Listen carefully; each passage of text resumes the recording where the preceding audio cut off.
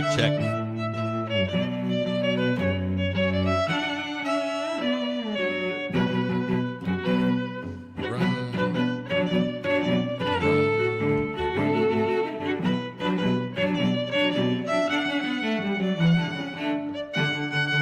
can't believe that the share monetization for this song. This is a free song from YouTube, and of course they pulled it from me. Can't win. I gotta literally make my own music. I have to like make some music. You just can't escape the fucking fat fingers. I bet if I make my own song, someone will claim it as their own. I bet. Guaranteed. It's guaranteed.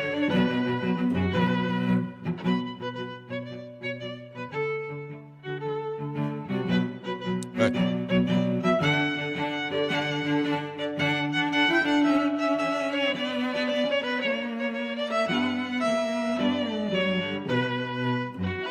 What is going on here?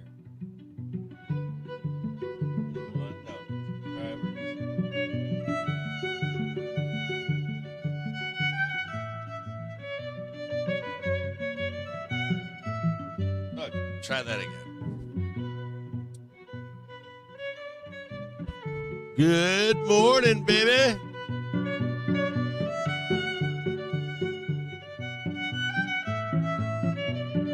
How are you guys doing out there? We got a lot to go over today. We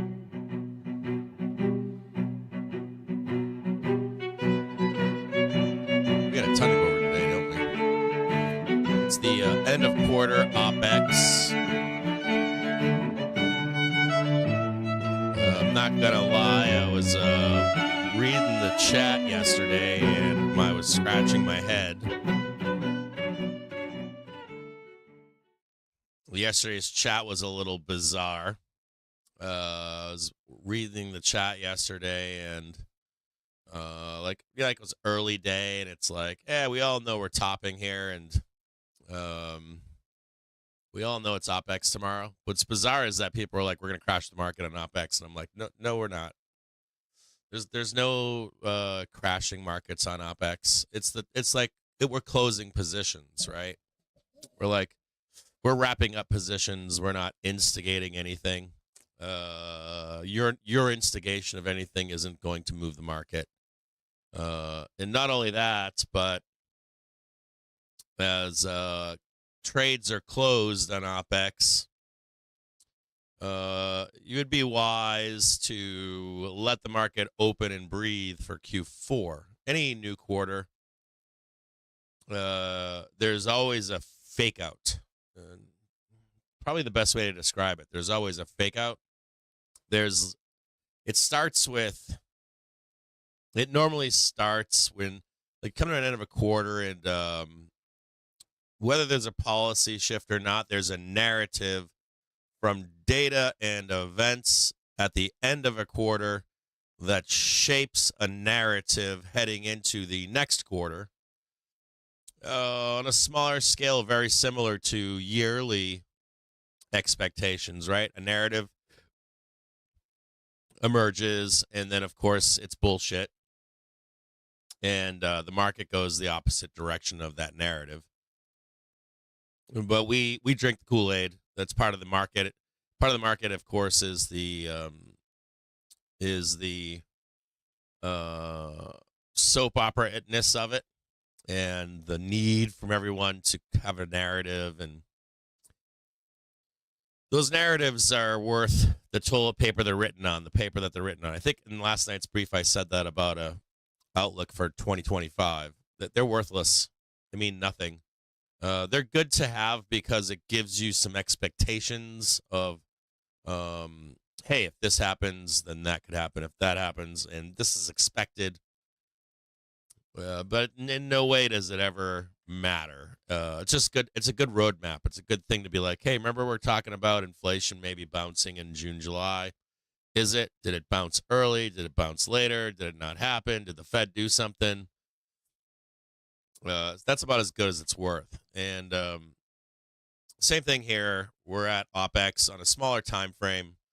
You've got your year outlooks, your half-year outlooks. You guys know that the banks all write things like how banks even write their outlooks. They do like 2H this of like second half of this month, first half of that month, first half of a quarter, second half of a quarter. Same thing in the year too. They do it in the year as well. So, what's good about this time period is it's a time period of inflection for you as a trader. If you don't trade like this, you should begin to think about it because the rest of the world trades on this cycle and on this calendar, and it makes life easier for you.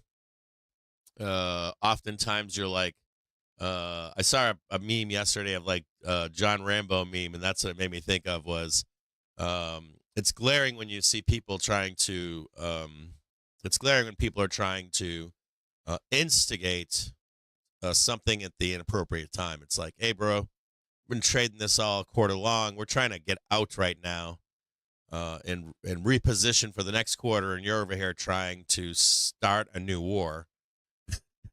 We're trying to wrap a war up, and it's a little goofy looking. It's a little bizarre. It really is. So anyways, if you find that you're able to get into that swing of things, life becomes easier in the stock market. Oftentimes those people are they have no awareness. I'll just be honest, they have no awareness. They probably are in social situations, and those are the people that you have to like bring to the side and say, hey man, that's inappropriate. We're at a formal dinner and you're wearing shorts, no shirt, and you haven't showered in 3 days, right? You're just like, there's just no awareness. So think about that as try to think about those things at the start of a year, a half year, a quarter, a month, a week, a day. You'll have a better time. If you're trading like on these time frames, you're going to have a better experience, a more profitable experience along the way. And I think that's what we're going to do today for Friday for Opex is I have a special report coming out for you this weekend. It's going to be an outlook for Q4. That means what are we looking for a direction in Q4? So it's going to involve right now there's a after the Fed rate cut, there's a mantra right now that's getting louder that we're going to go to 6,000 sooner than later. I think truly the thesis is here that the Fed meeting. Here, let me show you. I'll show you this really quick. I showed you this the other day from 2012, and I want to reference this again for you. Hang tight here.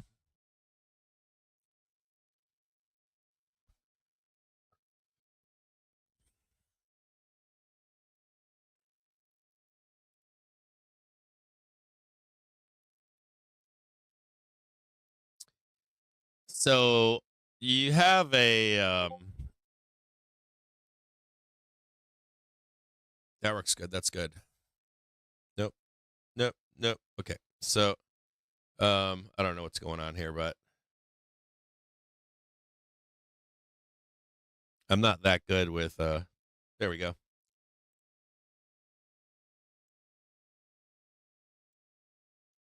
So back here in 2012, you had a policy change.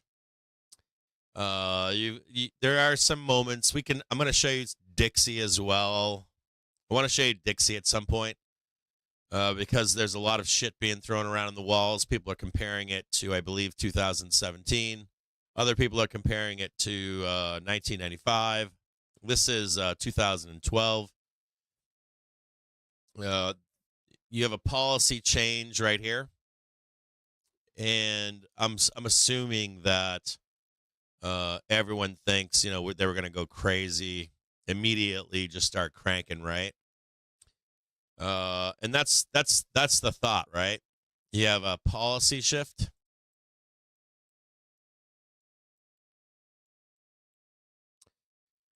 Shift, right? Not a market, not a bull bear market shift, but a policy shift. Everyone gets excited.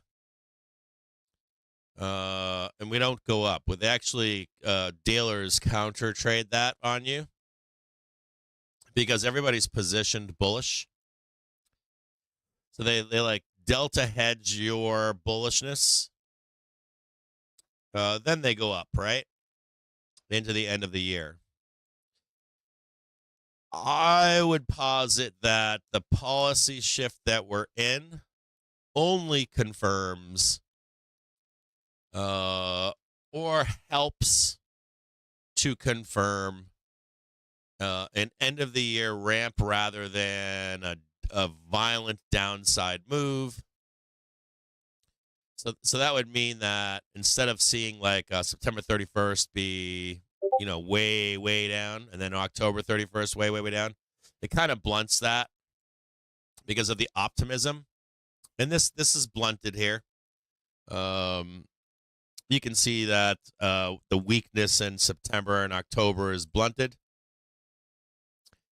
They of course, sellers didn't. I'm sure sellers in 2012 thought like September 31st was going to be a shit show, and I bet you they thought that, or they were saying that October 31st and November 15th was going to be even worse. Market was over, bear market, and actually that it was just delta hedging, and then we had the move higher later in time.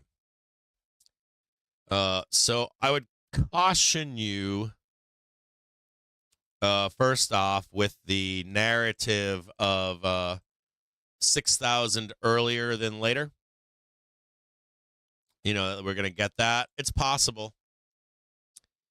I'd lean more in the middle, right? That everybody wants to go to 6,000. They delta hedge you, then we go, right? But can we do the melt up? Sure. It's very dangerous. If there's any market shock, it's auto down, straight down. It's like literally auto down, straight down. So the only way you can actually hedge that would be, in my view, the only way that there's a few ways you could hedge it. You're either in deep enough in the past that you don't care about shocks. The other way you could hedge. The other way that you could hedge it would be you have limited upside exposure, meaning like you don't own SPY, you're not buying SPY, and then it runs down on you, and then some doom comes. You kind of like fucked for a few years. Oh, wait a minute. Sorry, I keep pressing. I'm using a different program, and my muscle my brain memory is on a different program's usage. So,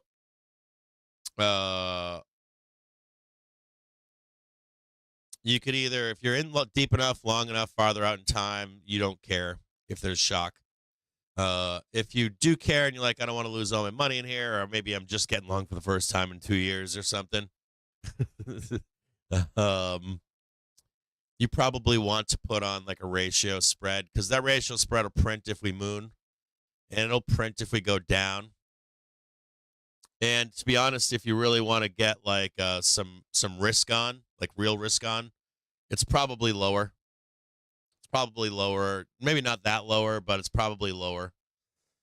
Even if we squeeze up, you get a shock, you're still down here trying to buy that. So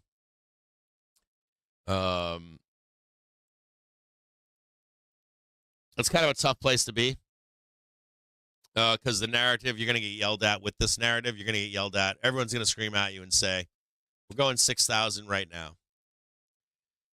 You're wrong. And we can trade that. I'm open to trading that as long as some specific support levels hold. I'm open to that upside 6,000 earlier trade. As long as we get some kind of a pullback and confirmation that we aren't going to go lower into end of September, end of October, November 5th, 6th, 7th, something like that. I am open to it. So I think it's better to be open to that move. That would mean we bleed down at the end of the month and we immediately start going higher. We get rid of all that noise and we start hitting that 6,000. If we can begin to back test some real support on the daily trigger, start making some new highs, I'm down for that trade. Break out of a consolidation. I'm for it.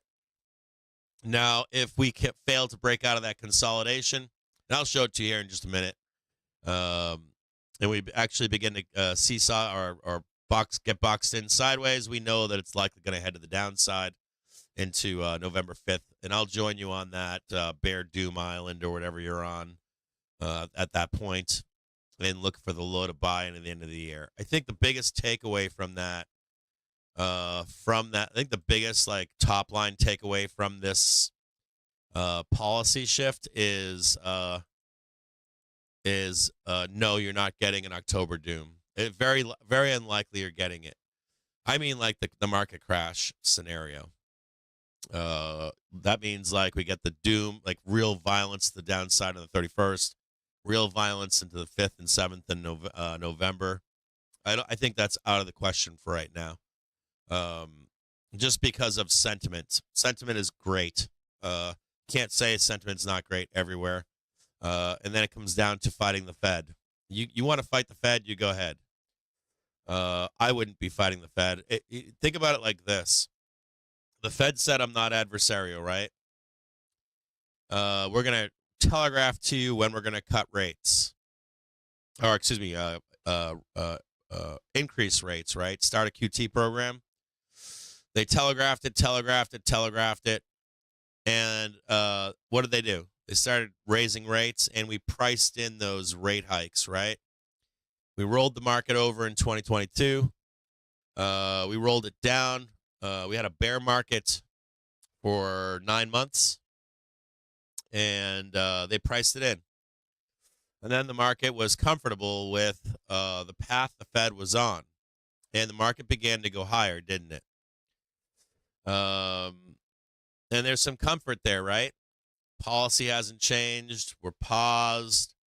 We're hiking, then we're pausing, and the market begins to go higher, right? These same doomers are trying to tell you that, they're pricing in rate hikes, so market crash, and now they're pricing in rate cuts, and they're saying market crash. It's always market crash. It doesn't matter what happens. They could be shitting money in your mouth like they did in COVID, and they said the same thing. When we did the emergency rate cuts and the emergency money printer, we made one more leg down because of positioning. That's what it was, positioning. And then as soon as these banks repositioned, we started going higher. We had one more back test, and I recall specifically on that second back test that the doomers were out there, and they were just like, it doesn't matter what kind of money you print, we're going to crash, all this other noise and stuff. It's like the guy at the formal dinner, improperly dressed, didn't take a fucking shower. You're just like, dude, do you know where you are right now? Listen, right? You got kind of have to have some awareness to where we are and all that kind of stuff. So, and that ties into quarterly Opex. You've got the end of a quarter here. We just got information from the Fed, right? That we are actually making a policy shift. These banks are going to want to get long on that policy shift. They are hyper aware that you are all excited, that Main Street USA is excited. This morning I read an article from the Washington Post that they just changed their tune. 2 weeks ago, they're talking about how the poors need relief. Prices are too high. Inflation's too high. Housing, rental. You saw people inside of this rate decision. Reporters saying the same shit. And this morning, I just see they got a picture of a guy, a cook in a restaurant probably making 15 or 20 bucks an hour, and they're like, that guy needs some relief. He needs some cocaine. That guy ain't ever buying a house. That guy's doing heroin in a bathroom somewhere and renting a house somewhere, maybe with roommates or something. I mean, it's just bizarre. So, like and this is based on the reality versus the reality versus what everyone thinks. So, if I had to posit anything at this moment, it would be this. You got the FOMC new information. You have the end of a quarter. I believe that's right here. Right? So you let the quarter finish out. Everyone's going to be FOMO'd that we're going to 6,000. You get yourself a nice little pullback. And then we actually make that run up into the end of the year and possibly even beyond. That would be a ratio spread to the downside, trying to capture that thing, and some exposure to a breakout of consolidation to the upside. And I'm going to show you that right now. We're gonna look at that briefly right now. So give me one quick second here.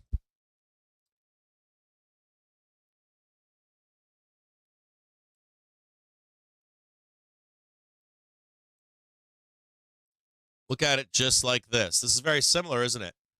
Not too much different than 2012, is it? So you've got a quarter here, right? End of a quarter. You've got basically a zone of consolidation here, right? You see it? Fairly easy to see, right? We're parked up in here. The crayons, so easy. And then you've got Q3.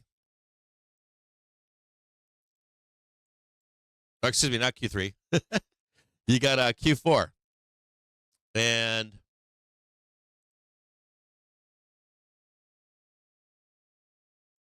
right there. You got a new quarter starting, don't you? And what you're really trying to break your crystal ball out for is, are we going higher are we going higher into well, hold on. Are we going higher into Q4, or are we going lower into Q4, right? That's basically what we want to know, right? Are we heading up here to 6,000 just to get some liquidity to go down into the end of the quarter? Or are we going to go down here and look for that ramp up? We just had a Fed meeting that said everything is awesome. Imagine if the Fed didn't cut rates. I want you to think about this logically. If the Fed didn't cut rates, the story today would be the Fed is over-tightened. That is what the story would be. I'm promising you that. We would then be looking for that down move, wouldn't we? Right? Grab some liquidity, look for some doom into the end of the year. Market's over, bear market's commenced. If the Fed had come out and given you rate cuts and with a bearish tone, right? Some kind of like I showed you I showed you 2 days ago or 3 days ago the grid that showed you like rate cuts bear or hawkish, rate cuts dove, no rate cuts dove, no rate cuts hawkish, and kind of tells you what to expect down the road. So you've got the dovish and rate cut trade. Check mark.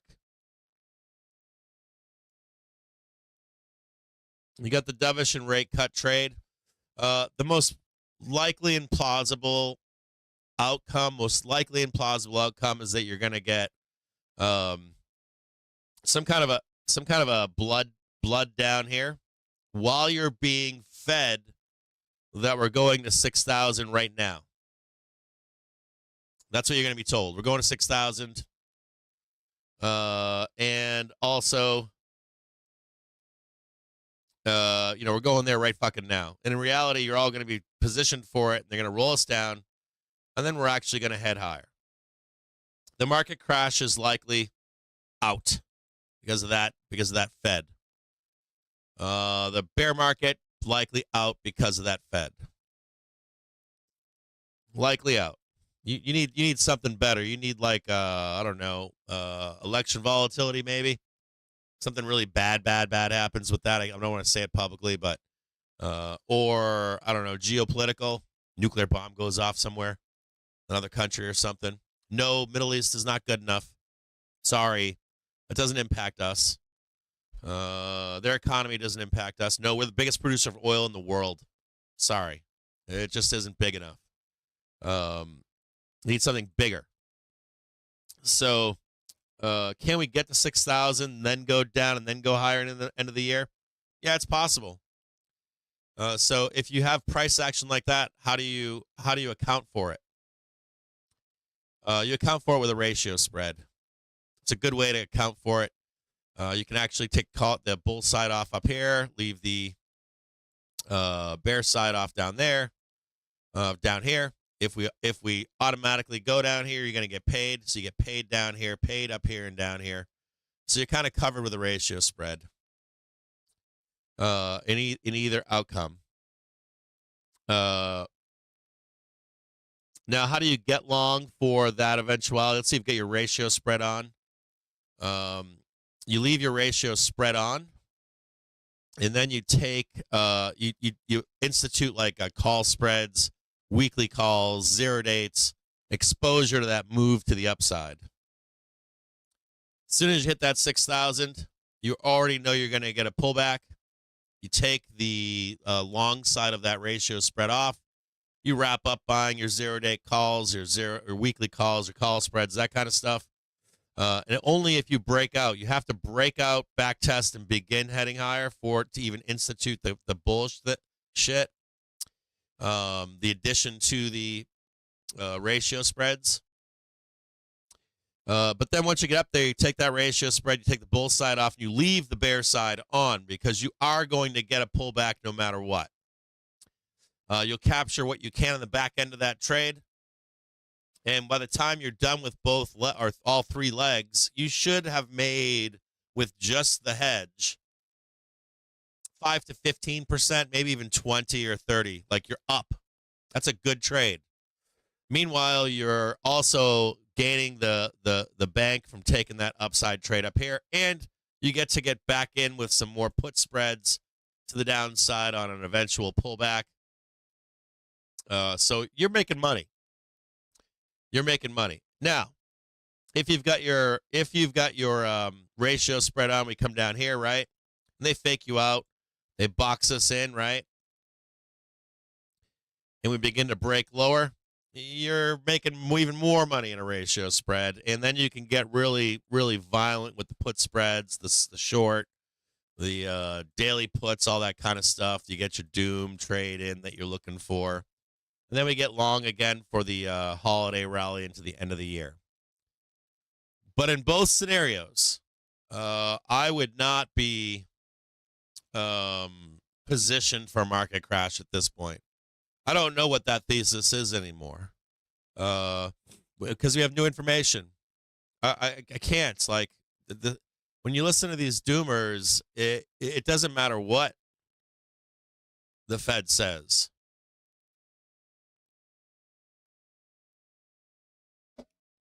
Like it's like, what do you want from the Fed? I mean, it's like you've over tightened. You need to tighten more. Pause, we crash. Tighten more, we crash. Cuts, we crash. It's always crash. Doom. I don't mind doom.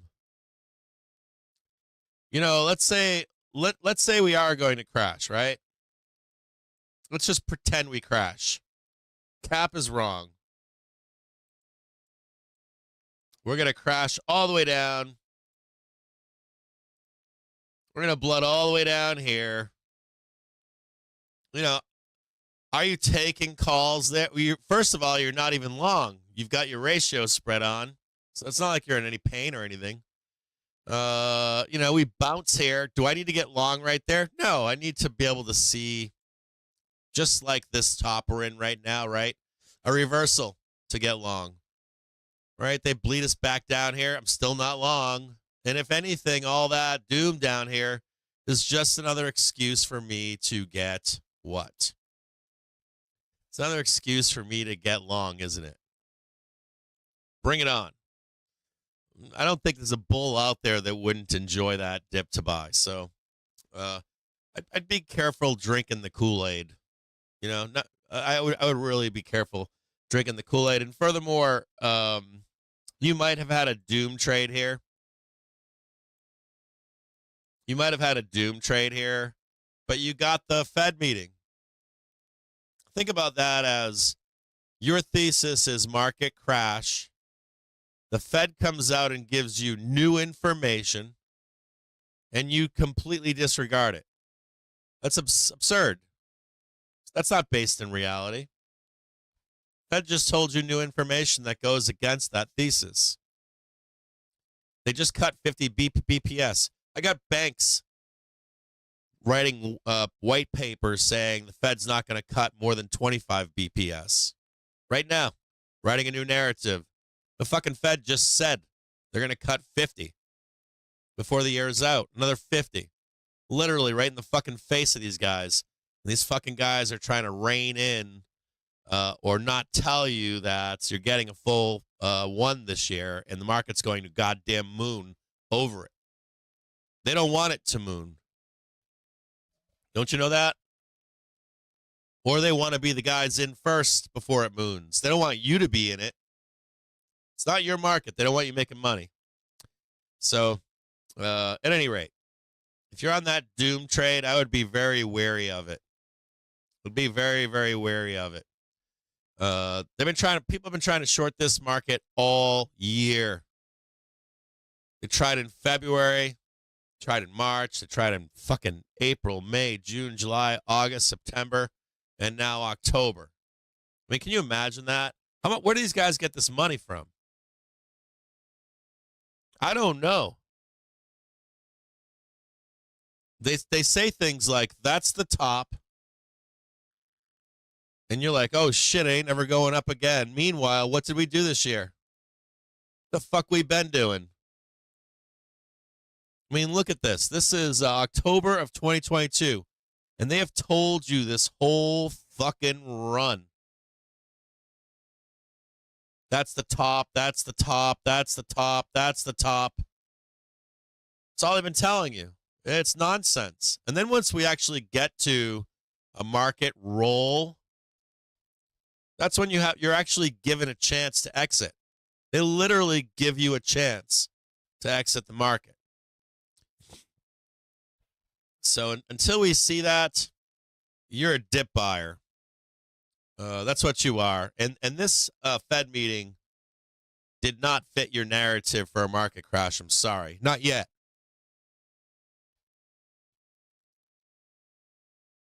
Now, a case to be made for bears. Just simple.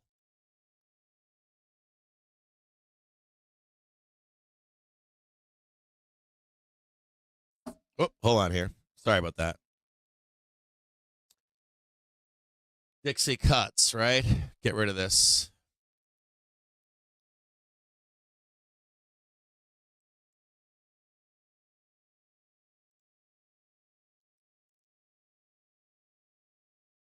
Without looking at anything else, we're going to look at the dollar. And this white paper, dude, if any of you guys read the notes coming out of the banks, they are like amping. Banks were like, we want Trump to be president because it's going to reinforce the dollar. That's what they wanted. They want Trump to be president. That's tariffs. That bolsters the dollar, and it doesn't cheapen the dollar. He doesn't look like he's winning right now, does he? What happens? The dollar gets cheaper, doesn't it? Not as cheap. Kamala still wants tariffs, just not the aggressive tariffs that Trump's promising. If we don't get those tariffs, the dollar gets cheaper, right? If you look at the dollar right now where it is,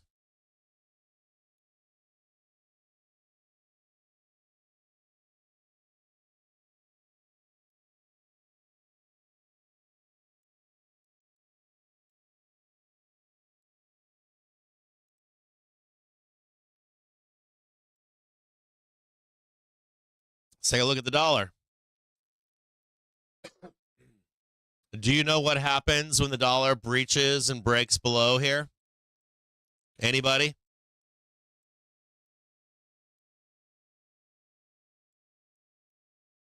Anybody? Anybody tell me? Market fucking rockets. Every time. It fucking rockets. Every single time. We start breaching this $100, 100.93. We go under that, you got zero story. Your story goes out the window. Out the window every single time. Every instance.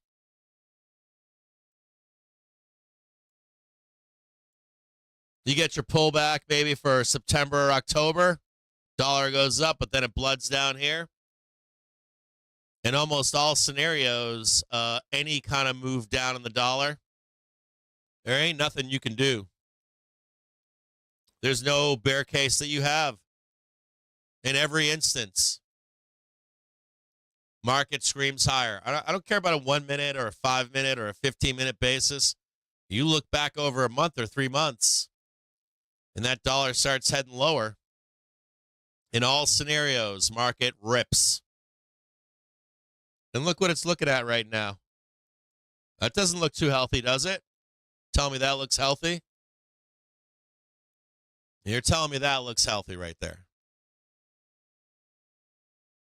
That looks like this, doesn't it?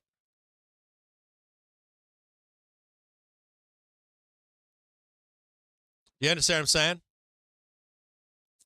So when you're looking at stuff like this for the next quarter for Q4, maybe you get a little bounce in here, but that trend is there. And that trend needs to be priced in, doesn't it? Maybe right there.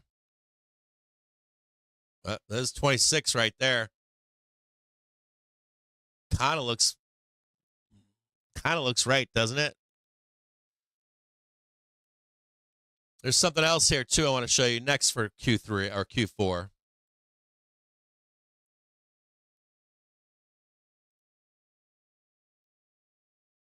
Sorry, I've been looking at this for past few days here.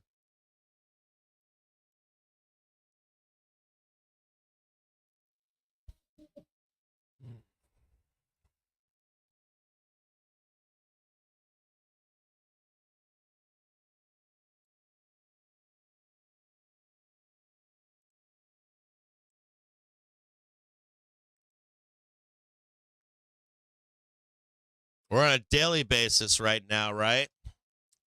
PPOs.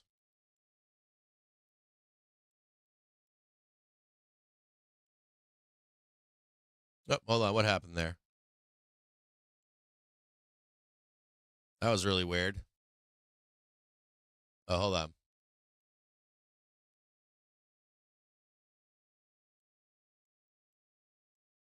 PPOs look like they're on the upswing right now, don't they? Not on a downswing. Looks pretty good. We're not breaking below, are we?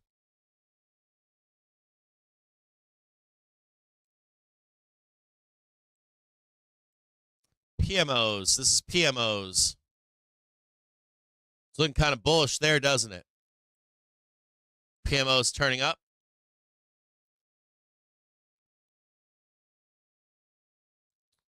This argues the 6,000 trade, doesn't it?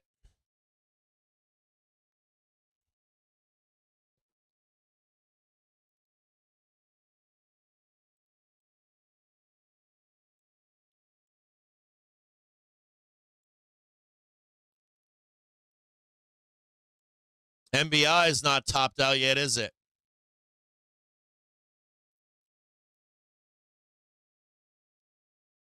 None of that stuff saying bear town, is it? You want to look at it on a weekly basis and see what it's telling?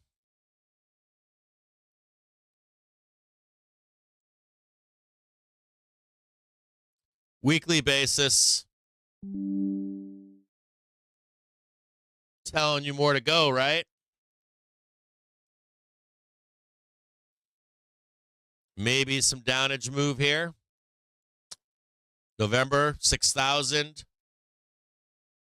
Comes back down, boom, back up again for the end of the year. That's telling you 6,000. Early, not later. So it's not showing bearishness, is it? It's more or less showing that up move, isn't it? That early up move to 6,000.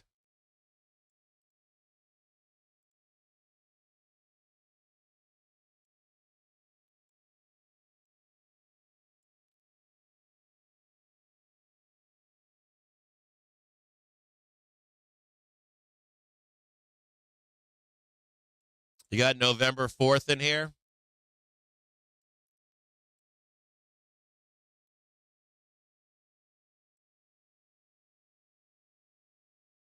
Shows you that slam up there, doesn't it? You got a good Fed meeting. You come down to the election, capture the election volatility, and then you're going back into December. And you got your next candle right there. Come back down for your seasonal low in February, March.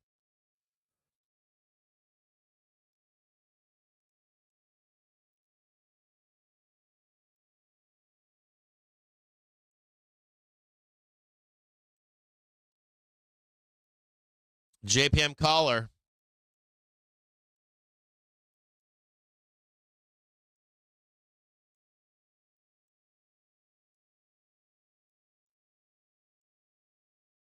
So you've got 6,000 right here.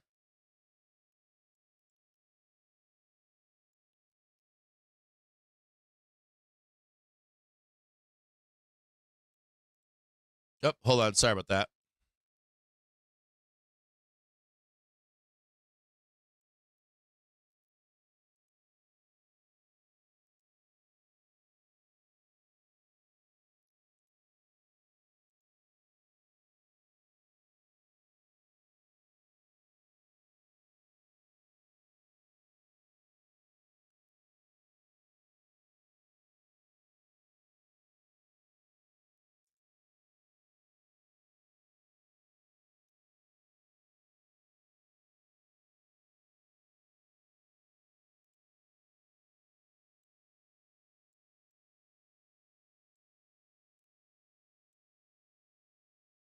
It's odd, right?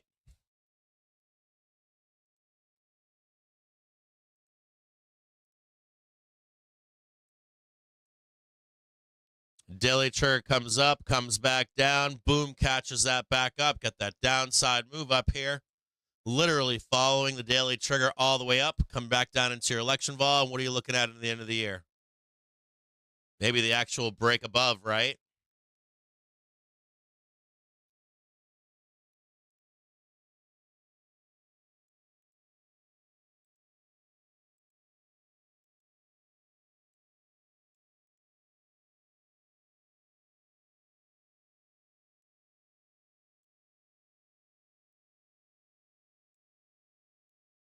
One, two, three.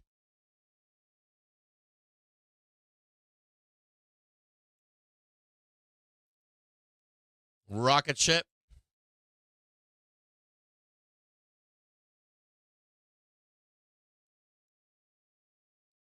Something like that, right?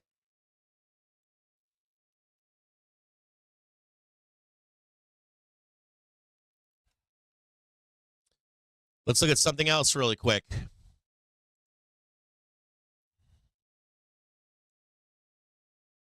Now I'm going to get you scared.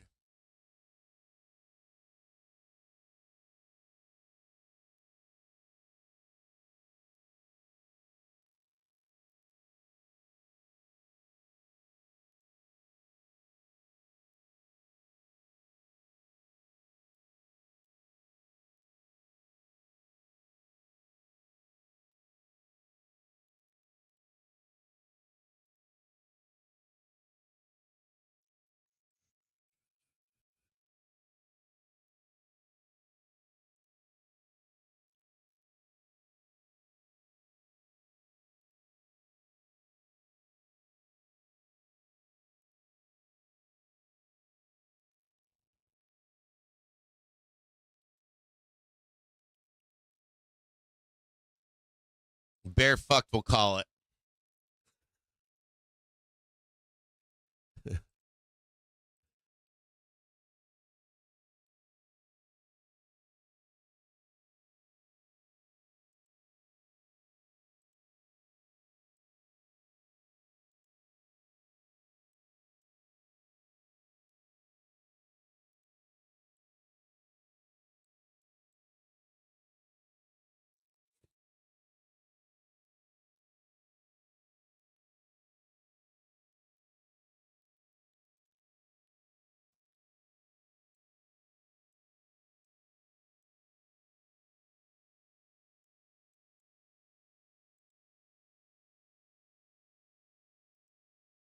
Everybody's favorite target here, 600.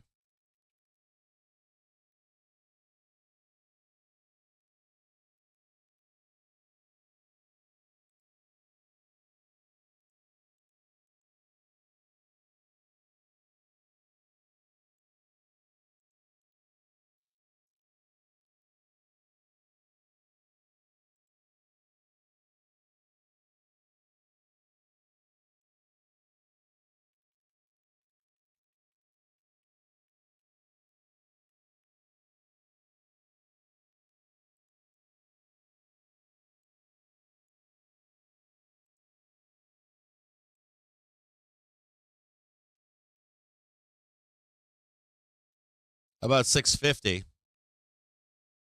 Any guys got that on your plate right now?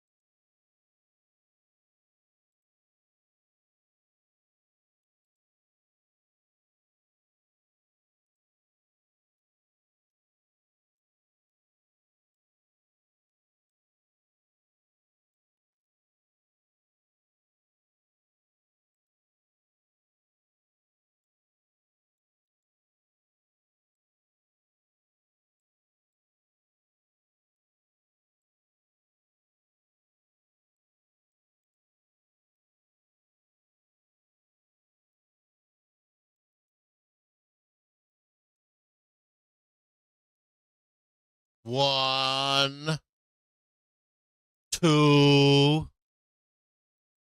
three.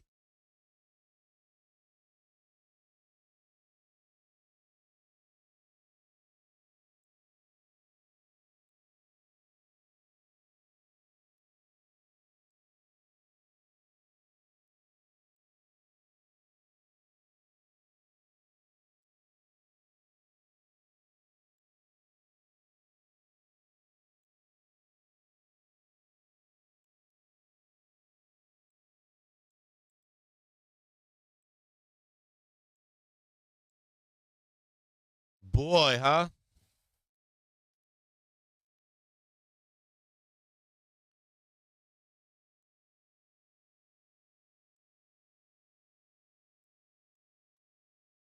all this to fail up here, you'd really need to start breaking some support, wouldn't you?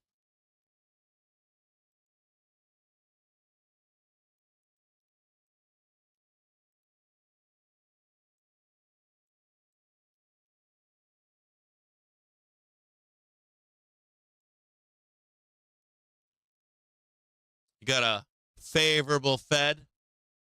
Come all the way down here, couldn't you? All the way down there, you could even get an extension. Still get up there, couldn't you? We're not even talking about entering a bear market yet, are we? Hell, we could go right down into a seasonal low in the spring and bounce and still be on major trend that's being formed from the October 2022 low. Not only that, but we're at the end of September. We'll have 6 months of data. 3 months makes a trend. 6 months we'll kind of know, won't we? So you've got the Fed right now doing a policy shift. In 6 months, you're going to know what? Trend, aren't you? And if they've reined everything in, we will bounce, won't we? And we'll stay to the upside.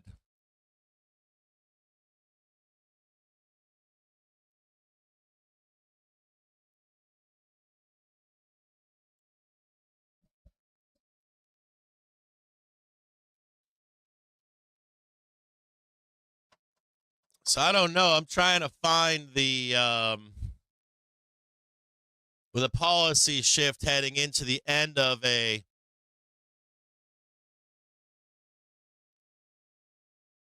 quarter. I mean, I'm trying to find the. You guys got something for me? You got a thesis over here why the market should not follow something similar to this?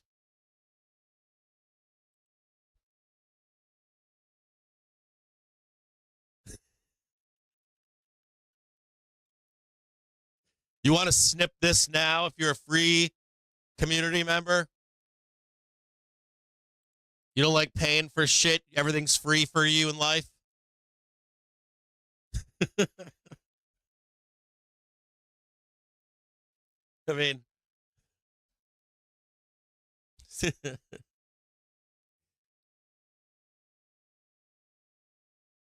don't know what else to say to you.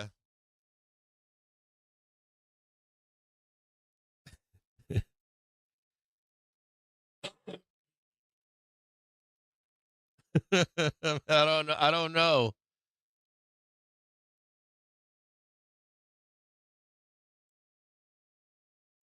I mean, I can see you getting angry. I can see after 6 months of data as we come down here, maybe at that point, you'd have a thesis to say, yeah, hey, that data looks horrible. They didn't arrest shit. Cap, it's normally like this.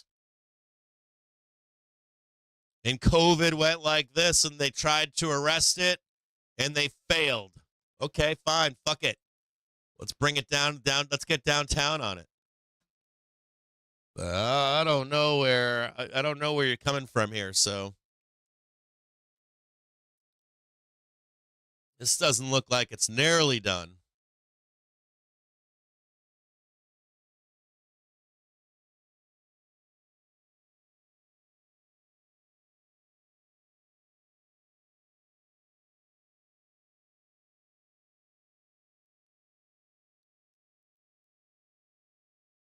Short seller, you got anything for us here or what?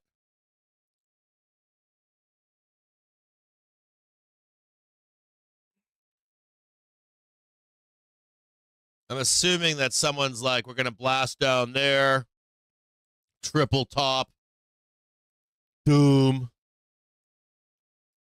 I'm assuming it's something like that. But we aren't there yet, are we? We aren't there yet. We haven't done the triple top. We haven't broken underneath. Like, none of that's happened yet for you to even get started with, blast it down there. We're not even there yet. As long as all this holds, the thesis should still be up. Or you want to be the top caller, maybe? I'm not talking to short seller, by the way. Just talking about, like, the doomers out there. I'm like, you're just trying to shot a top call? We're trying to fucking do that since all the fuck down air. Crash, crash, crash, crash, crash, crash. And the most fucked up part is we could literally go down right now. This is the crazy part. We could today. We go down 20% and still be on trend. 20. That's a market crash. It's not a bear market. We could literally absorb a crash and this thesis would still be alive. So are we near a bear market? No.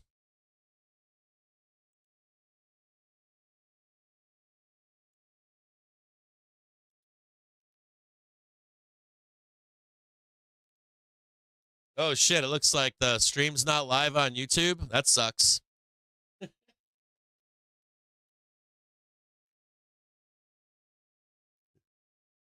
That's odd. Stream's not on YouTube.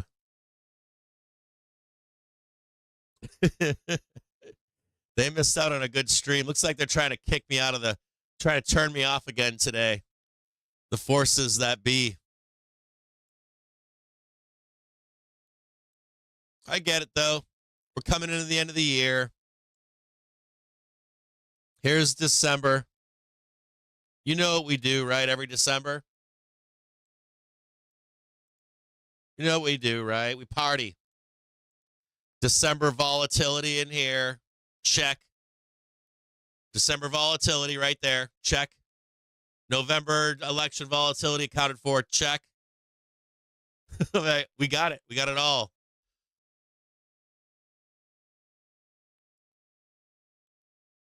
At any rate.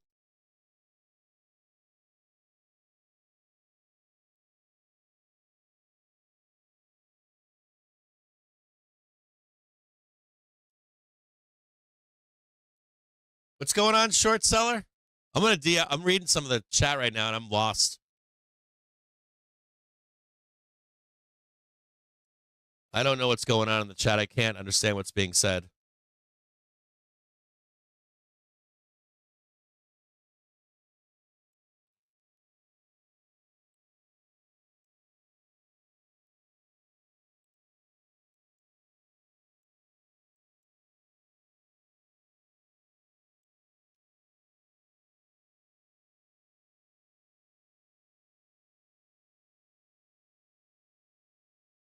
Ah, sweet, I will. Thank you, Winky.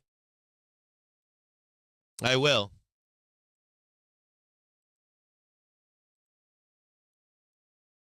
Thank you, short seller. I appreciate it.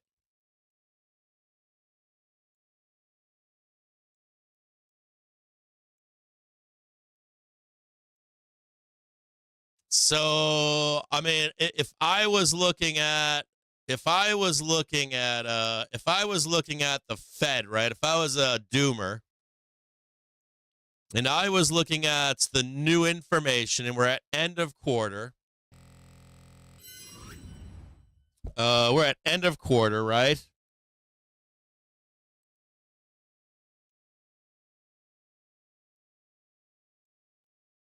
And you got new information as a doomer out there. I'm sure some of you are like, this is the crash right here. I'm sure. We're on like 1 minute chart and you guys like, we're crashing right here, bros.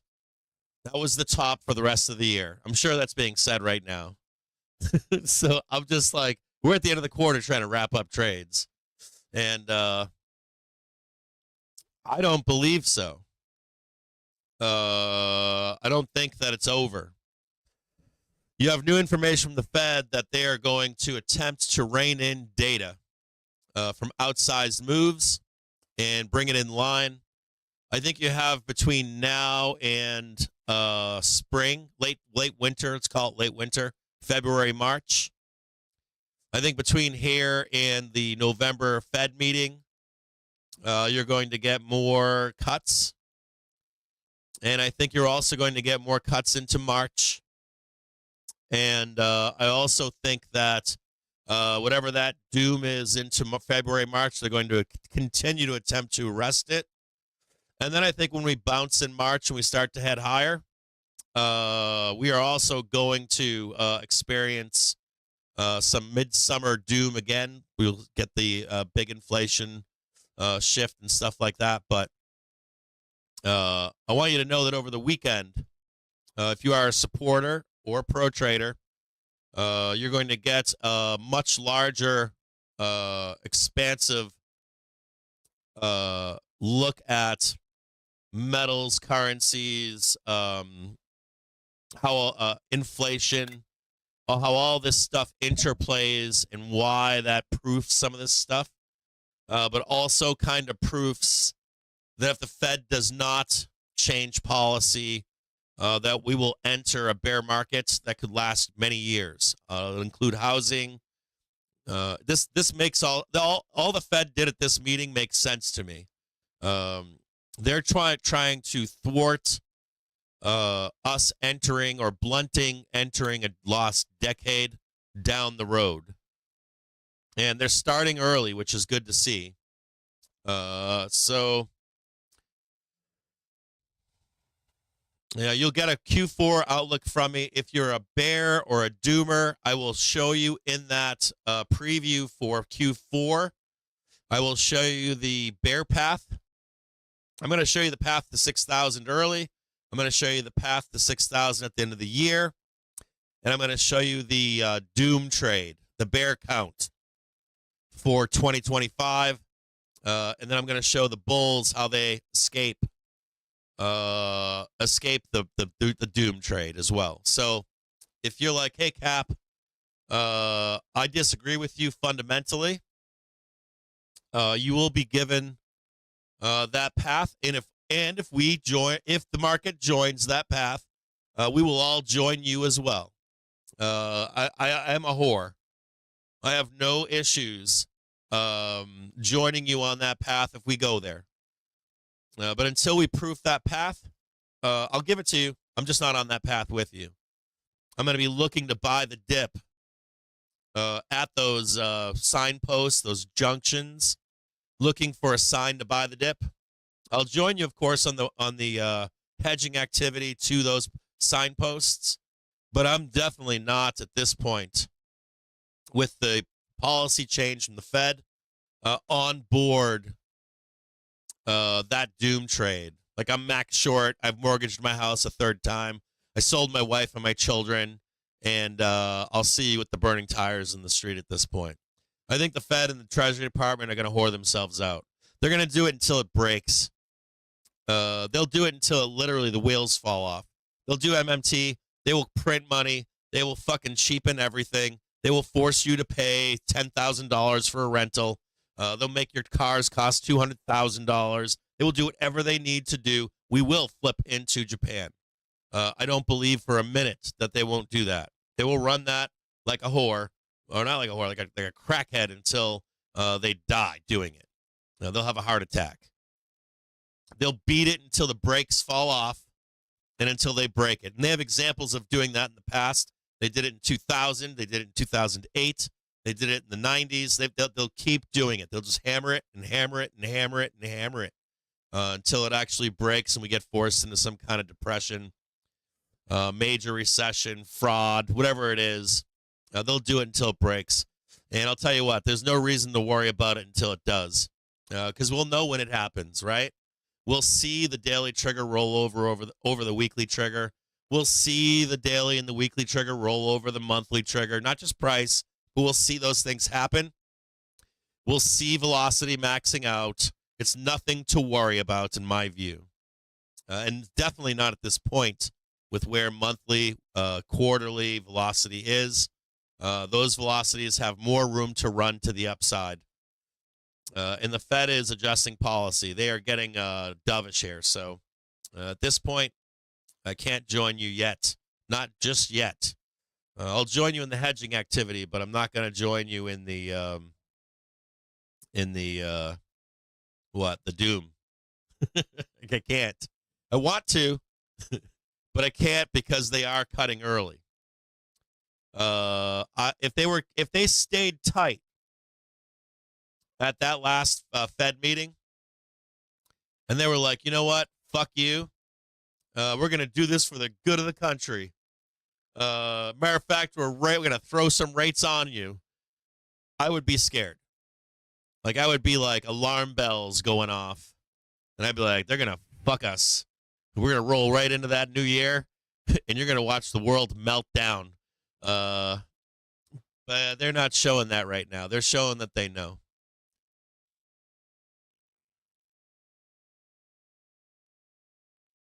Cool. For now, until you get your reports on Sunday. Does that make sense?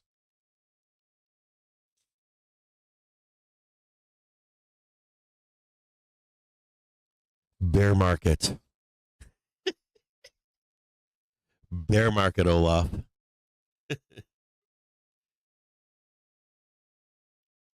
How do I feel about IWM? I already told you guys last week.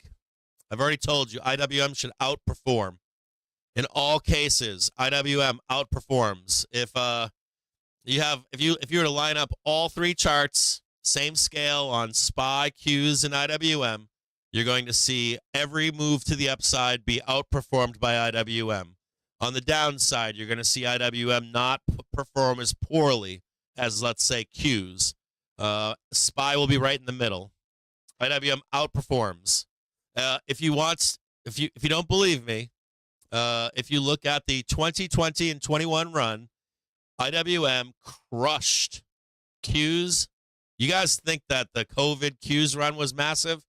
That shit had nothing on IWM. IWM was a straight vertical line. It never looked back. IWM in particular has been reined in, has gone nowhere since rate hikes. It is the most repressed index out there, period.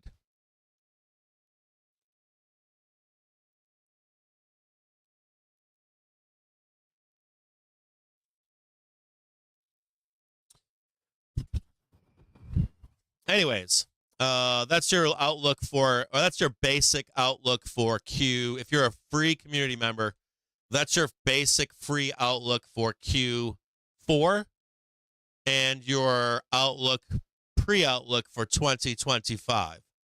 That chart I showed you there, that's your outlook for me. It is data dependent. If you are a supporter or a pro trader, you're going to get a more comprehensive, in-depth look, and it will be done it'll be for your viewing pleasure by Sunday. I'm almost done with it, so.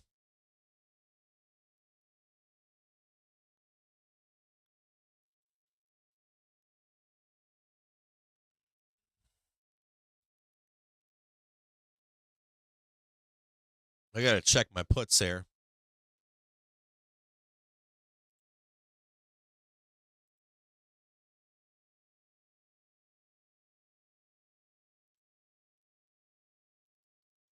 I got a sorry. I just put in SPY because I'm typing on the wrong keyboard. I gotta check my brokerage here.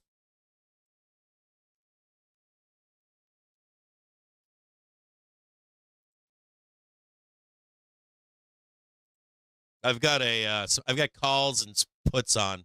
I've got an upside and downside. They were like both sides were dirt cheap, so I'm like, oh, I'll buy both sides, and I just need one side to make more money than the other, regardless, whatever side goes up.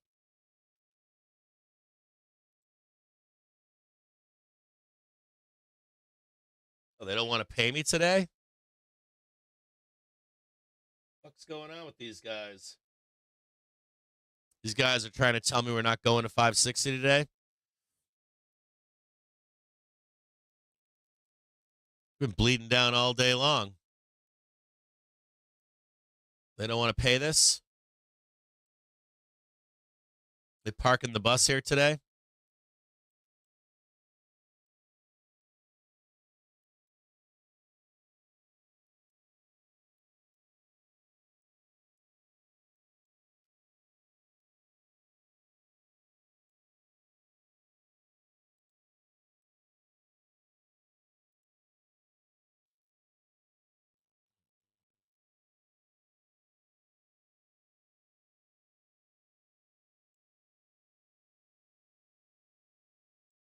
Chain looks like dog shit right now.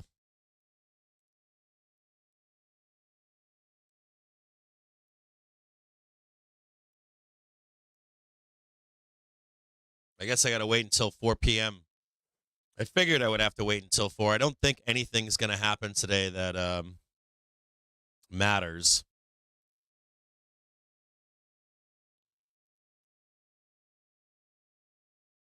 It's all day long. They're actually, Opex is like a few day process. There's like different products close out throughout the week. And then like 6 p.m. It's more than just today too. There's like every day has different products at different times, like end of day, below. There's like different time periods for different products.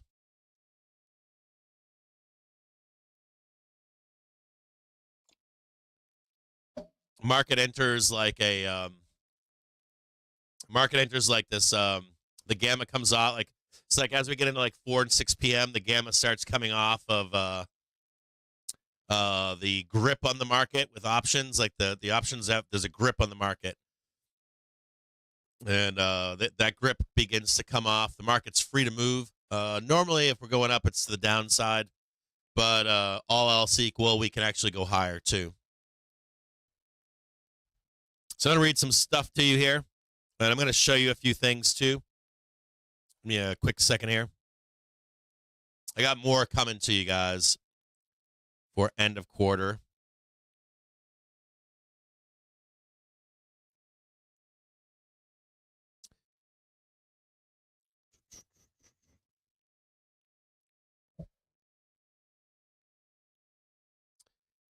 Today, 30% of total gamma in the market comes off, okay? What's going on here?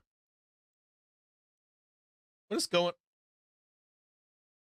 I'm getting some really wonky shit. I've got like one computer. I've got like, that's really weird. I got some really weirdness going on here.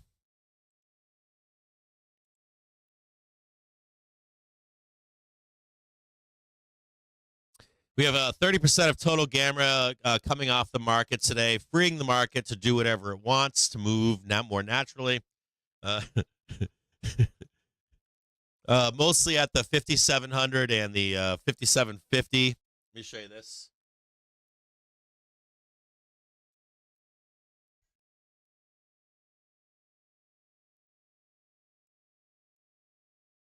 Getting some real wonkiness here.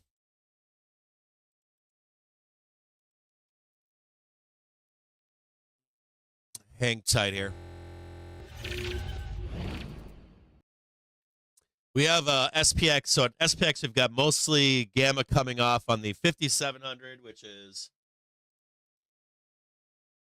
right here. This gamma comes off the market, most of this, and then most of this comes off the 5,750 gamma. That's actually bullish. In my view, it's a little bit bullish. Now, there's some issues here. We've got CTAs. CTAs have not been triggered to be buyers yet. And I'm going to also go through some of these option metrics with you.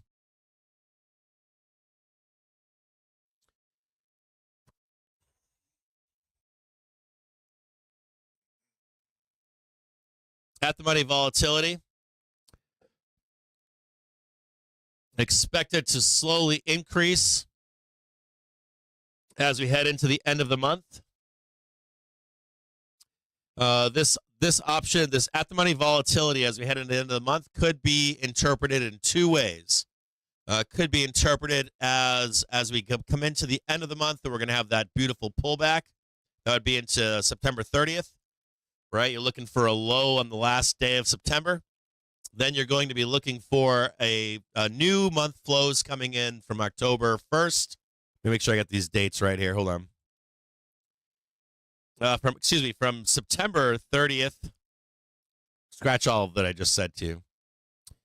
So at-the-money vol is expected to increase between now and the 27th of September. Right here. Volatility should drop into the 1st and then begin to pick back up again into the 7th. So you're going to expect new month flows to come in. Dude, what is going on in my chart here? You're going to expect new month flows to come in for the beginning of the month and then volatility to pick up. Now, as this volatility picks up into October, the market can take two different directions. If it takes that direction higher towards 6,000, you are going to get a spot up, vol up scenario. If we fail to do that and roll down into the end of October, November 5th and 6th, you're still going to get volatility up. So in both scenarios, you get vol up.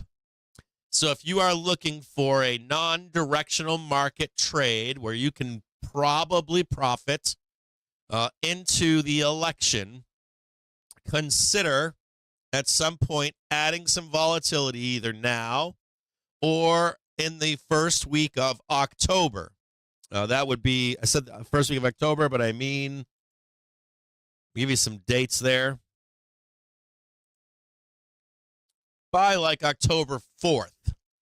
By October 4th, look for some like stability in the market between the September 30th, October 4th, and then be looking to buy some more volatility with a target date of November 7th or 8th. So maybe you get them farther out in time, or you end up buy, or just own volatility, and for a contract that's dated farther out in time. What else do I got for you?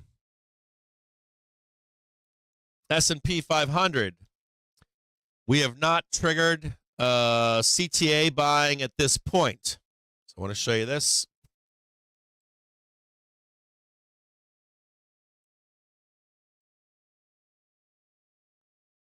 You can see that they did a little bit more buying up here, but they've settled down. You would need to come into that that October 4th weekend, October 7th, and if price goes up, that would trigger at that point more buying from CTAs. Otherwise, you should see COTs, CTAs, hedge funds, corpos drift from this point into the 30th. Between the 30th and the 4th of October. So CTA is not helping bulls out at this point. CTA bond positioning right now is maxed out. I wouldn't be expecting too much craziness as to buy the dip on bonds.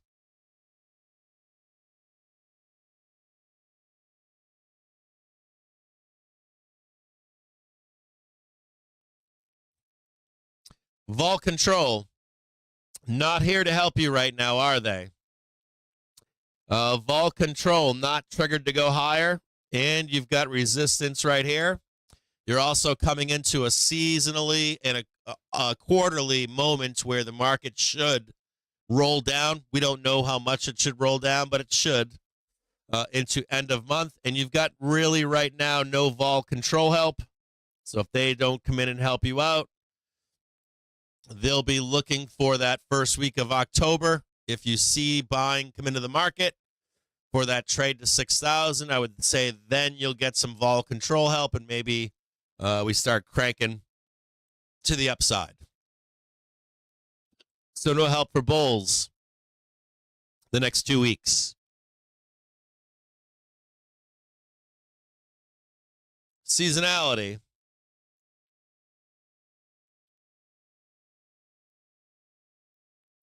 Everyone's saying that was our pullback for the fall. Came early. Had another one here. I guess maybe you're saying that's it right there. A lot of traders saying we're only going to get a pullback this week, Cap, and we're going to start cranking it up into the end of the year, somewhere in there. Don't expect major downs. Fed policy saying the same thing. There's a bunch of you out there that seem to think that, nope, we're going to go all the way down there. We're going to hit that bad boy. We're going to bloodbath down there. See you later. Then you can have your end of the month trade to the upside. So that's the bear case. Expect major blood down into November 7th. Doom and gloom. This is your trade to 6,000 early up here. Pull back for election vol, then all the way up into the end of the year. We actually break through 6,000.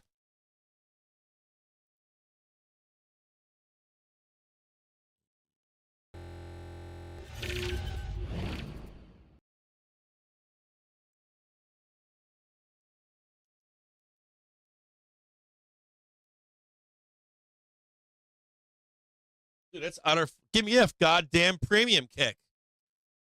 These fucks are saying we're going to bounce on 555 down here. So pissy about that. Be better goddamn break 565. This little white line right here, I want to break this thing.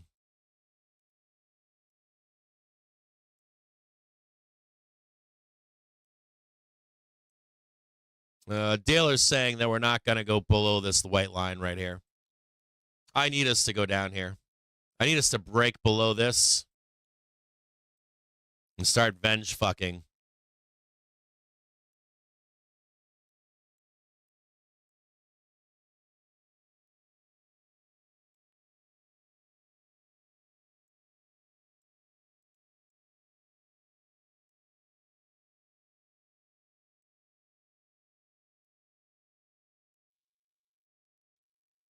I shouldn't even draw it like that, should I?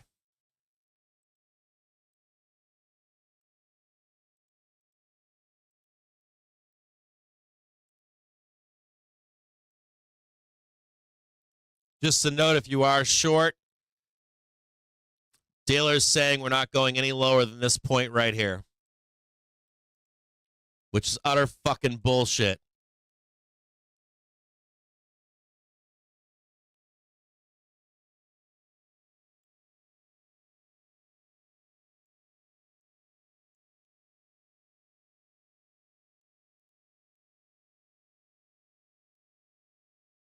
I need more down. I need like a major, major downside move.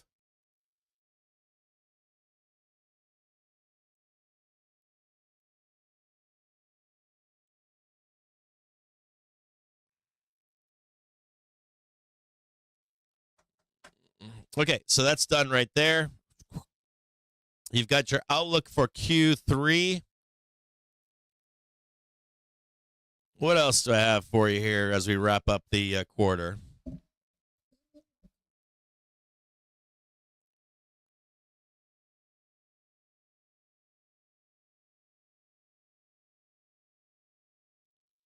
Neither the Bank of Japan nor the PBOC made changes to their policy stance, which was expected in both cases. Japan's CPI accelerated to 0.5% month over month. So there was some noise yesterday that the Bank of Japan was a little bit more hawkish than expected. Wall Street Journal, after months of saying a ceasefire and hostage release deal was close at hand, senior U.S. officials are now privately acknowledging that they don't expect Israel and Hamas to reach an agreement before the end of President Biden's term. I'm going to expect that fight is going to increase. I think they go to war, or the war expands. I'm sure you probably do as well when you look at the explosions that took place recently with all of those handheld radios and beepers. Can you imagine?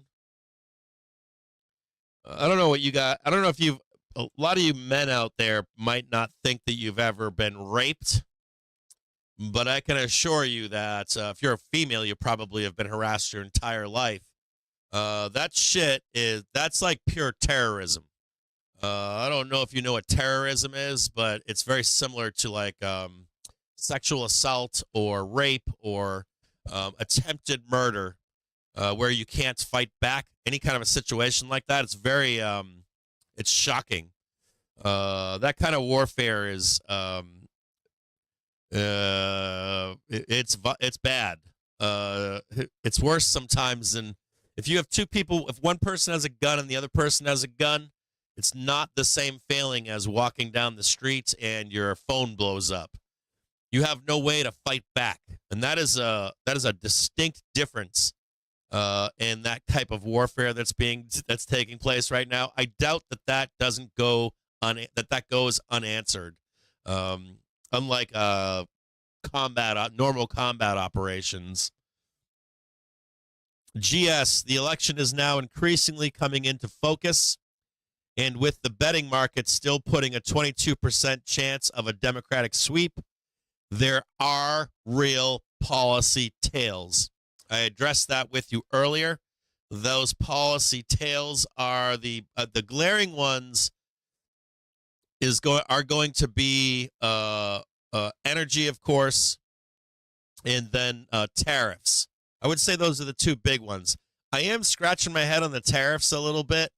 There's like this argument out there that Trump would be bigger on tariffs and Harris would not be. I think it's the opposite. I'll be honest.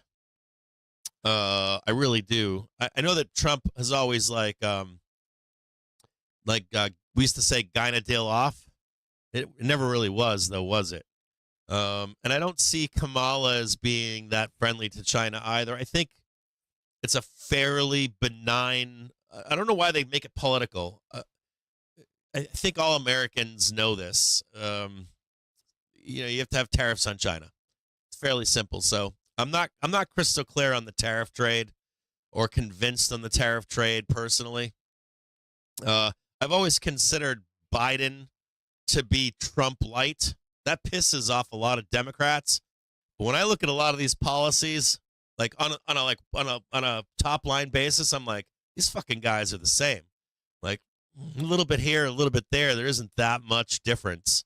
Now that doesn't make it so for the betting world or the stock market world. So it's hard to parse. I think this has more to do with gambling than it does anything else. Truthfully, like stock market gambling than reality, based in any kind of reality. So I would stick with the playbook that we gave you in prior briefs. I gave you a playbook for if we get the Democratic, or if we get Kamala winning with a Republican split Senate, and or a Kamala winning with a Democratic sweep, and a Trump winning with a Democratic Senate, and Trump winning with a Republican sweep. I do want you to be aware of something that Wall Street hates: Republican sweeps and Democratic sweeps. They love gridlock.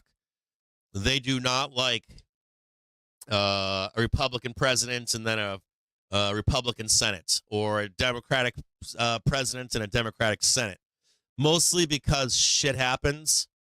It's very much like policy change. No one likes policy change. Wall Street in particular, and even you and I, right? We're traders. Stable policy gives you some idea of market direction, doesn't it? Right? Things become cloudy when we get actual change. What happens is when you have a gridlock, this is the shitty part of life, right? Companies can work in any set of rules. They just want to know what the rules are. So, like, we know this, right? Joe Donut talked about it recently. He shit all over the Jamie Dimon tax the rich plan. He actually gave a pretty good plan. He's like, they'll never do this. And it's because there's ways to work around it. Meanwhile, the plebs are screaming at each other about this stuff. There are actual plans that would work. Note that you did not get the bounce lower below the white line. We're going to bounce hard probably.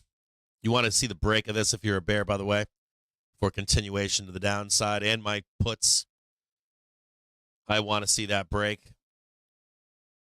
Haven't seen it. Likely going to get a huge upside reaction. V-shaped recovery.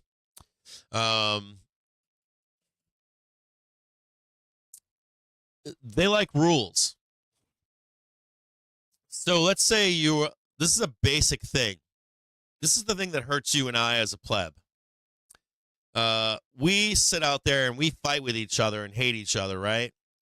And we're like, we shouldn't do that, and we shouldn't do this, and this will, do that, and this will do this and that, whatever. The real truth is that companies don't give a fuck what you say to each other. Whatever rules you give them, they will fucking bend them to their will. That's the truth. So if you tell a company you can't do this and you can't do that and you can't do this, they then go, I do this in my own life. I have an accountant. I have an actual accountant. My accountant knows what the tax rules are. My accountant works within those rules.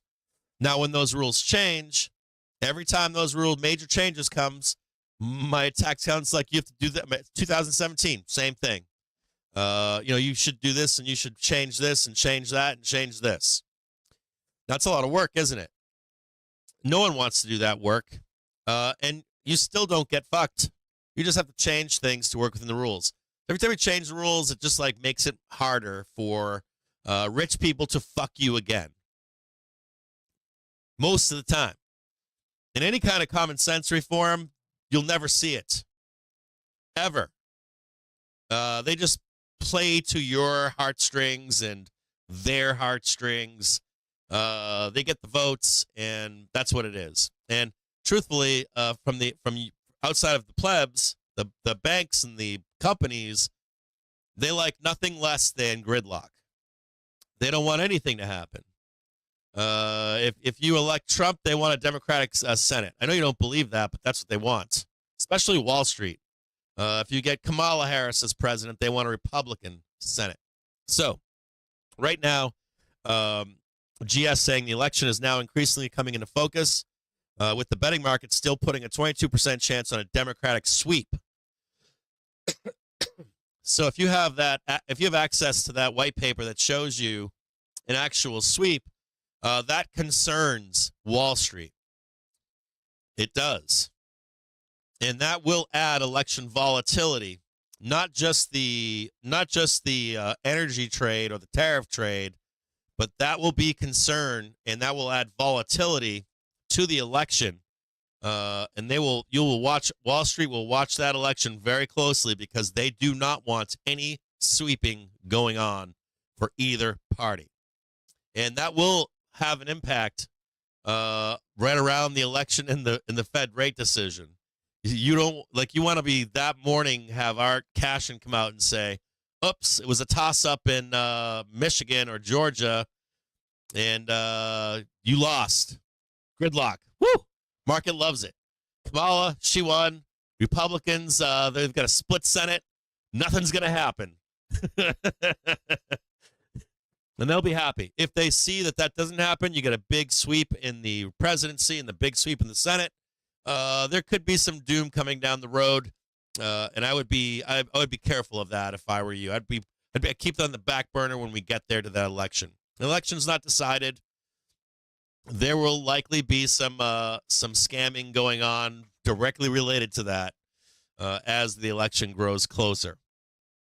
GS, it is interesting that November is at negative 33 BPS, and November plus December meetings is pricing in negative 71 BPS, which is well below the dots.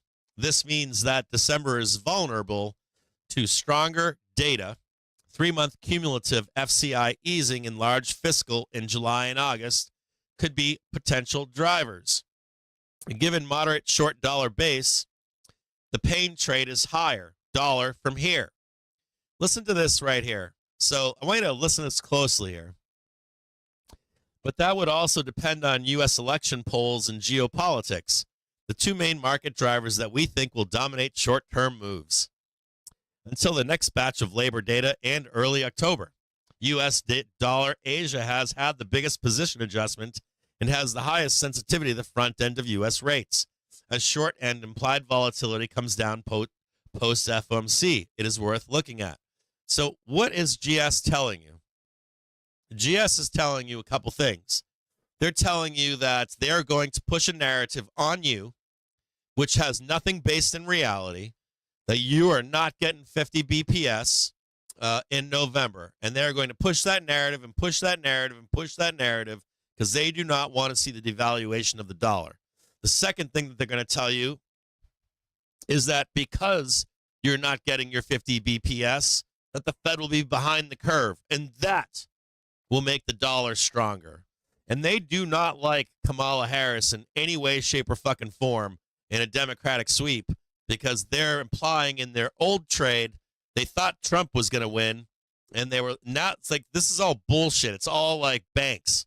And these fucking banks, right, they don't want the dollar crashing. They don't want the narrative of the dollar being cheapened to catch a toehold. Because what happens? Do you guys know? Look at the mid-90s. The market goes straight fucking vertical. They don't want the market going straight vertical. They do not want the market going to 6,000, 6,500, 7,000, or any higher. And this is the banks telling you, point blank, we will do everything in our power to not allow that to happen. We don't mind you going to 6,000 over time, or 65 over time, or 7,000. But what do banks love? What do banks love? I've told you this before, right? Banks like this. Just like that. 1 month, oops, we go down. No worries. Oops, we went up for a minute. That's what they want. Why do they want that? Consistent returns for their clients. They don't want to be fucking going to their clients 1 month and saying, oh, we got real price discovery. Sorry, buddy, we fucked you last month. Oh, we fucked you again. Oh, don't worry, though. In November, we made it all back, bro. They don't want any of that. That's not how you have stable, efficient markets. They want sideways and up slowly over time. So they're going to push a narrative on you to not get excited. What else happens? What else happens when markets get out of control? Do you know? You probably don't. When we were in the last crash in COVID, the banks did not have exposure until the last third of that bull run. If you look at the bull run from COVID, right? The banks did not partake of that run. They literally sat there on a fucking, sorry, I won't swear. Apologize. They sat there on something, rotated themselves in a chair, missed the entire run. And do you know why we went up the last third of that bull run? Because they entered the market. They were the elephants that entered. They were the slow, fat last entry into the last bull run. They always are. They do not like it. They don't want to partake in it, and they refuse to. So, you're going to hear shit like this from now into next year. It isn't going to end. They're going to spew this diarrhea on you until the election is done. And it's not shocking. It's just like when you hear this, it's like they're basically telling me that they're gambling this entire fucking thing. None of this is based in reality. Literally, none of it. None of it's based in reality. The dot plot is bullshit.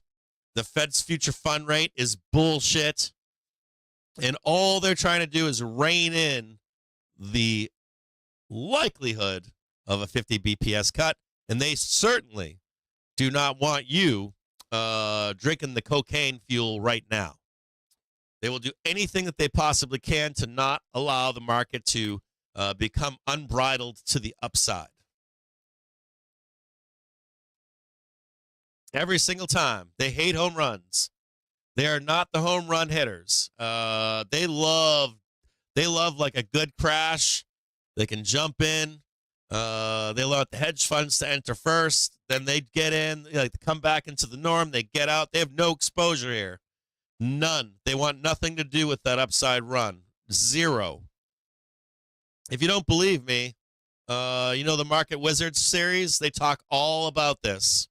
All about this in the Market Wizards series. Next up,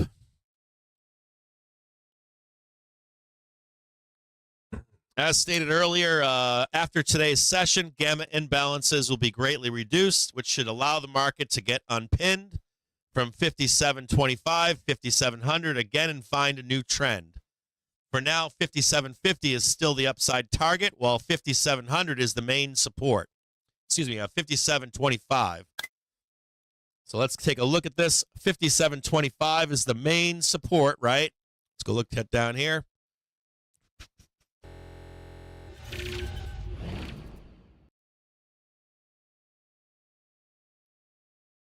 Let's take a quick look down below. Actually, let me get this up for you here. Apologize, I didn't do this for you this morning.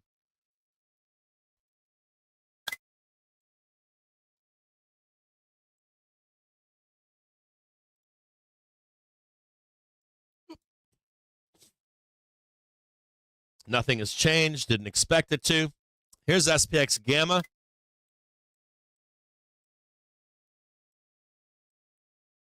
I want to show you a few things here. The Gamma Flip is all the way down at 56.01. The market is supportive.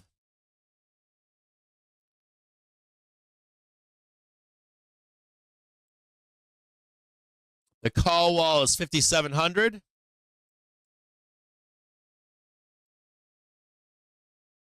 Local support is lower. It's down here. Local resistance is at 5,700 right here. Local support. It's kind of, well, I shouldn't say that. So support was right here this morning, 5,700. This was support because it has 91 million on it. That's support. That's the target. We broke below, but in truth, we could swing all the way down here and still be in local support. So I shouldn't. We should move that to the side for now. Local support is like. I copy and paste that.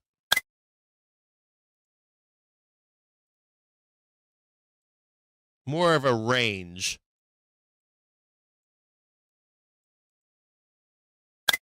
In my view.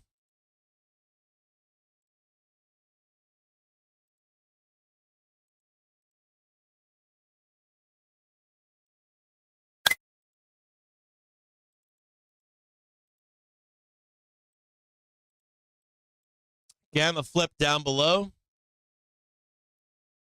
Major support, though, higher. Though coming down here and swooping, no issues with that. Everything good and A-okay. No break of the Gamma Flip at this point. You could literally swoop all the way down here, come all the way back up, and still be in support. The only way that we get really bearish here is if we swoop down. Hold on here. The only way we get bearish here is that we break down below Gamma Flip and make a new low. The moment you see something like that, that's Bear Town. That's where things get really ugly to the downside. If you want to snip this for yourself, push that over. Let me put this in the Discord too.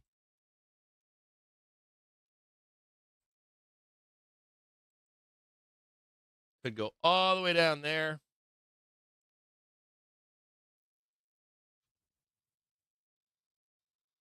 Be bullish.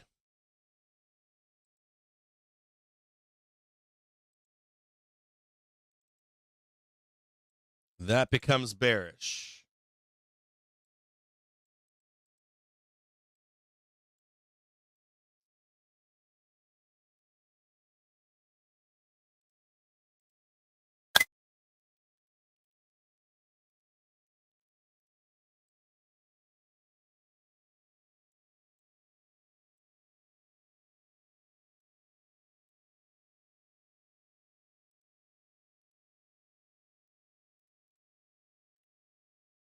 Maybe that helps you guys.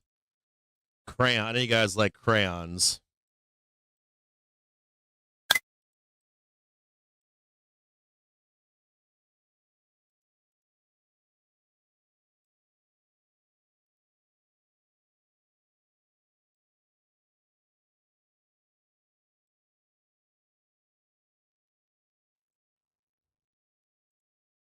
Thanks, short seller. I'm going to post that tweet.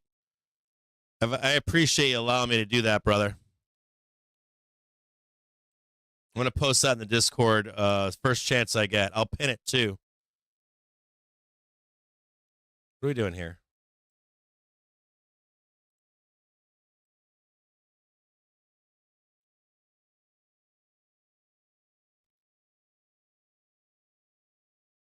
Hold on here.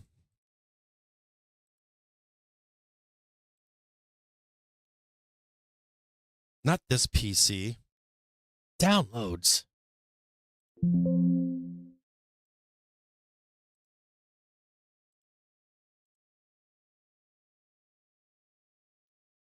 Dude, where?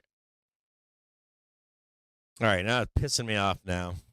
I got some funkiness going on today. I got some real weird.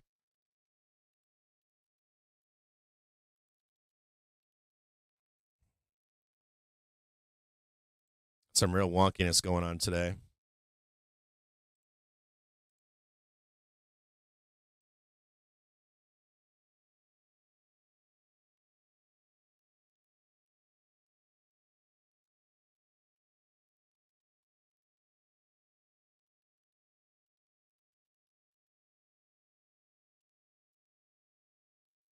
Gamma for crayon eaters.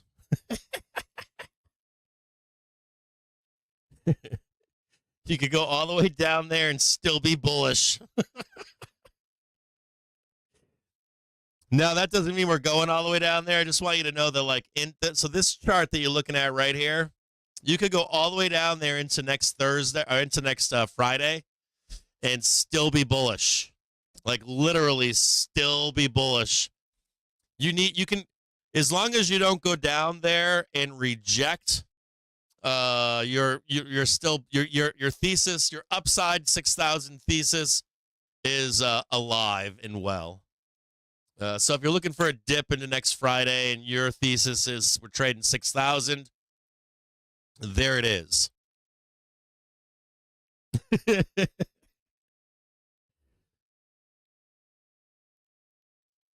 If you want to get bearish, you're looking for nope.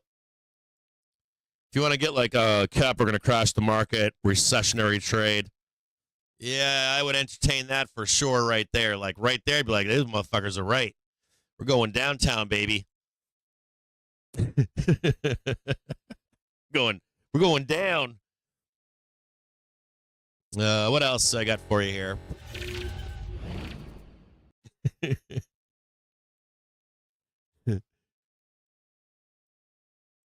Goddamn bears are fucking gonna take us down to the depths of hell. Look at that green ball right there. Goddamn savages. This sucks. My trade's gonna burn. Oh, nope. I didn't want to do that.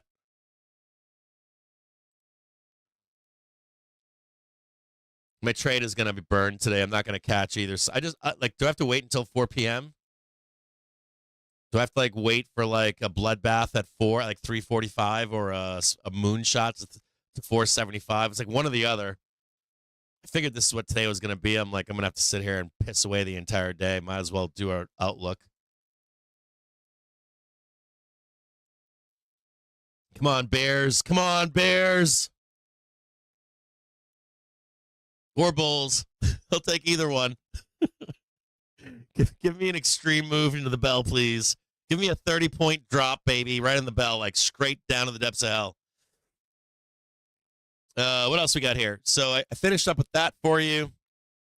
Next thing. According to Bloomberg, U.S. Secretary of Defense Lloyd Austin postponed a planned visit to Israel. Some airlines, including Air France and Lufthansa, have suspended flights to Beirut and Tel Aviv until Friday. I'm sure a bunch of you are going to be on this weekend. You guys are going to get your Reddit credentials as an armchair general. and you'll be calling for World War III by Sunday night. That's 5:45 p.m., I'm assuming. Big picture overview per UBS. Banks see a fat left tail, 25% bear, 60% soft landing, 15% bull. I mean, just listen to this. This is so ridiculous. I got the ridiculousness for you. This is how a fucking bank thinks. I mean, this is how the banks think. UBS. The big picture overview here. There's a big fat left tail. 25% bear. So that's telling you what I just told you earlier, which is if you think we're going down to the depths of hell and your bear trade is on, no.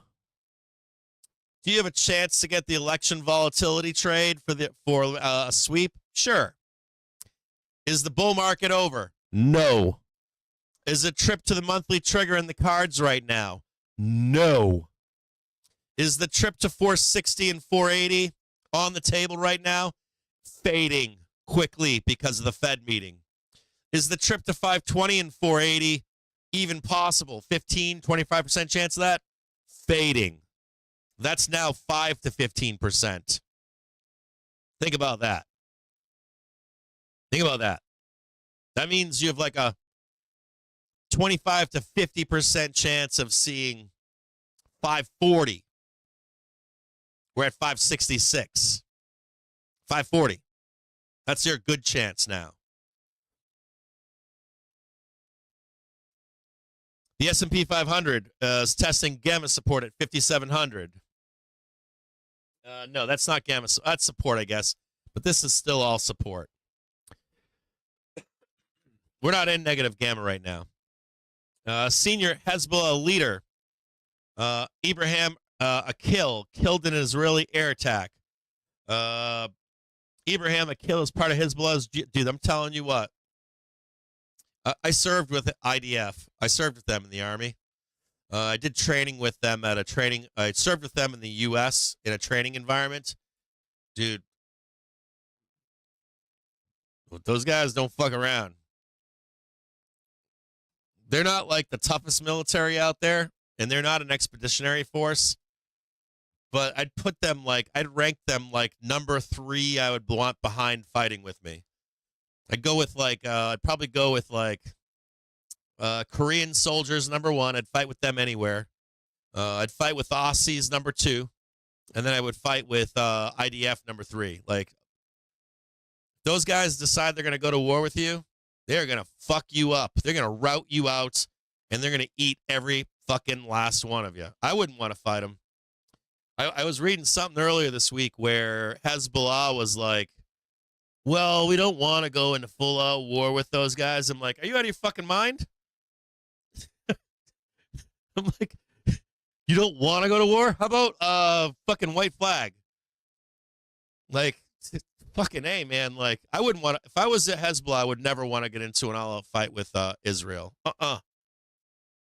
They'll come for you, your parents, your brothers, your sisters, the kids you haven't even born yet. I wouldn't fuck with them. And it looks like that's where it's going. I'm saying that because if we thought that the first thing was big, if we thought the first like reaction to the rave terrorist attack was a big response, seeing the stuff this past week scares the shit out of me. I'm like, oh man. I'm like, these guys want to go and do it all, don't they? I'm like, the Israelis want to go downtown. Fuck. Okay, what else? JP Morgan CEO Jamie Dimon at a conference says he is a little more skeptical that inflation will go away so easily. I agree with that. We have seasonal inflation that should kick back in July, but the Fed is working on it. So, they're not working on it currently, but they're going to have to. I am open to the Fed actually raising rates by next summer. So I'm not full board. I'm not at this point full board. We're in a QE infinity cycle. I would want to see what happens in June, July. I think right around that time period, you want to be looking to see if inflation begins to rage. by next summer. That's a huge oil trade, by the way. Monster oil trade. Like, you're talking like monster fucking oil bull town. Like, it's going to be awesome. If you're looking for an oil trade next summer, whoo, whoo, whoo. Forget that intraday shit and that quarterly shit. Like, you look at next summer, man, we're all going to be oil barons next summer. I guarantee it. What else? Jamie Dimon saying the conference that I see, he says that he sees a little more skeptical that inflation will go away so easily. Cites the huge deficits. It's actually, our deficits are coming down. He's lying. Our deficit's coming down. I don't know if you know that. Our GDP is going up, and our rate of GDP is about to bounce, and our deficit, believe it or not, is coming down. And our debt ratio is coming down, too. I shouldn't say our deficit. Misspeaking here. Our debt to GDP ratio is rolling over and down. It's outstanding right now. It actually looks fucking phenomenal. So he's kind of wrong on this. The green economy, demographics, remilitarization of the world, restructuring of the global trade. He thinks the Fed should have cut 50 basis points. I agree. Hopefully on the way to a soft landing, but wouldn't count my eggs. I agree. Doesn't see rate cut as having any impact on the election. I agree as well. I think that rate cut was coming regardless of the election, who was in. I'm going to agree with most of what Dimon is saying here. It looks like he's covering his ass in the first statement with the debt. That debt thing is fading. It's fading. It's not gone, but it's fading. It's beginning to improve, I should say. But he is correct. There will be an accounting once the election happens. There will be like a come to attention, stand before the man. First sausage is there, and he's going to ask you some questions. That's the bond vigilantes. That's the rating services like Fitch and Standard and Poor. Like, they're going to be asking some big questions after the election, like, hey, what's your first 100 days? The Senate. Are you guys here to spend or rein it in? And they're going to want to know. It's going to be a big thing and down the road.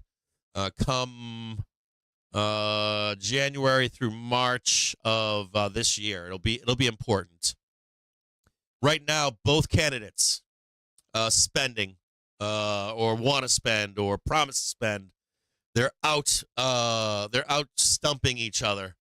I'll give you this cut. I'll cut over here for those people. Waitresses and servers and waiters, they're not going to pay any taxes, any kind of cash tips. No taxes for you. No taxes for these guys over here. How about you? You want free taxes? No taxes for you over there.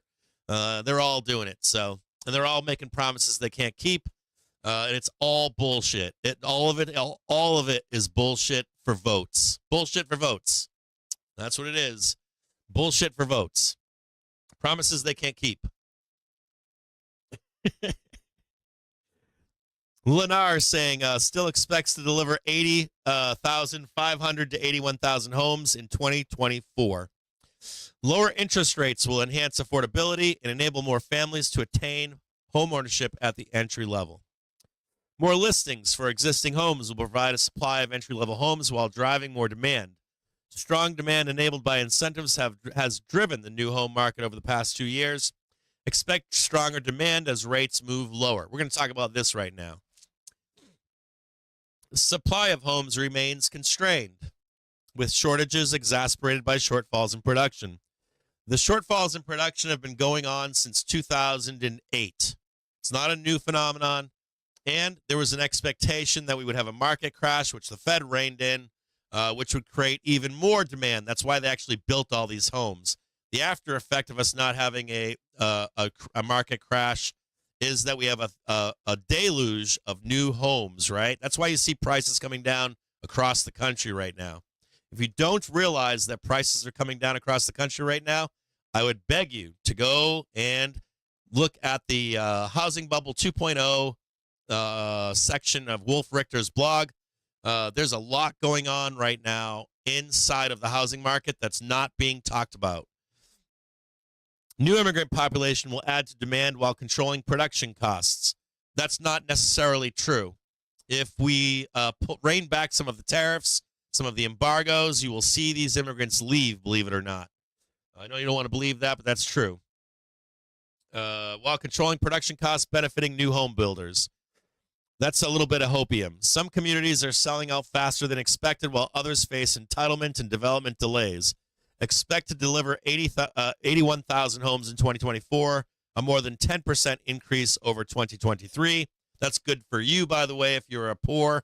Expect gross margin to remain flat due to seasonality and customers adjusting to the changing interest rate environment. Okay, let's talk about this briefly. I'm in the housing market. I've been in it for years, almost a decade now. What I want to talk to you about the housing market is this. Housing prices are coming down across the board, across the country. You don't know that yet because you rely upon, or the news that you read that regurgitates this information is not ahead of the curve. They are behind by about 3 months. Pricing is coming down. Not only is pricing coming down, but there is a lot of zombie stock out there that is inflating the numbers that are coming down higher than they actually are. Your personal anecdotal experience is not the facts. The facts are that housing prices are coming down huge. And there's a zombie housing. There are houses out there that have been on market at the top end of pricing for years at this point. I look every month around the country. I contact these people. I've actually a few times have applied to rent some of these homes, and they will not rent them out. I don't know why they don't rent them out. I don't know what they are. I don't know if they're fake. I don't know if it's like a builder that's doing it. I don't know what's going on, but I assure you that there is some fake-ass bullshit pricing out there in home rental markets specifically, and partially in the home sale market. We're going to talk about the home sale market here, and that's a different thing, but we're going to talk about that in just a moment as well. But the home rental market is a scam right now, fully 100% scam. Any of your top-end asks are basically bullshit asks. These properties have been on market. Even if you contact these people, they will not rent to you. I don't know why. I'm assuming that it's a fake inflation of rental prices. Maybe it's companies doing it. Maybe it's rental companies doing it. Maybe it's home builders doing it. I don't know who's doing it, but it's fake. If your rent has gone up and you have not moved, I would say to you, start looking. Like literally, look for a house that you can afford that's cheaper where you rent right now. Contact those people and offer them less. Be like, hey, I got me and my husband here have a couple kids. I'm a nurse and he is a nurse as well. We work together, and we pay $5,000 a month, and I want to pay $3,000. You'd be shocked. Be shocked at the negotiating that's going on behind the scenes from the landlords right now. You'd be shocked. It's going on right now in the background. Another thing, as rents come, or as mortgage rates come down and rents come down, specifically now we're moving into the home buying market, you are going to see an initial positivity in the market. So if I'm in the, let's say I'm sitting in my street, right? And I got 10 houses on my street.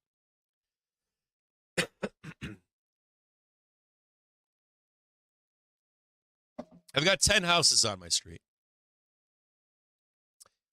There's no stock. Meanwhile, housing prices are coming down across the U.S. Go to Realtor.com. Go to Wolfrick. He'll tell you. Prices are coming down or flat across the country. So I've got my one house for sale, right? Not selling. Nobody's paying the price. No one's paying what I ask. I start dropping the price down, right? To encourage a buyer to come in. Nobody's buying, right? There's no stock. There's no buyers. People aren't willing to pay. I'm willing to give a little bit of a discount on it from my ask. Maybe I've dropped it once, 2, 3 times. They start cutting rates, right? The initial reaction should be what? Some buyers come to me, right? Maybe I raise my ask a little bit. I get a buyer. Ding. I sell my house. But then of the 10 houses on the street, the guy next to me, the guy that I drink beers with on Sunday, I'm like, hey, bro, I just sold my fucking house, dude. Got a huge ass. It was fucking awesome, right? Rates are coming down. I got buyers at the door.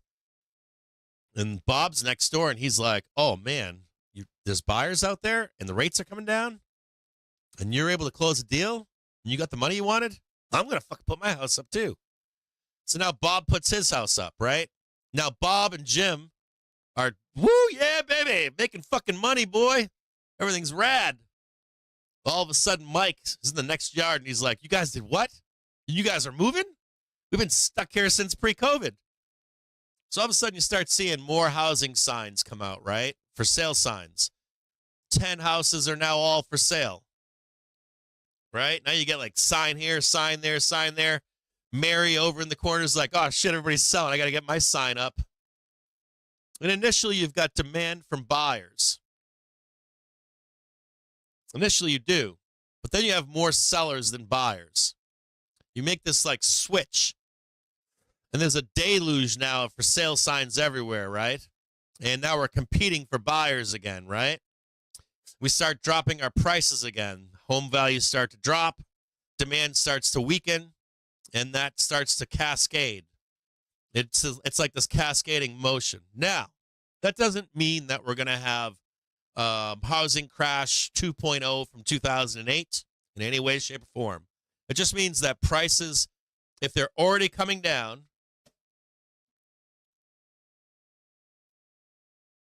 and you don't know about it, you get that initial spike, and then you get that dump.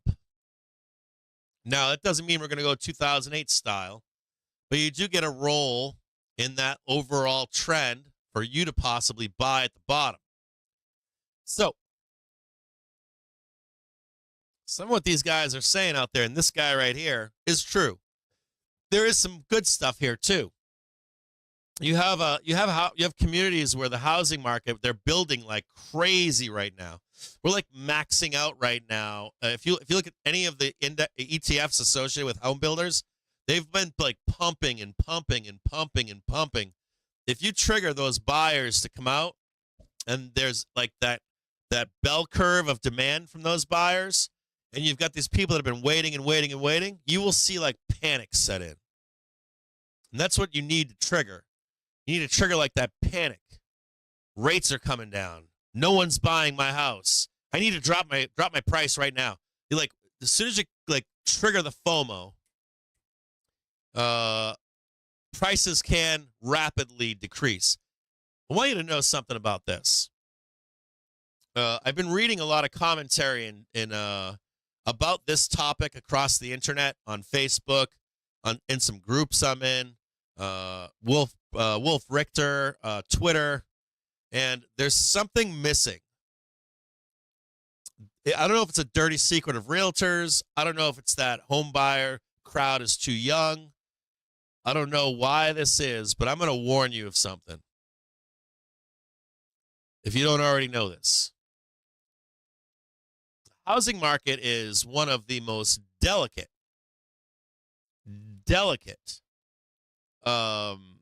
markets out there. It is like anyone that talks to you about the housing market, it's like, it's never coming down, it's never this, it's never going to be that, they're lying. Like, you can literally snap a finger, and your house might be worth $500,000 or $1 million that one day, and like a week later, it's worth $900,000. Week later, $850. End of month, $800, and you're just like, wait a minute. There was demand 1 month ago for $1 million, and now the ask is now $800,000. It's like that quick. It's like in that month before, your realtor, your blog posts, your Flipper forums, your Twitter. I know everything about housing guy. That's like, I'm this. I've got that accreditation, this accreditation, and that accreditation. It all goes out the window. They all just disappear. It's like a ghost town. It's like the real estate business is like one of the most scummy, dog shit. Like, you can't trust any of it, nor them, nor anything they tell you. Like, you can't trust any of it. like a flip of the hat, and prices just dump. And it is fucking. It's one of the most wildest things. If you've ever seen it, it's fascinating when it happens.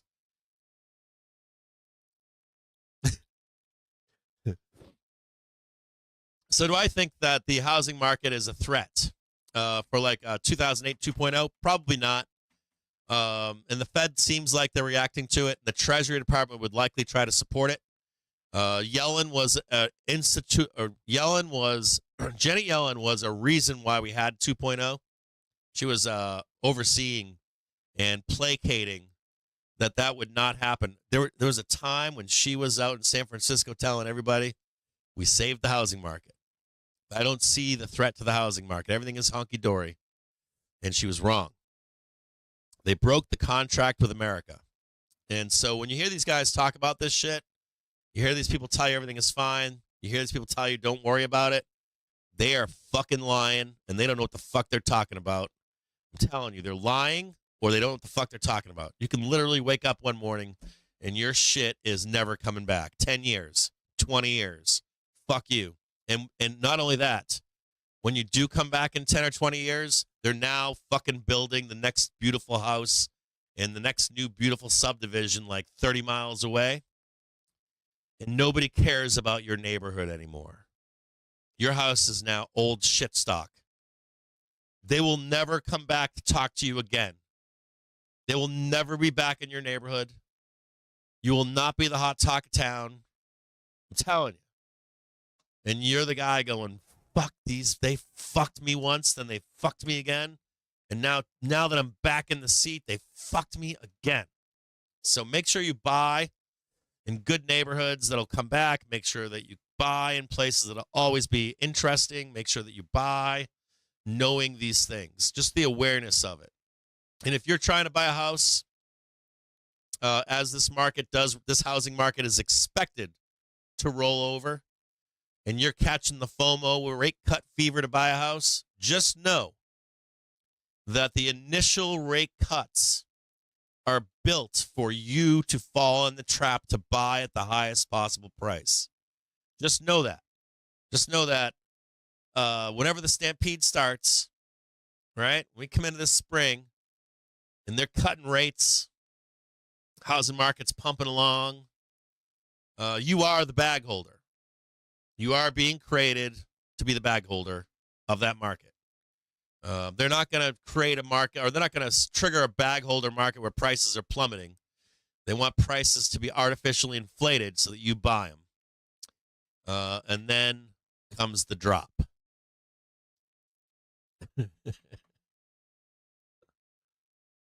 I'm holding my house. I'm holding my house. I've been. This will be a first. I went through I bought in a bottom cycle, and I'm going into the top. I've gotten rid of all my properties. I did accumulate one piece of land, but it was from an auction at dirt cheap. For what I got, it was dirt fucking cheap. It doesn't really get impacted by the fluctuations of the market. It was an at auction from a government auction, not even from a fucking bank auction. Suck. Fuck bank auctions. Fuck mortgage company auctions. But like a county or state auction, I feel fine buying whenever. But I'm coming into an upswing in the market on one property, and I'm keeping it. So I'll go through that whole market not care, without a care in the world, regardless of outcome. If it's just a bump in the road, or if it's a major meltdown, I really don't care. I'm holding it forever. I'm giving it to my kids. I'm building it out right now, so it's gonna be a nice property.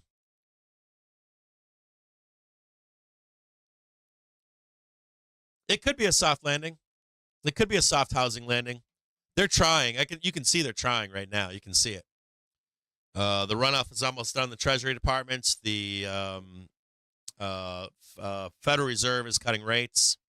The assumption going in is that they're going to attempt to limit whatever that end of the housing cycle is. You've got housing, plethora of housing everywhere, but I would expect prices to come down without a doubt, 100%.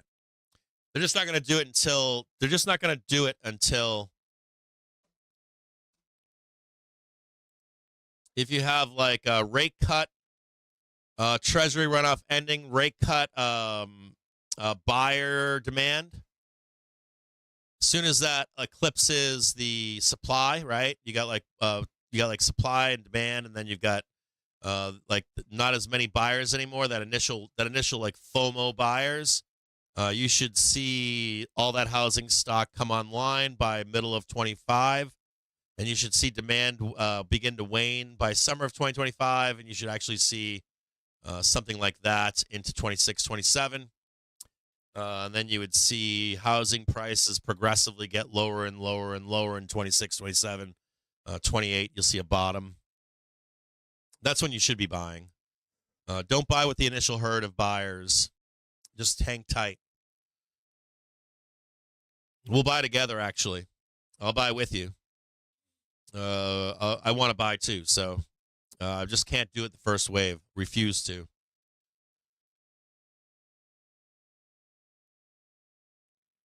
Are they undervalued? No. Housing is overvalued by a long shot. Lumber, services, not just lumber, but materials are overpriced. Quality and workmanship. Oh, well, there's a few things here. So, okay, so the cost of materials is out of control still. Out of control. Out of control. The quality of build material is terrible right now as well. It's really bad.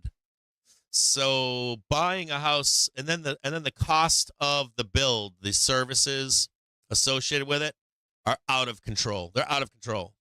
So what you wind up with is houses right now that are being built with poor materials and poor workmanship. And they're overpriced because they have to still pay the wages and the ask for those materials that are shitty.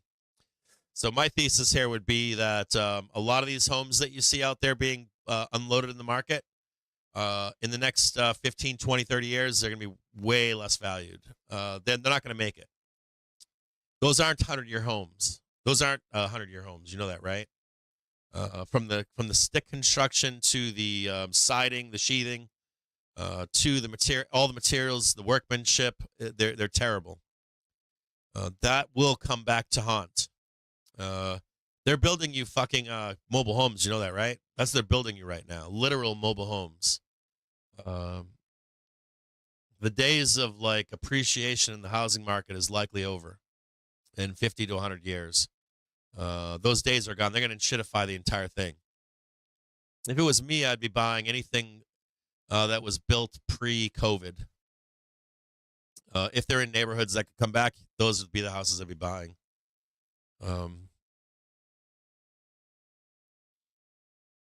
If you're going to build yourself, build with good material, and I would wait for prices to come down. It's really bad. Dude, they're using cardboard for sheathing. You guys know that? Cardboard.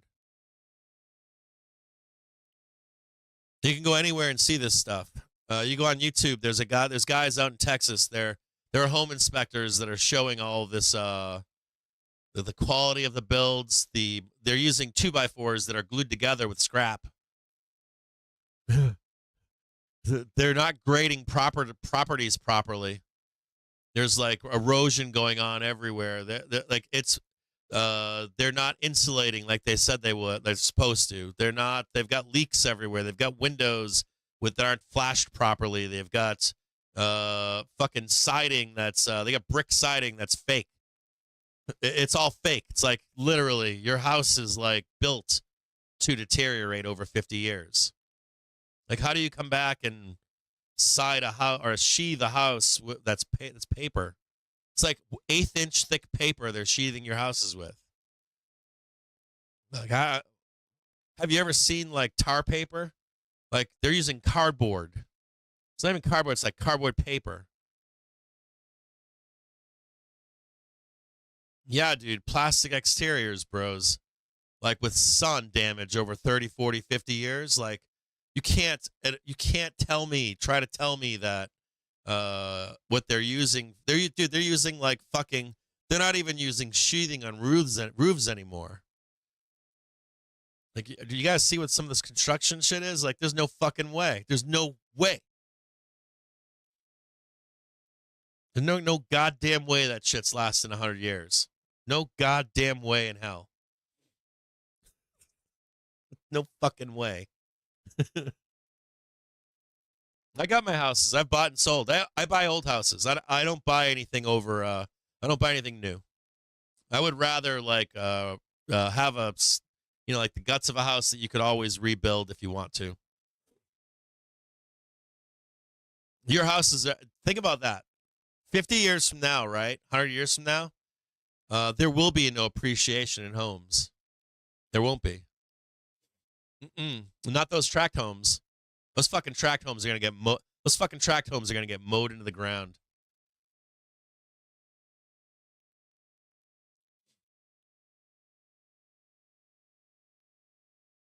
He built some solid homes. That's nice.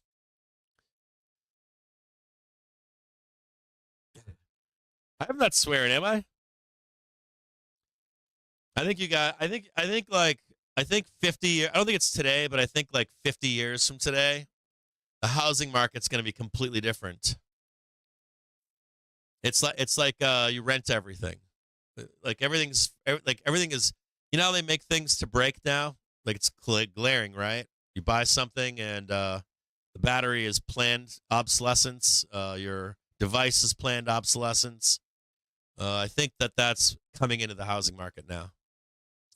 Planned obsolescence. Think about like the electronics in cars today. They're bricking cars, right, with operating systems, right? They're making cars with operating systems that can't be upgraded. So they're literally bricking vehicles today. 3-4. It's all over the news, right? 3-4-year-old cars. They're becoming bricked.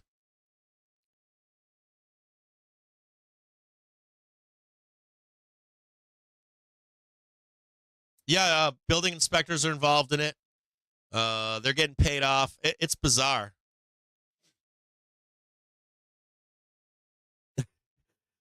Dude, am I swearing as much? I thought I was cutting down on the swearing.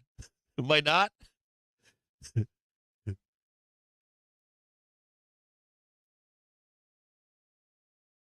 Oh, modern day Titanic. That's great. I like that, John. That's a great post, brother. Yeah, it really is. It's functional obsolescence. I'm not shocked. I'm fascinated to see what it's going to be like in 100 years. I really am. Like, what are they like? They're building you mobile homes. That's what they're doing. They're literally building you mobile homes. There used to be a time where there was a distinction, right? Those people have a mobile home. That thing is supposed to break down over 100 years, right? You can't get another mortgage on that thing. That thing is never going to appreciate in value. And I'm looking at these homes being built, and I'm like, how does that thing appreciate? Like, how does that home appreciate? I would assume that it would appreciate for a bit, like it would if you had a 100-year life and the way they're building these homes. It's like, yeah, it'll appreciate for the first like 20, 30, maybe 50 years. But how could you, as an inspector, home inspector, you'd be like, all right, this house is 50 years old. It was built back in the COVID years. The sheathing is literally deteriorating on the side of this thing. It's got some plastic siding on it, nothing else. By the way, the glue is coming undone, and it's not. And I got my little thing out here, and it's literally now gassing out. What's that stuff called? What's this stuff? The anti-rot stuff. Formaldehyde. It's off gassing formaldehyde everywhere. Your house is filled with formaldehyde. That's what you guys know that about, like manufactured homes. Like it's like all fucking gas. Oh, sorry, I swore. Damn it, $5. Damn it. It's like all off gassing glues and preservatives and plastics and all this like gnarliness.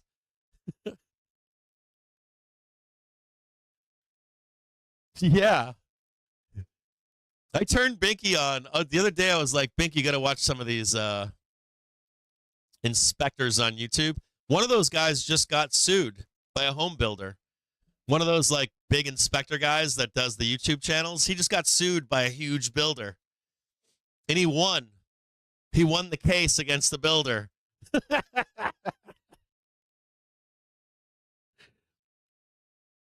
Right? It's all formaldehyde. It's all like preservatives and plastics and off-gassing. Can you imagine like all the sun on that building over the years? Just like, it's like, no way it's good. You get a roof leak, water running down your walls with paper cardboard on it.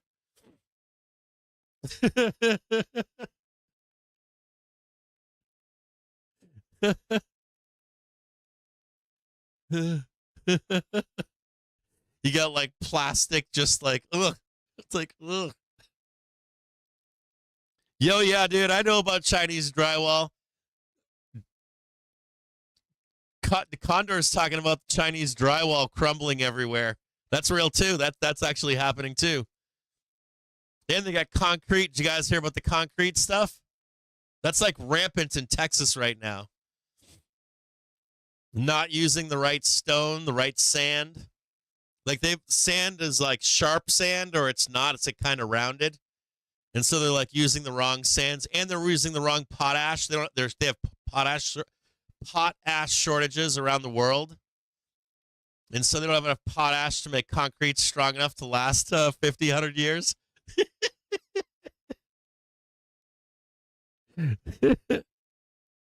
Even the foundation your house is built on is built to crumble.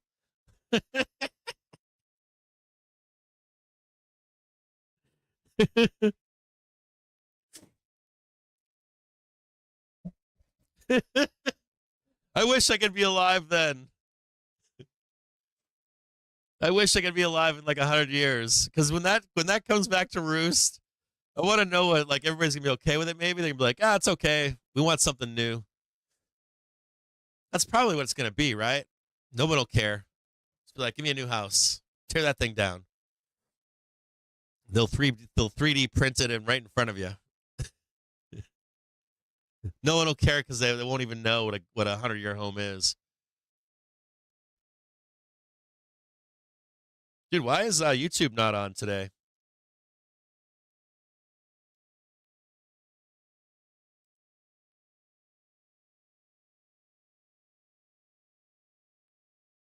Start sending us video from your streaming software to go live. I don't know what that means. Should I turn the stream off and restart it maybe?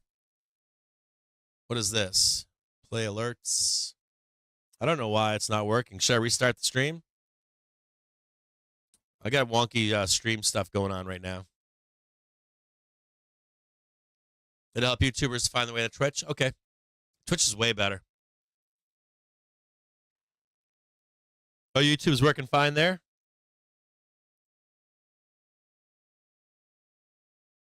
On my end, it says it's down.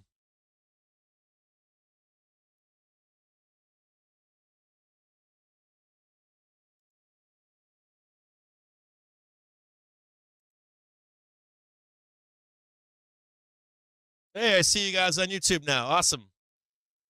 Said that YouTube was down for me on my end. I didn't know if you guys were here or not.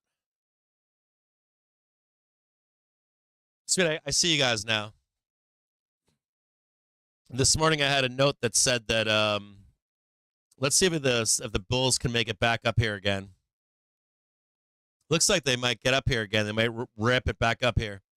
You might not get the downside move here. I need this downside move. I need like more down or more way, way, way up, one or the other. Oop. Sorry about that.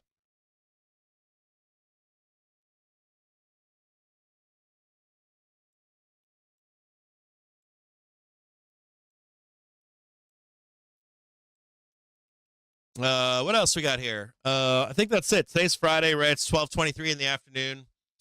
What else? I think that's it. You guys want to talk about? Do you guys want to talk about ratio spreads or no? You guys want to talk about them or no?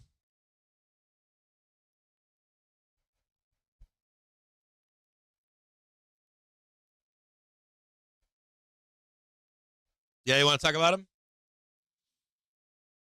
Okay. Can we watch? I don't know if it's okay for me to do this or not. We're gonna try. Give me a second here. A bunch of procrastinators out there. I know you are. This is like school. This is like school. You're like, okay, what I want you to do is I want you to watch this video. And they go, yeah, I'll watch that video. And then they don't watch it. And then you're like, they come into school the next day and you're like, okay, did you read the book? And they're like, what's the cliff notes on the book? What's the first chapter about?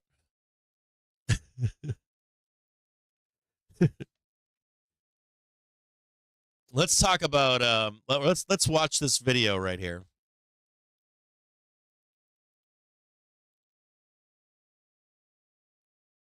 I hope I don't get in trouble for this, but I don't think I will. This is a nonprofit, so I think we're good.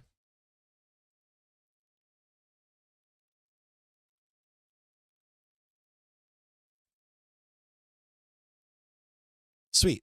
Hold on one quick second here. One quick second. Turn this up. Comments are turned off. There's no commercials on this. This is a nonprofit, so I should be okay. Give me one quick second here.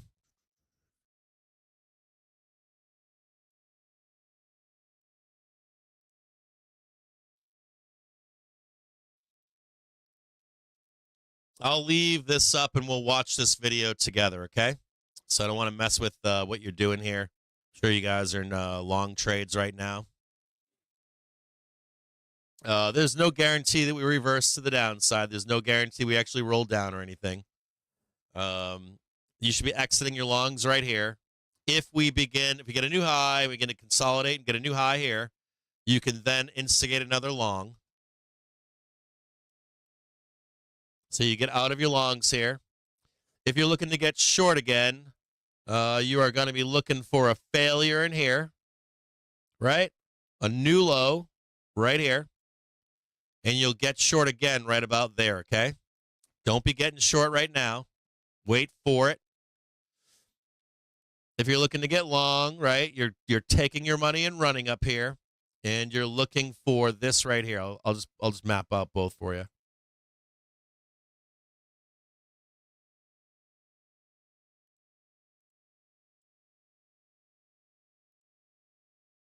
You're going to wait for that to happen.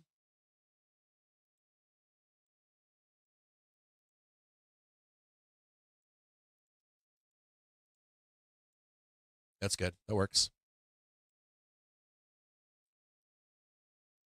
But you want to see that high. You need to see that as a bull, and then you want to see the 1 minute come up here. If you're looking for the downside move in here, right, you're going to be looking for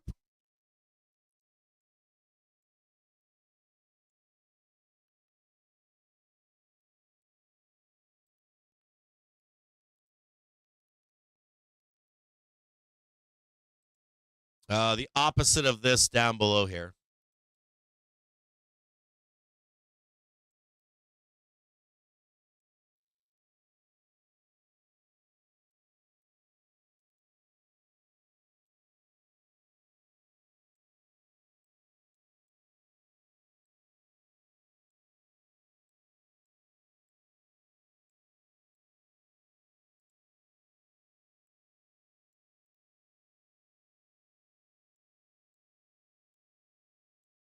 Oops, sorry about that.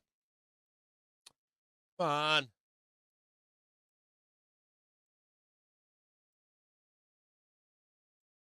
There.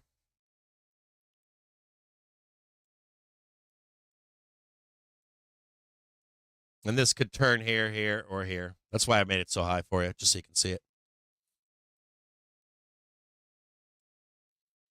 Okay, we're going to watch, this is the Option Industry Council. This is a free nonprofit that teaches you about the stock market. You don't need to be paying anybody for basic options education. If anybody tries to sell you those courses, there's a whole free website for it, optionsindustrycouncil.org. I recommend them. It's how I learned how to trade options. I always use them as a reference. And we're going to play it right now.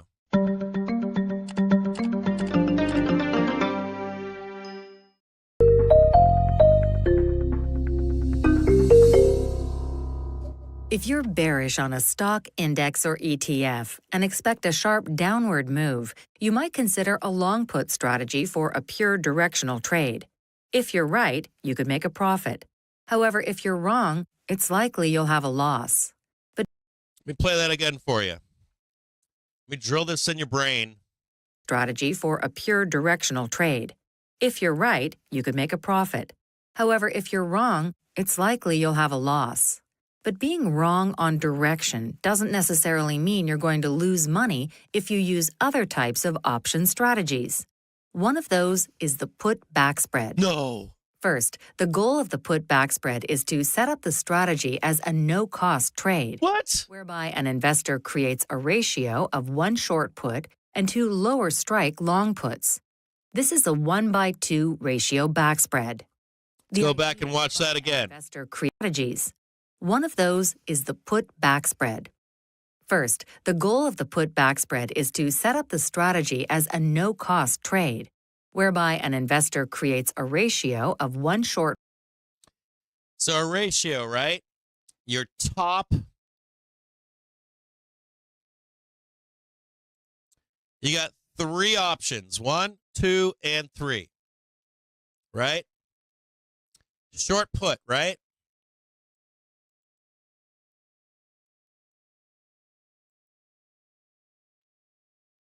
Put and 2 lower strike long puts. This is a 1-by-2 ratio back spread.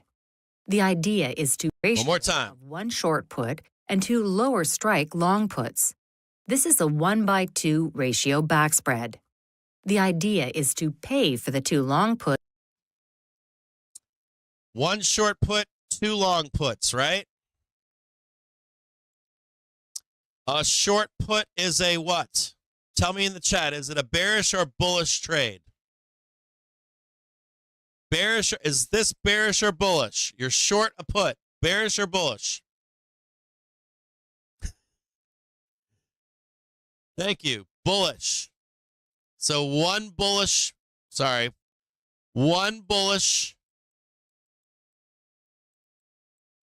and 2 long puts. A long put is what?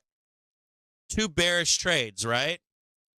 So you got a short put, that's bullish, and 2 bearish trades, right? 2 long puts. Fairly easy, right? So I got 1 short put, 2 long puts at lower strikes, right? That's all I need to know right now. Puts with 1 short put. In this way, the investor enters the trade for little cost and sometimes maybe even a credit. So the trade is low cost and maybe a little bit of credit there, huh? By design, the short put loses as the underlying moves lower. However, the combination of the 2 long puts will typically offset the losses in the short put. And eventually, the position acts like 100 shares short of the underlying stock if the move is large enough. Remember that. If the move is large enough. So that's a key distinction, right? You don't want to put this trade on if we're not expecting a move, right? You don't want to put this trade on a stock that has a history of moving sideways, right? Or slowly goes up or slowly goes down. So this trade is appropriate for what? Policy change, event-driven, seasonality, event-driven, ER maybe, earnings, new drug coming out, expecting an electric vehicle from Apple, some kind of like driver that in the future you're expecting a sharp move, either up or down, and if you're wrong in that direction of that sharp move and it goes against you, how many times can you tell me you've done that? I've done it a ton. We're going into the rate decision, and they ain't cutting shit. They're gonna burn this market to the ground. Oh my God, they cut 100 points. My face is getting ripped off right now. Expecting something to happen in either direction, though your thesis is, in this case, bearish. This actually applies to call ratio spreads as well. You're bullish on an event. Tesla's going to go to the moon, baby. They've been selling down into their ER. We're going to go moon. And Tesla fucking nosedives. The idea is that if you're wrong on market direction and the stock remains above the strike price of the short put, you break even. Or in the case of taking a credit, at the onset of if the move is large enough. The idea is. Do you see this?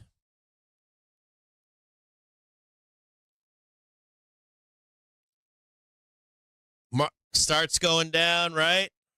Watch this closely. That if you're wrong on market direction and the stock remains above the strike price of the short put, you break even.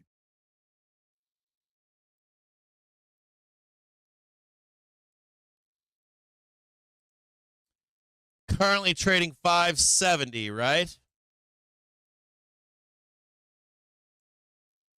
You're betting that the market's going to crash, and instead we trade 600, right? If you have this strategy on down here,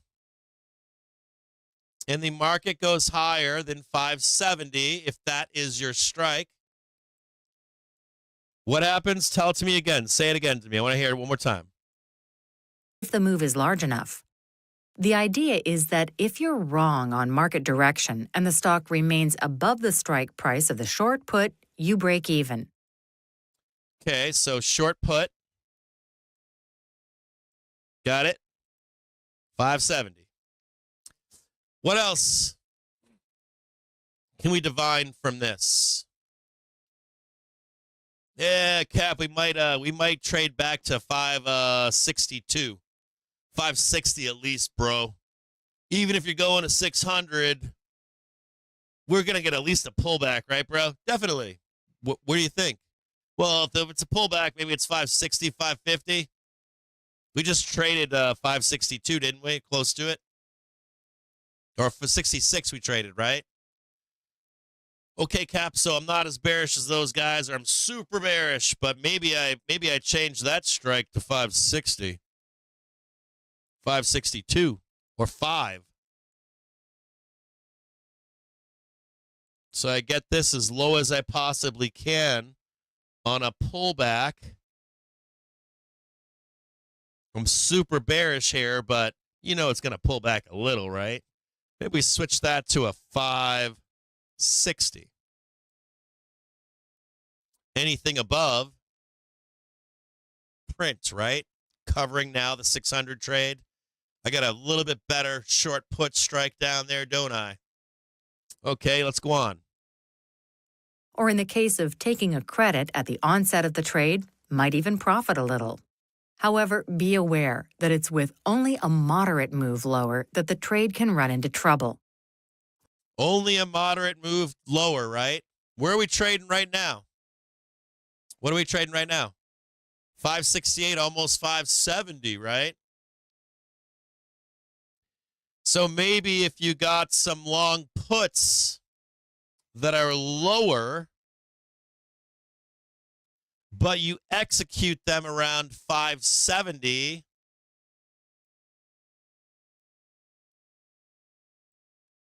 that's horrible.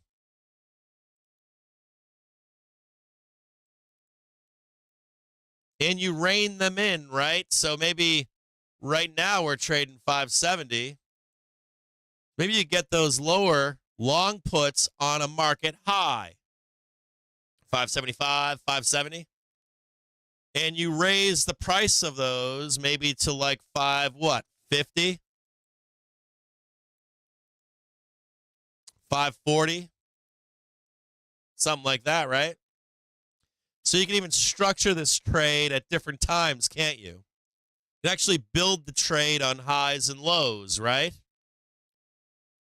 You buy the 560, or excuse me, you sell the short put. Sorry.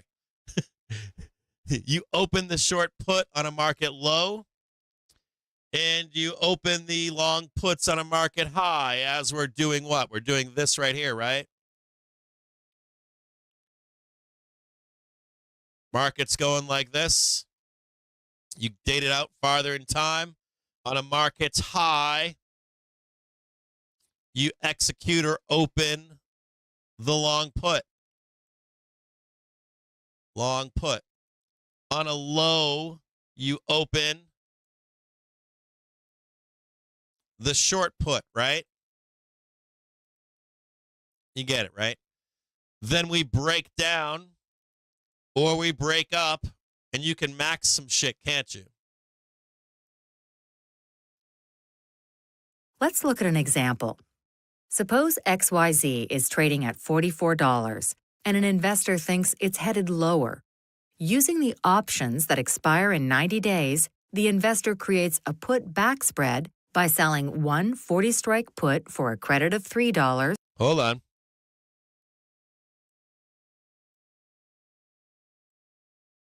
Lower that the trade can run into trouble. Let's look at an example. If that trade has a potential to run into trouble if we don't go low enough and we don't go high enough, you'd be in trouble, right? If you manage that trade during the consolidation, the finger trap, or the, what does Mr. Young call it? The, I forget what he calls it, but the, so when you're in here, right? Sorry, it's bad.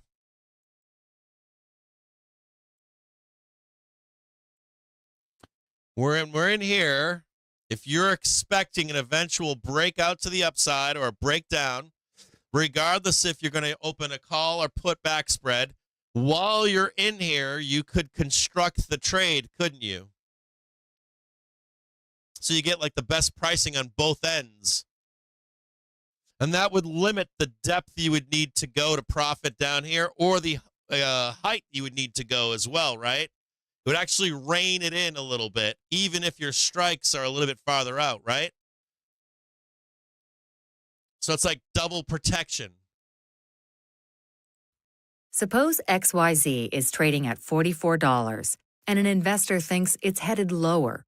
Using the options that expire in 90 days, the investor creates a put-back spread by selling one 40-strike put for a credit of $3 and buying two 35-strike puts for a debit of $1.50 each, for a net cost of $0.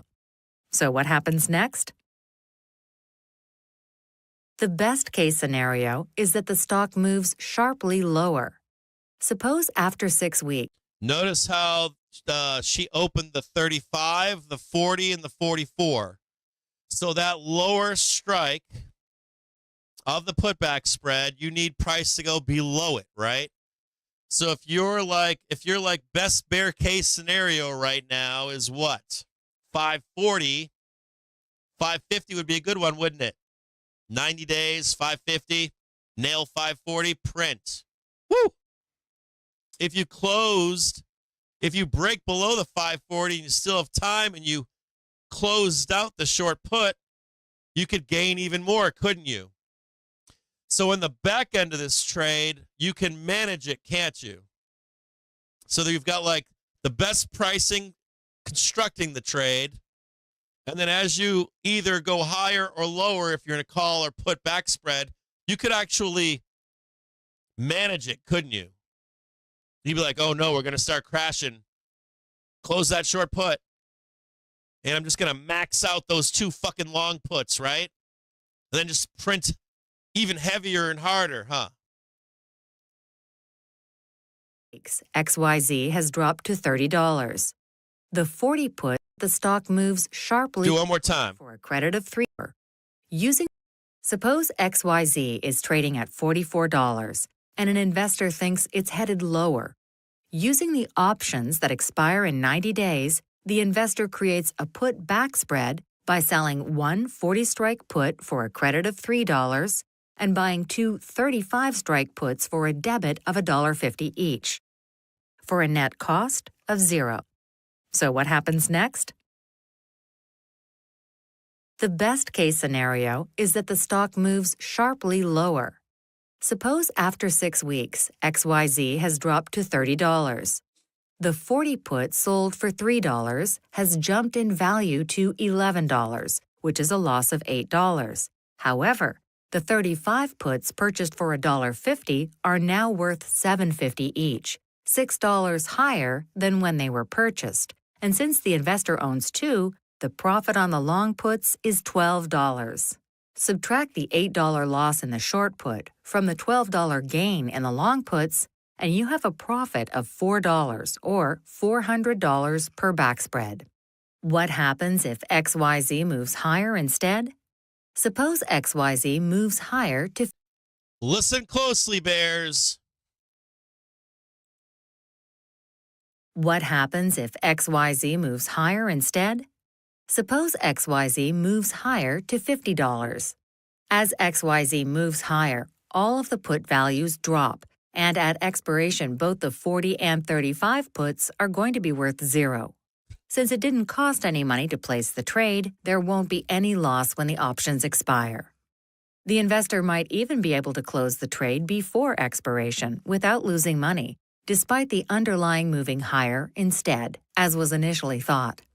In fact, one of the best features of this trade is that as long as XYZ stays above the strike price of the put that was sold, which is $40 in this case, then, unlike the long put, at expiration, the trade won't lose money. No. That's not to say that the trade doesn't have risk. It does. If XYZ drops to the strike price of the option you bought, $35 in this case, and the investor holds the trade all the way until expiration, then the loss will be $5 from the one put sold without making money on the two puts that were bought. Your total loss is $500 per back spread. To avoid this worst-case scenario, an investor might want to use options that have a lot of time built into them and simply close the trade well before expiration arrives. While being wrong on which way a stock, index, or ETF is going to move is inevitable, it doesn't mean an investor necessarily has to lose money if a put back. Let me read that to you one more time. Now this works for calls too. This works for calls too. Imagine if you trade your favorite stock and you're anticipating a breakout, and there was an option for you to, even if you're wrong, not blow your account up. Either a callback spread or a putback spread. And you could almost guarantee you're going to get movement if you put enough time on that trade. 90 days, 6 months, 3 months, or not 6 months, maybe not that far, 5 months. Just imagine the possibilities on a yearly basis, half-year basis, quarterly basis. Think about the idea that we're at the end of a quarter right now, and a bunch of you out there are picking directions. We're going to 6,000 right at the start of Q4. We're going to 6,000. Maybe we're not going. How about the end of this quarter? Can I get the 6,000 then? We're going to crash beginning of Q4. All right, maybe we crash at the end of Q4. Okay, maybe next year. So imagine all that. And there's a way for you to say what the fuck you want and profit or break even at minimum. If you put enough time on that statement. Backspread is used. To learn more about the put, Read that to you one more time. there's enough time built into them, and simply close the trade well before expiration arrives. While being wrong on which way a stock, index, or ETF is going to move is inevitable, it doesn't mean an investor necessarily has to lose money if a put backspread is used. To learn more about the put backspread and other strategies, visit the OIC website at optionseducation.org. Who would have thunk that? Who would have thunk that we have people in this stream? Forget the gambling, the lottos, the anything else out there. Think about the trader that says, I whittled down $1 million over the last year. I whittled down $100,000, $500,000. I can't seem to get my account over X amount of dollars.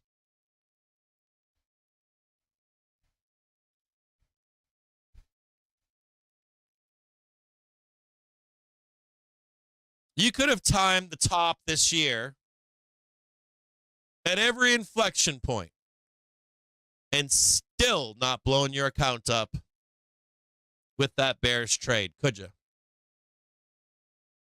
The market would have continued to go higher on a pullback. We would have blasted up. You probably would have gotten paid.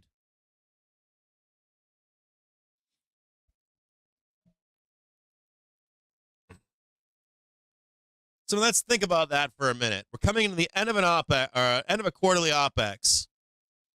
We have people in our chat year in, year out. Every year we lose traders. Blew up my accounts long, blew up my account short, blew up my account bull, blew up my account bear. I don't know how you can do that.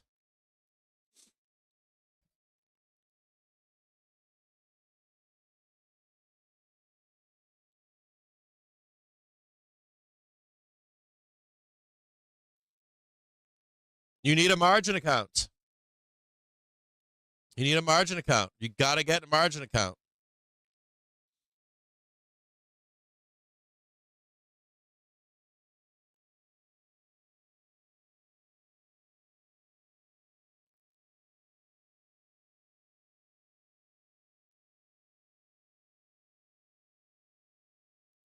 But I don't know what else to say to you guys. Your bread and butter should start at owning stock, indexes. I don't even like stock, just indexes. Just own the indexes. You get bearish, you can sell options. From there, callback spreads, putback spreads. From there, put spreads, call spreads. From there, 3-month out calls or puts. From there, weekly calls and puts. From there, 1 dates, 0 dates.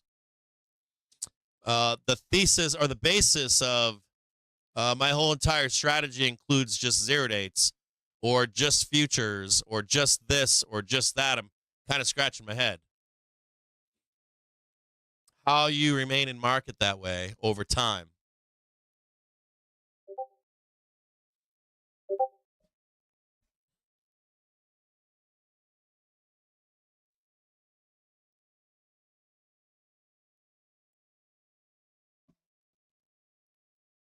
The question doesn't remain. I showed it to you earlier this morning.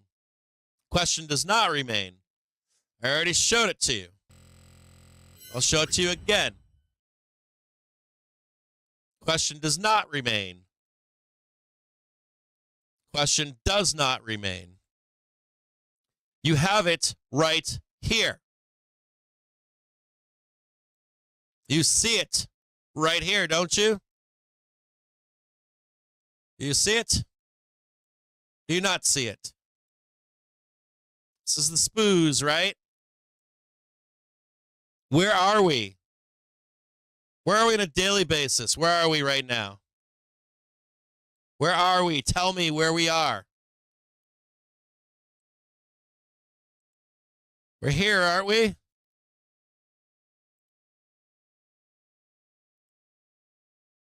We're here, right? Where are we? What does this look like to you? Bam, bam, bam, bam, bam, bam, bam, bam. What is the thesis right now that you regurgitate to me from Bloomberg, from CNBS, from FinTwit?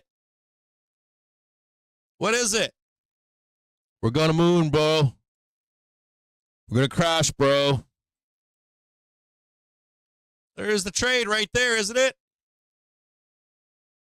Fairly easy, isn't it? Now, what's the last option here? The last option is that we go sideways, right? That's bad, isn't it? The road to nowhere trade. So what did that video tell you? You need more time on it, don't you? And you probably need some volatility, don't you? We have some, don't we? We got an election. We got another Fed meeting. Right? We got a quarter ahead of us. Whole new quarter, right? We got new strikes coming out on the, what? What do we got coming out? JPM caller. Got a caller coming out telling you what's the expected range. That gives you some intel, too. We're adding a quarter. You got a bunch of information coming out for next quarter. The expected ranges. Right?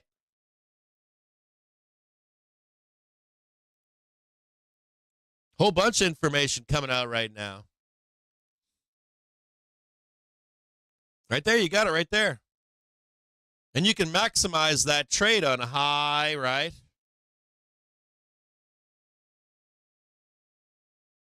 Get yourself some long puts, right? Start constructing the trade. Short put. Long put times 2. Short put times 1. Enough time on them into January, maybe 15th.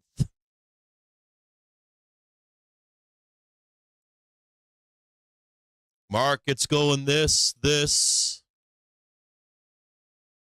All of a sudden breaks down.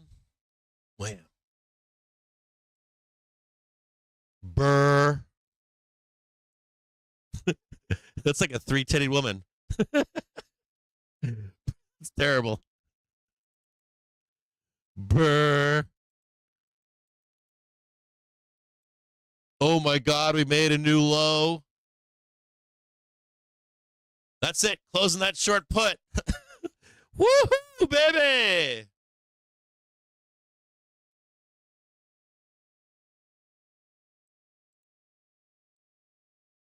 Burr.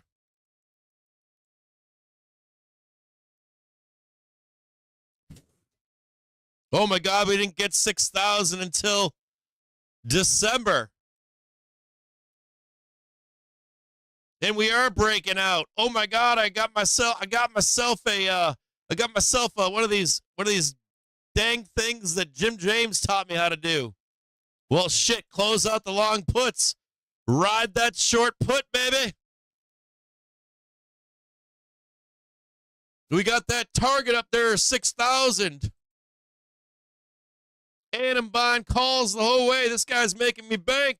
I was wrong on my call to the downside. That guy saved my ass.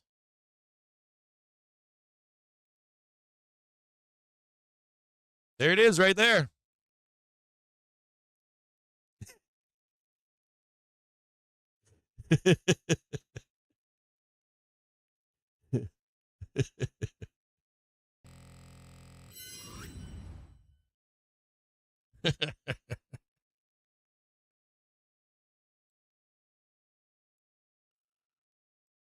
There it is. What's going on?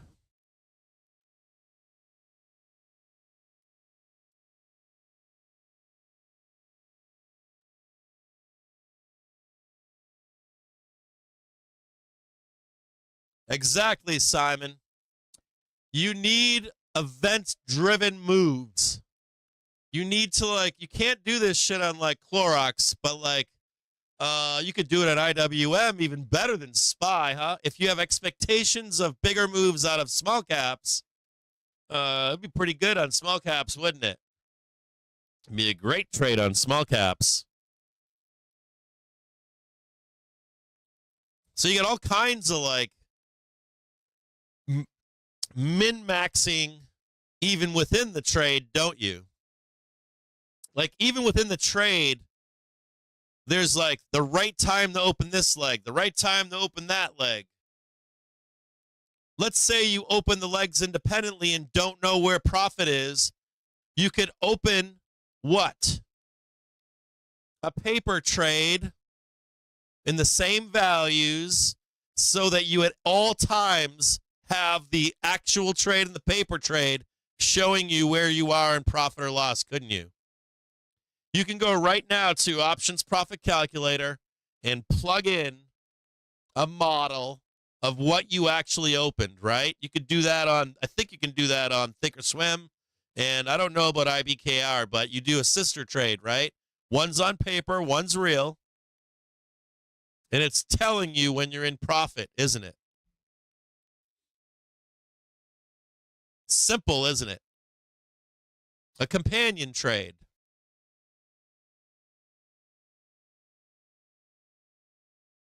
Think about this as like a trader, like, what's your bread and butter? You want to trade zero dates? I bet you run a bunch of that shit, and you'd be like me. Oh, I'm going to take some lottos on the close here. I'm going to take some fucking lottos right here. give me a banger, dude. I hate the fucking boring shit. I got trades like, I don't have any right now, but I don't even have my hedge on right now. But when I put hedges on or spreads on or ratios on, they're boring as fuck. They just like kind of sit there, don't they? Well, what am I going to do? Be like, yeah, we're going to break out. Oh, shit, we ain't breaking out. Yeah, we're going to break down. Oh, shit. We're going to do that show. Like the next 3 weeks. We're breaking out, boys. We're going to make some money. No, we got to wait another day or two. God damn it. You know, so they're boring, aren't they? They're not fun. There's no excitement, but they make money. Like they fucking print in a big way, especially on shit that moves.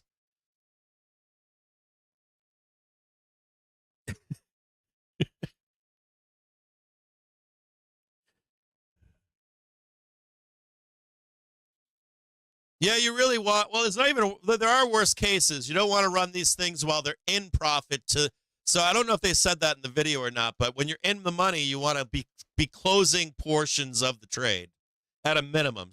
I think she said the whole trade, but you don't need to close the whole trade. You just need to close, at least one side of it and have the thesis that you're going to go up from there.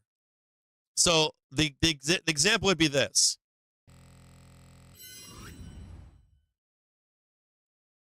So you got the trade on, right?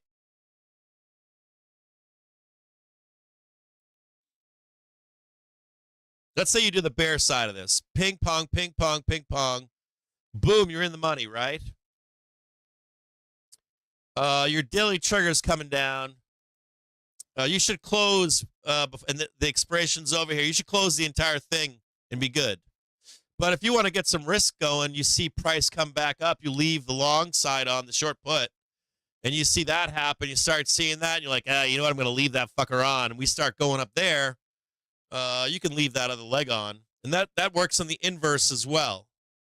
Works on the inverse too. If you have more time and you hit the 6,000, you know you're getting the pullback, you can leave the short side on, or not short, but long put, the bear side on. I should rephrase that. It's a great trade. This is like the next step before we start talking about flies and condors, capturing the entire market, because there's other guys, they'll take a whole quarter and they'll go, okay, we're going to a quarter end right here. I think that the top of the market's 6,000 before end of year, so I got the first over here. I don't know if that's December 31st or not, but I'm going to open a wide-ass butterfly up here. What's the worst case these fucking bears are going to do? Like, what's the worst case scenario for bears? Oh, right there. There it is. This fucking market is trapped in right here. We're going to do a fly. Any low, I'm going to take that side of the fly. Any high, I'm going to take the long side, short side, that fly. Market's roped in. I don't give a fuck where we go. Just be in here. That's advanced trading. Maybe I put a little extra on top for you, Cappy. I do 625. I do 462. Big ass, wide ass spread. You know what? Fuck you, CaptainJimJames. 625. 630. Rein this whole bad boy in right here. Just execute it for the next 3 months. Oh, yeah, we're going all-time highs. I care. Oh, we're crashing. Yeah, great. Okay, great. Oh, we're going to go into what, Opex, and they're going to rein us in right here? Burr. Managing both wings. Both wings up here. But that's not what we do, is it? That's for your pro traders. That's for John L. to explain to you. But for you just being like a dumbass trader, dumb retail, there's no reason you shouldn't add a ratio spread. Because I know a lot of you new traders, you guys get like fired up. You guys consume everything on FinTwit. You guys are on Wall Street Bets and Stock Twits, and you're reading and watching CNBC, and you guys drink the Kool-Aid, man. Tesla's going all-time highs. Tesla's going to zero. So if you already understand the concepts of a put spread or a call spread or a call or put, making that next jump into a ratio should be a no-brainer for you, especially if you're still spewing all this upside downside garbage. You might as well just take an easy ass trade. It's no-brainer.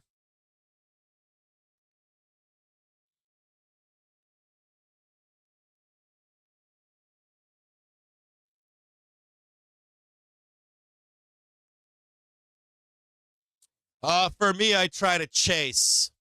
And I have to think about, so I question here. Jeroff says, would buying a callback and a putback spread at the beginning of a quarter work? Yes. Do you guys know what those are? Those are basically flies of some kind. They're basically they're starting to become more complicated in the trade. But yes, you can take those trades and manage those trades. You can do a double ratio. They start to look more like flies at that point. Another thing, too, though, is you want to be considering the time of year you're in. You want to be considering when you're executing these trades. Like, are we in a quarter end? Are we in a year end? You want to be thinking about Is policy about to change? Is it not about to change? Are we entering a bull market, near the end of a bull market? Are we entering the beginning of the year, the end of the year? So you got to think about all that stuff on a macro, not macro like I need to know what the economy is doing, but like, do we have events that could drive volatility in the market? You don't want to take this trade in the dog days of summer, do you? No. You don't want to do that, do you? Where you go sideways for a month and a half? Hell no. Or you want to date it way farther out to capture, right? You don't want to be trading on the wrong ticker either. Something that's like IWM traded sideways for how long? A long time, right? Long time, right? 2 years? Sideways. Wouldn't execute it on that fucking thing. You want to move. Up, down. Up, down. But IWM right now is going to move it, or the expectation is that it's going to move, right? We have a policy change coming out.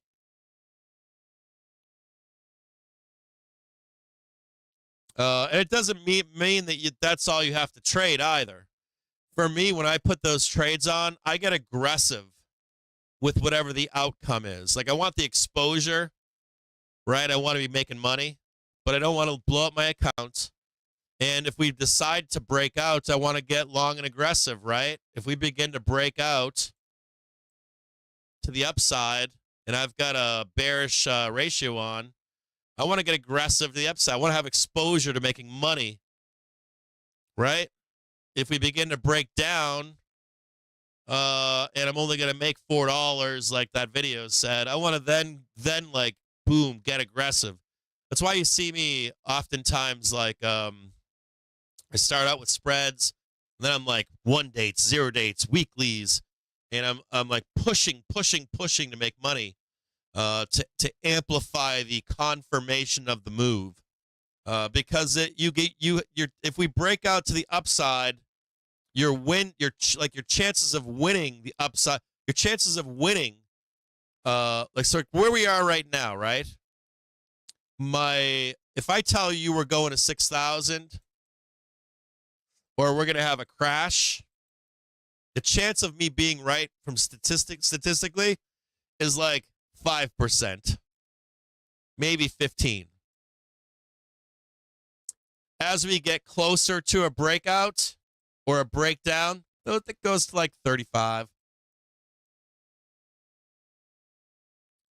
As we begin to break and confirm the move lower or higher, it starts to creep to like 50, 60. As the move starts to happen, 85%. So start here where I don't care, then begin to get some call or put spreads, then get some calls. Then as we get into this 85 thing, it's like hammering 0 dates, calls or puts, hammering. High percentage win ratio, high. Meanwhile, some assholes up here trying to short it. Top. I'm short. Unlimited losses. And we're all going fucking finite losses, 0 dates, 85% win rate. Fuck you. You're wrong, buddy.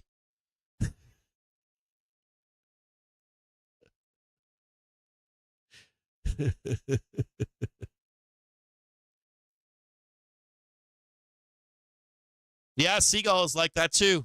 Bearish Seagull is like that too. Similar trade. JVM Collar is a bearish Seagull.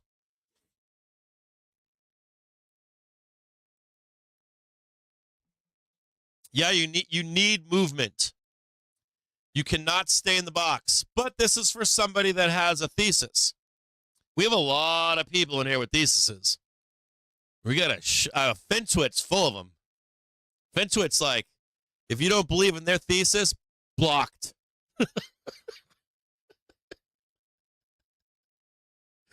I don't like you. Block.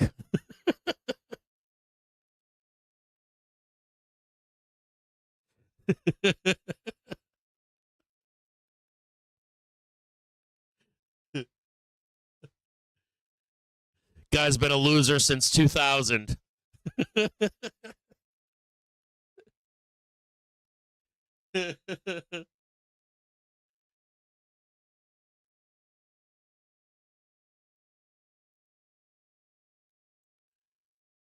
You don't actually need to be that guy.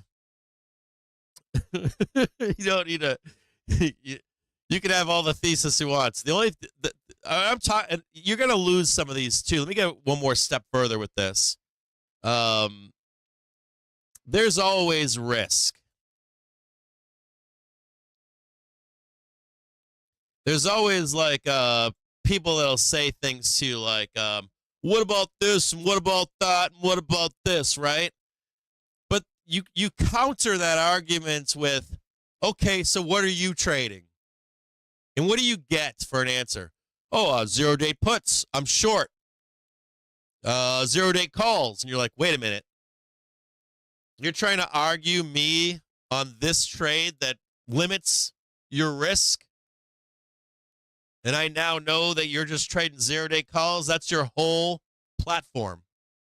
You're basing your whole trading strategy on some asshole like me or Spot Gamma or Tasty Ticks or Trade, I don't know what they're called, or Unusual Whales, or I don't fucking know. Bananas or Northman Trader or whoever. You pick them. Like, you're out of your fucking skull. You're over there telling me that because this guy said that. Like, dude, you can stem all that shit off with just the structure of the trade. There is no trade with no risk in this market either, is there? This whole thing is risk. So limiting risk is always better, right?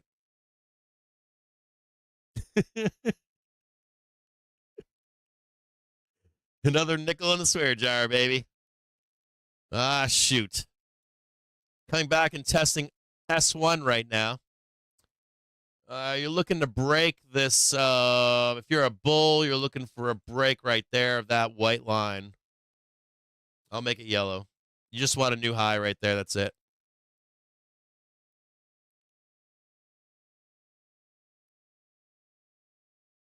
If you're a bull, you need to see this, that, and then you're pretty fucking bullish there. You're gonna get like an 85% chance printer right in there.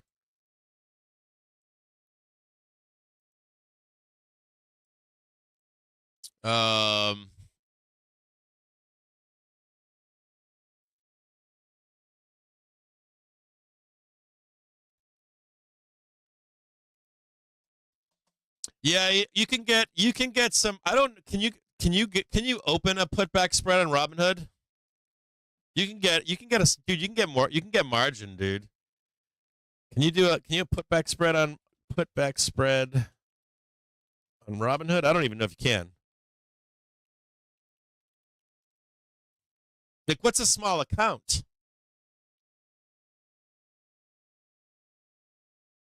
That says you can. You can do put credit spreads. Hold on. How about ratio spreads?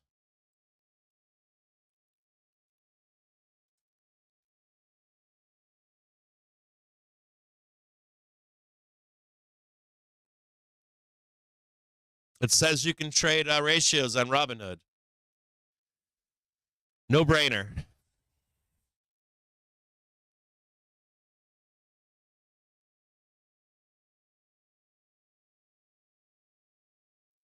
No brainer. You can do ratios on Robinhood. You can get like Robinhood gives anybody margin. Like, you get margin, you get margin, you get margin.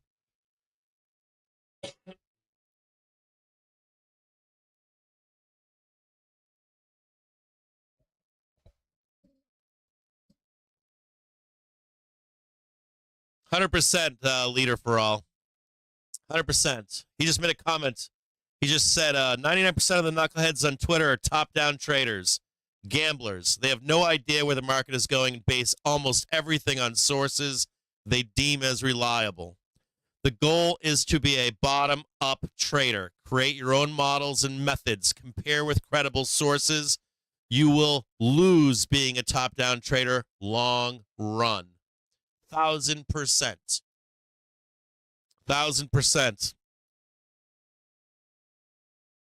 Yep, you get 100% from me too. It's bizarre. Over the years, we see it. We got friends of the show. We've begged, please stop burning your accounts. Please. Like, you don't have to do that. Like, it is easy, basic to not burn an account down. Instead, they're drinking the fucking FinTwitch shit. And believing it. These guys are selling you a sub.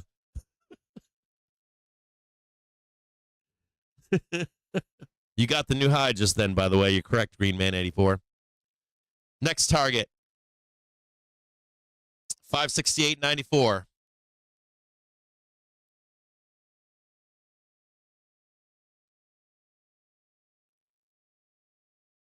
Yeah, 100%, John L. He gets it. Get that guy inside the pros. I bet you this guy knows what he's doing.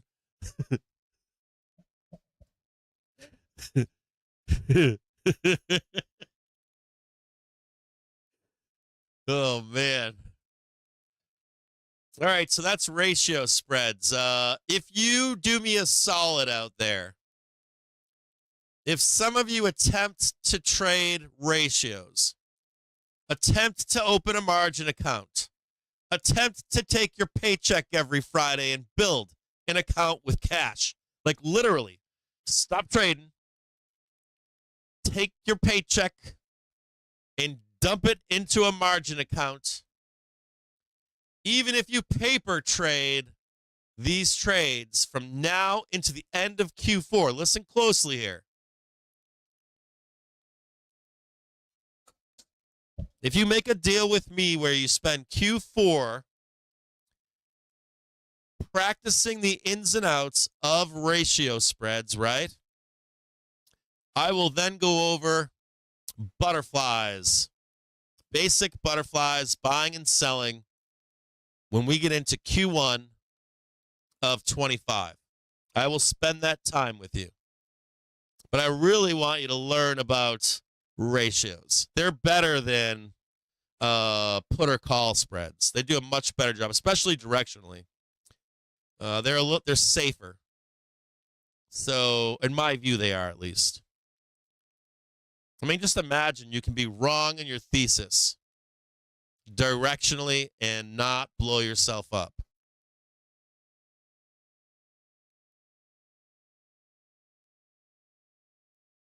$100%, John L.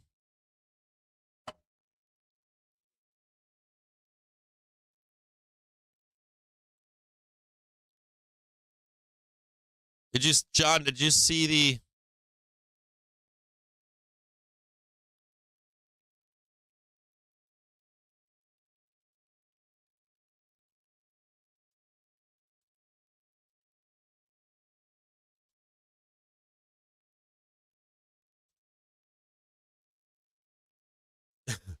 I mean, the last 2 days have been absurd. Market's not going higher.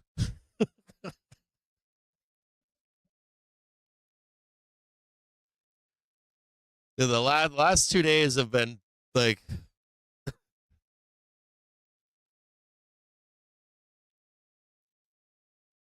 Yeah, I trade velocity. I trade that hand in hand with velocity. I'm not bearish here. I'm hoping for a dip to buy in September 30th, October 30th. I want a dip for an end of the year run. I'm just greedy. I'm just a greedy bull. That's it. I'm a greedy bull. I'm bearish for my benefit. Like literally. Like I like buying shit cheap. I want a dip to buy in October. Like, give me all your pain for election volatility. Give me a dip to buy on November 7th. Give me a dip to buy on September 30th. Give me a dip to buy on October 31st. I'll ride any doom you want to get there. I don't want to trade 570 to 600. I want to trade 550, 560. You give me 530, 540, give it to me. I'll love it.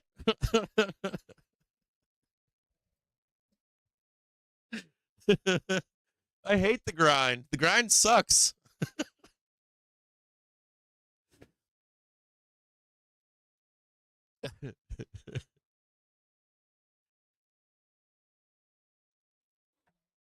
I hate chasing. Chasing sucks.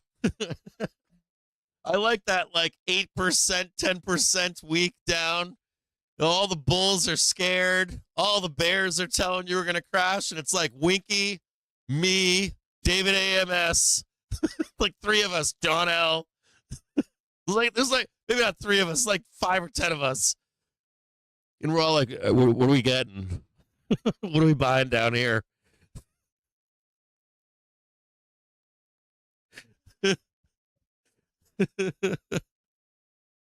Look at those guys. They're all over there talking about a crash. Wiki, what's the percentage of returns over the next 3 months? It's 85%, 16% move up in S&P 500, bro.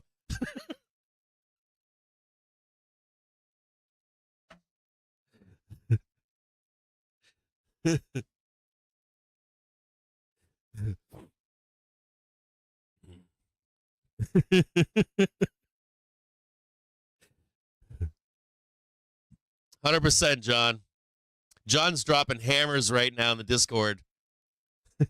Dropping hammers. Dropping hammers.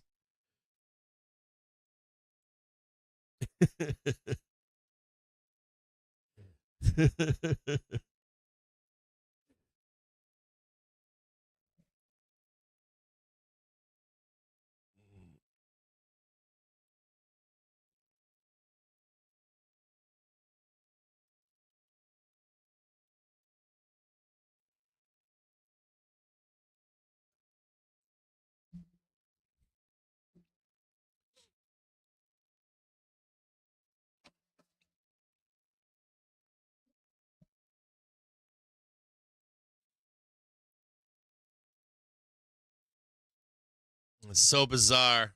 It's like market crash 6,000. I'm like, oh fuck, here we go. Coming into a new quarter. Like closing out a quarter. I'm mega short right now. I'm like, you're what? I sold everything. I'm just short. We ain't even out of the quarter yet, man. We didn't even grab any liquidity to be short.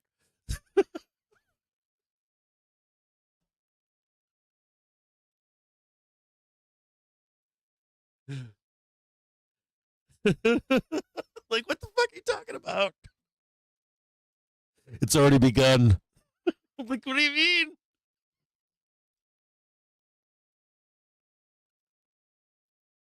We got a whole quarter ahead of us.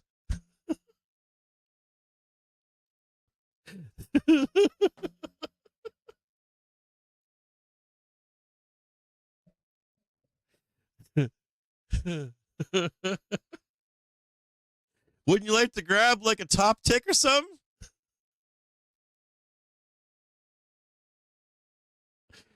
Oh, fuck.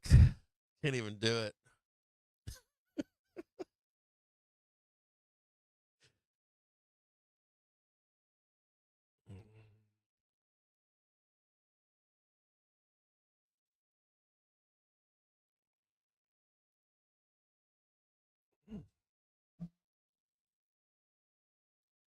I was watching Charles McGilligan the last week, and I was like, this guy's worst nightmare is coming true right now. He called it the nightmare trade. I was like, yeah, you got it. Here it comes, big boy. No, he called it the nightmare scenario.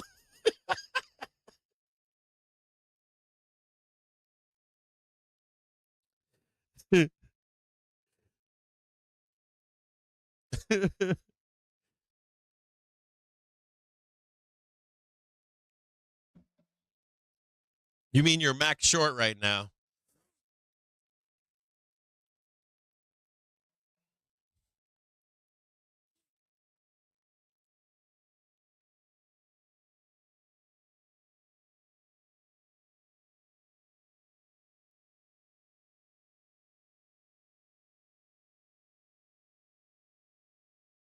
Yeah, if you feel like you can't afford the margin or afford to take that trade, spend like seriously. You think I'm here to sell subs and I'm not. This is not how you sell subs. Stop trading. Go to work. Pay your bills. Save up some money. Spend 1 quarter doing that. Just pocket the money, put it in a margin account. Put it in a Robinhood margin account. Just put the money away, put the money away. Meanwhile, open up, what is it, option strat?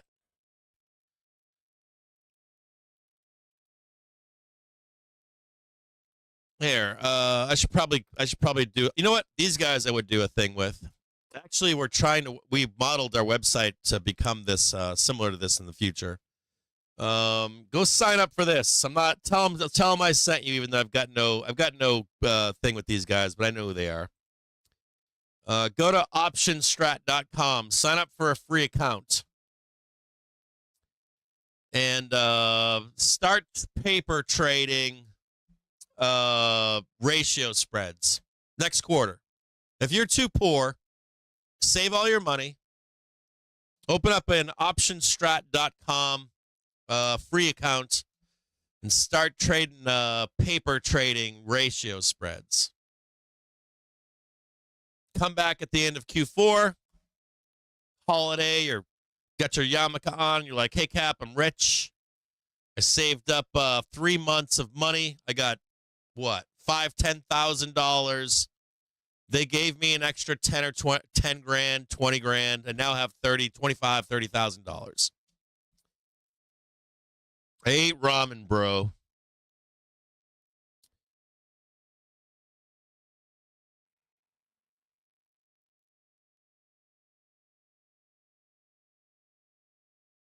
What's going on with the GIFs? What do you mean GIFs aren't working?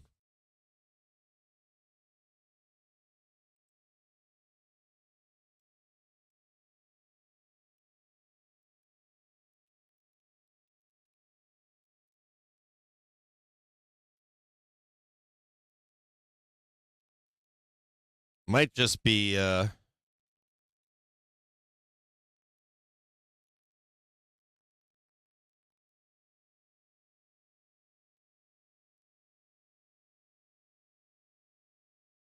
maybe your GIF button is hidden.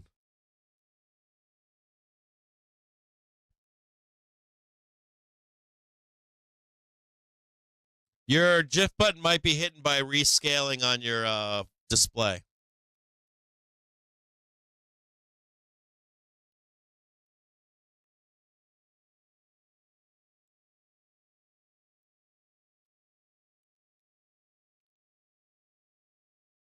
I have that happen on I've got a widescreen displays, and I keep like 3 windows open on a widescreen. And if I make the Discord window too small, the GIF button collapses.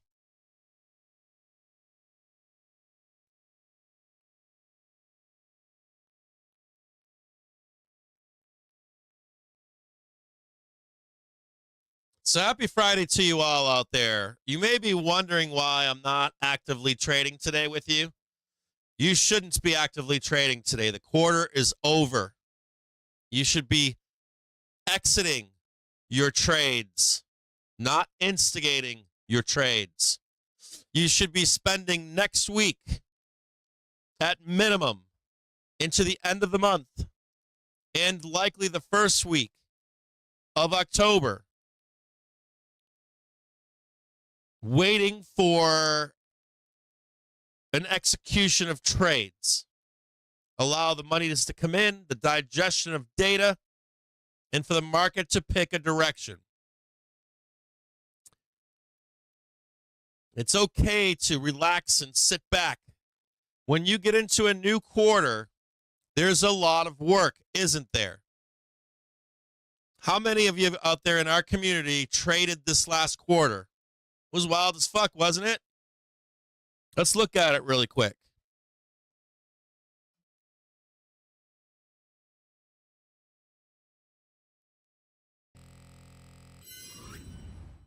think about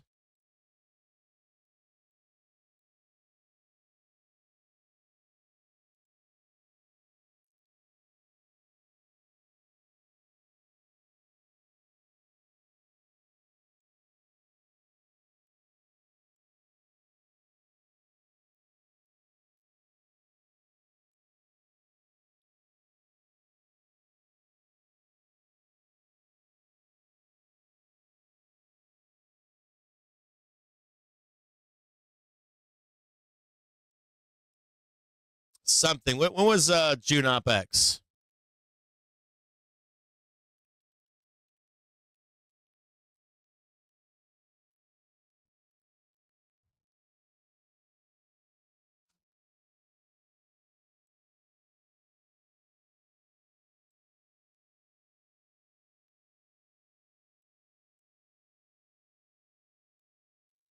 Here's June Opex right here.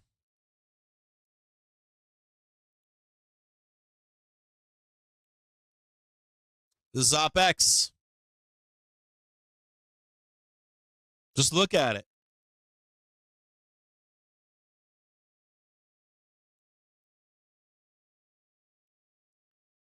This is end of month right here.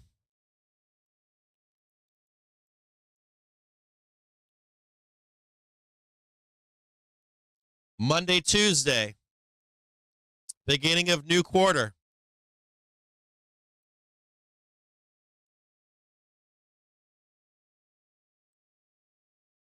And right now you've got people going, oh, bro, we're going down right now. Oh, bro, we're going up right now. Meanwhile,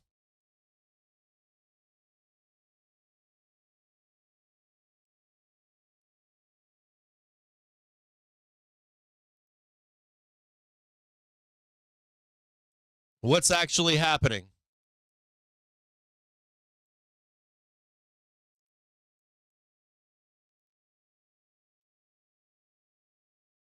You tell me.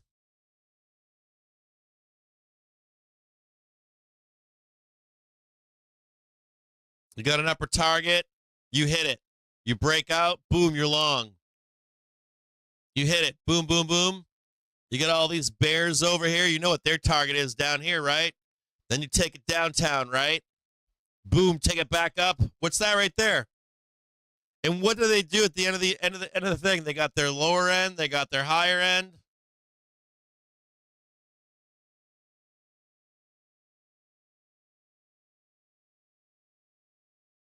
And let's look at this one right here. Let's look back here. Look. You got the tip, the peak, you come back down, right? We come right back down here a little bit. Nope, left it behind. Never saw it again.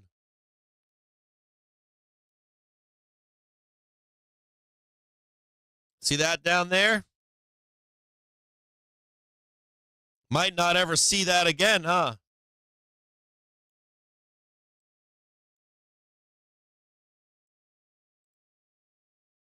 Might not even see that again, huh?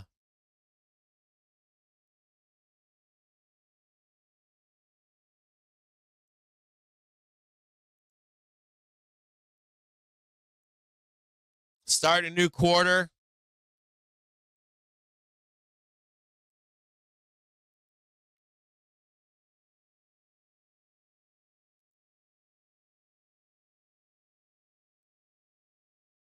What are your expectations? I'll tell you what mine are.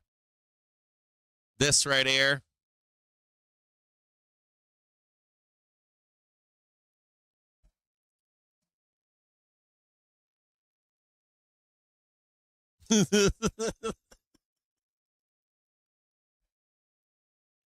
Thank you for playing. We've got lots of expansion coming up for a quarter.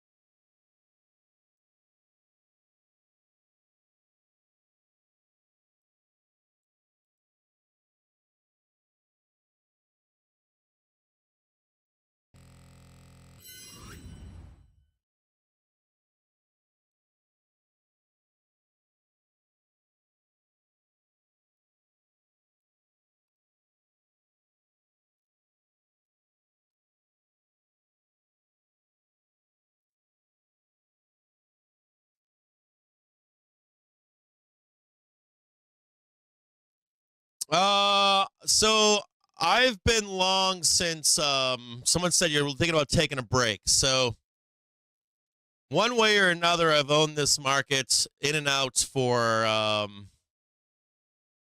2 years. So I figure like a bull run should be minimum year and a half. 3 years gets long in the tooth. 5 years, start really de-risking. We're not quite at like pull the ripcord.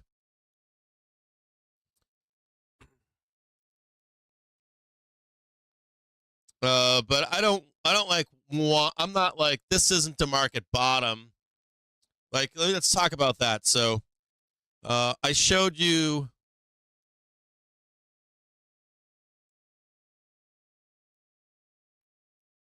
the bear fuck chart, right?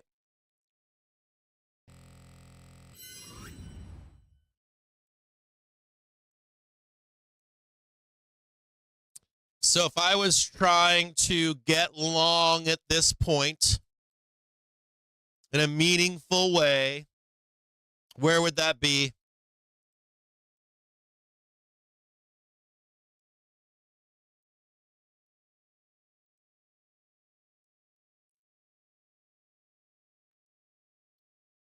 Meaningful way. Meaningful way. Meaningful way.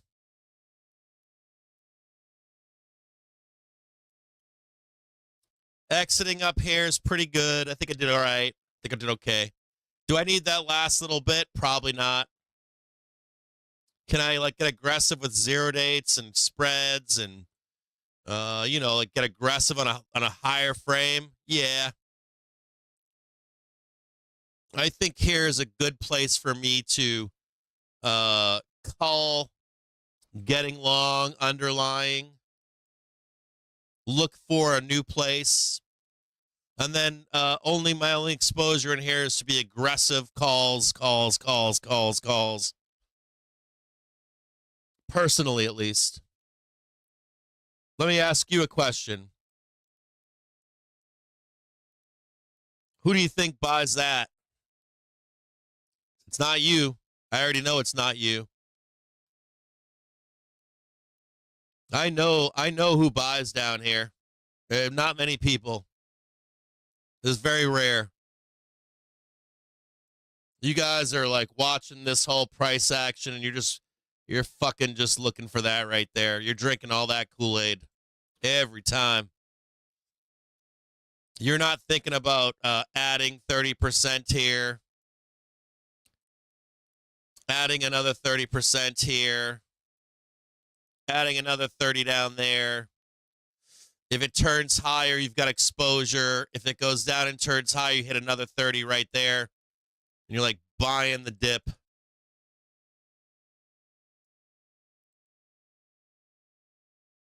You guys are like max short here.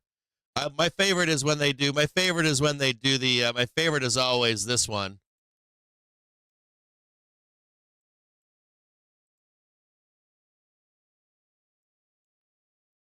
Note 2, right? Unless we have fraud, we never revisit this. We never revisit that unless there's fraud, ever in history. Ever, unless there's fraud. Or not revisit it. We never break that.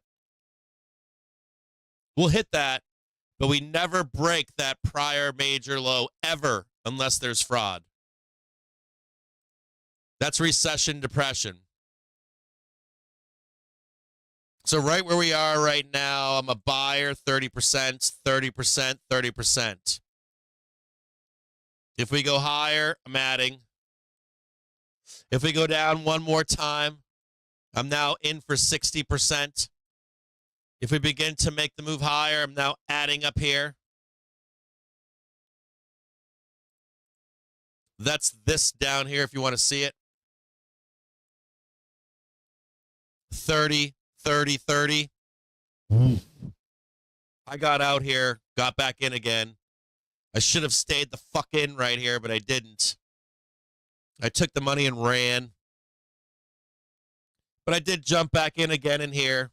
I jumped back in again right here.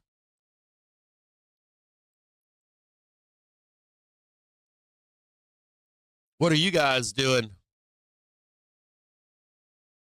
What's your plan? That's my plan. 30. 30. If I have to, 30 down there. All in, baby. Don't care when, don't care how.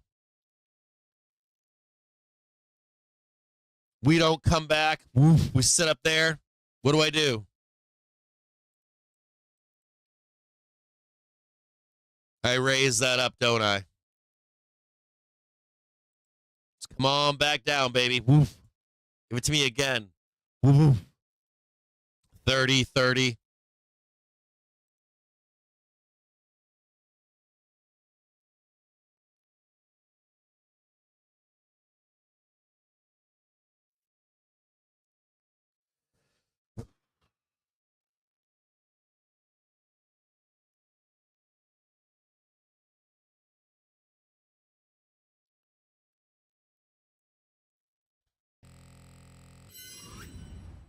Woof.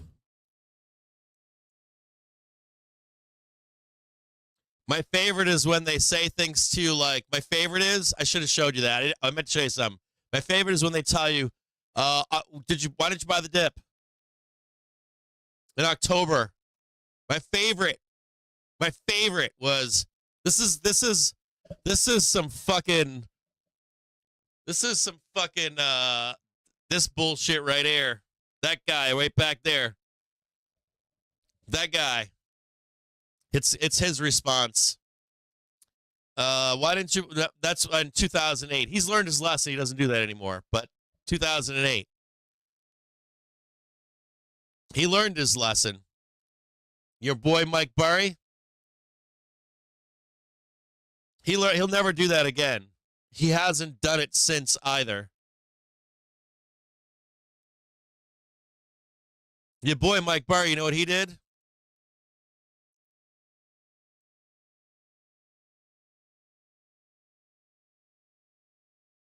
He said what a lot of guys said in October of 2022. You know what they said? I remember. They said, I'm going to get another chance. We're going to revisit that low again. It was possible. There was a percentage chance we would. But if they hadn't put it down 30% of their account on that low, there was also a chance we were never going back there. You'd be none for the worse putting down 30% in a revisit or lower, adding another 30% statistically.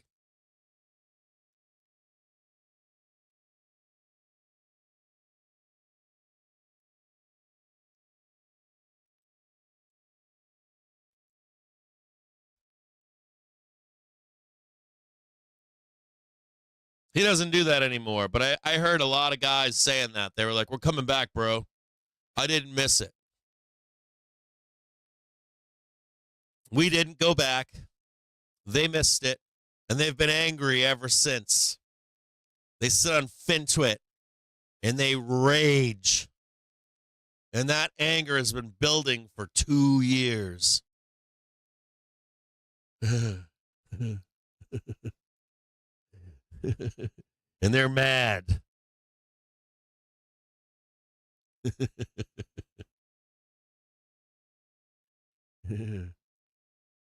Don't be that guy.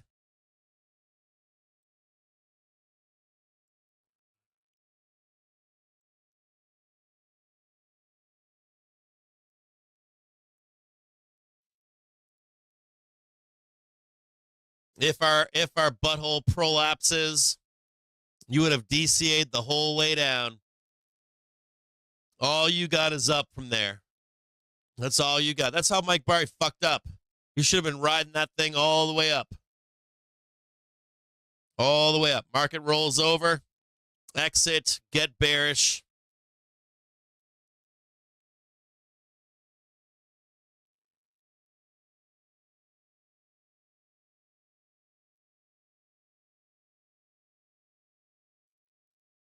Hey, Hippo Herder, how are you?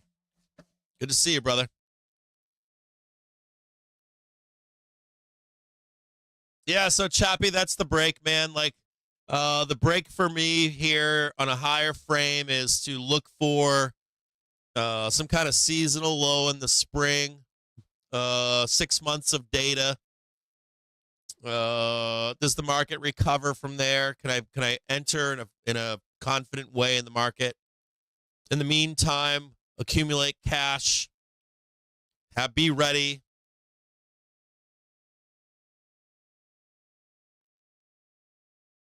Yeah. Join me, Chappie, when we're there. There won't be many people there, bro. There won't. There only. I mean, people say they'll be there, but they don't. I've been there too many times, man. Especially on that scale. Like they're never there, dude. They're literally like they got the pitchforks out, they got the torches out, they got bonfires lit. It's really messy and ugly. When you get those major pullbacks or a bear market or a crash, you're always like the only guy down there, man. Every goddamn time.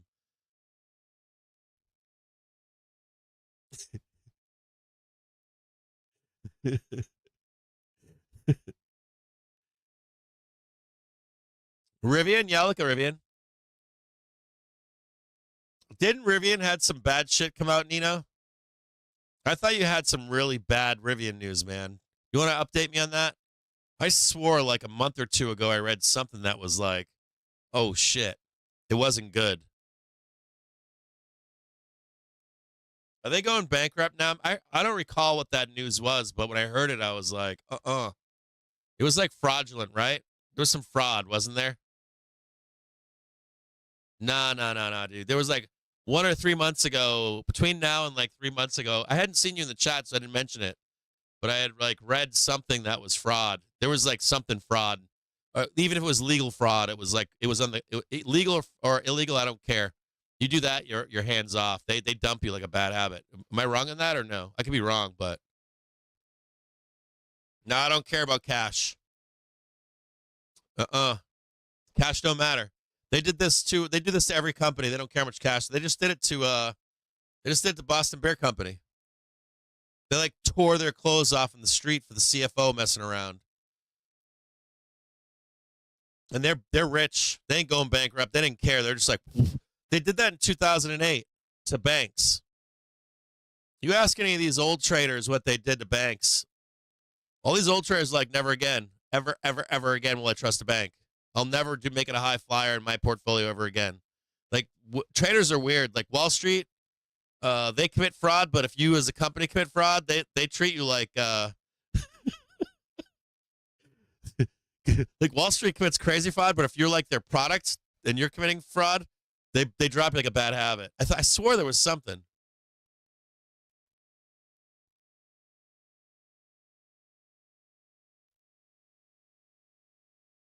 All right, I'll check, man. Hold on, let me check the Rivian news.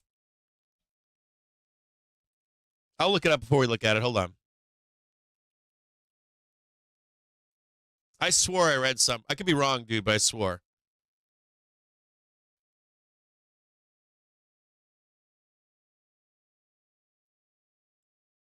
Did it have something to do with the did they get any decisions on the two fraud lawsuits, security fraud in August of 22 and February 21 of 24?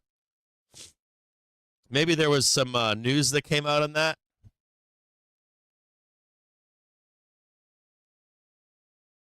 July 16th, 2024. Here we go. There's something about the fraud lawsuit in July 16th.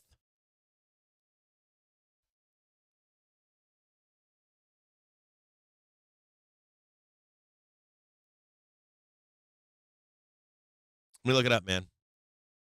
I swore I read something that was like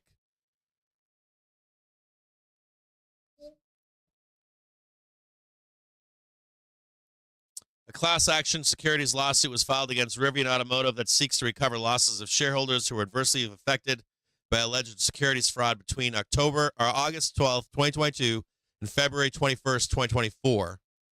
So the lawsuit came out in July 16th. I think that's when I read it and I was like, "Oh fuck."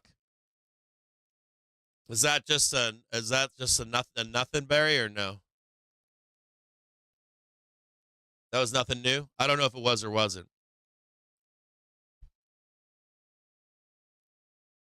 Okay, let's look at it, man. Okay. You're saying it's nothing?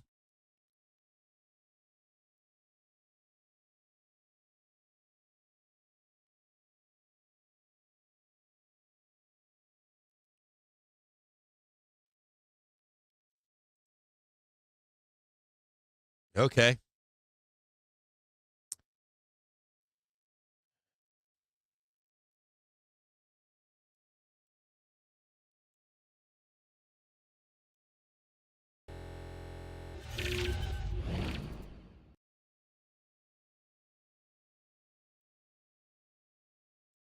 No breakout here. You're still in downward trend.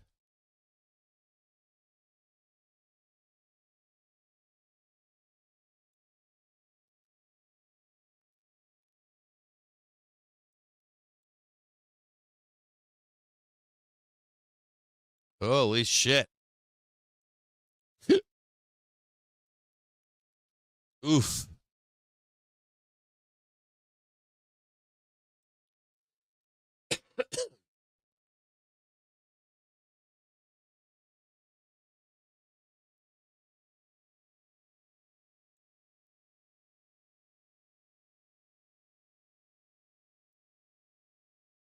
Oh, man, dude. $6.51. You have another potential breakout coming up.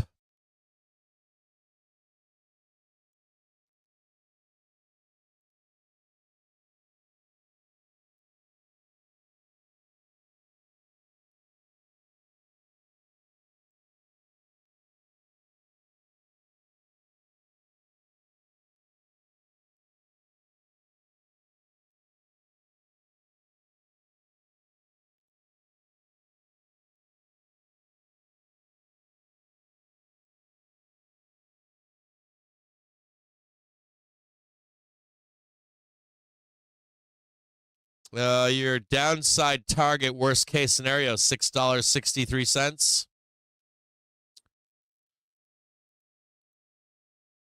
I'll add an alert on it.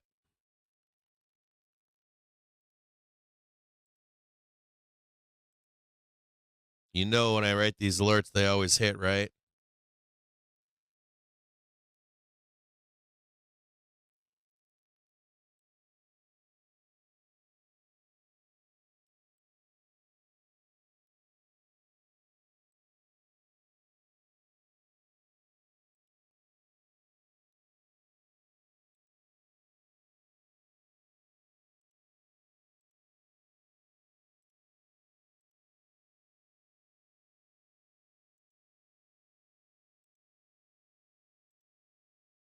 Not every time, bro.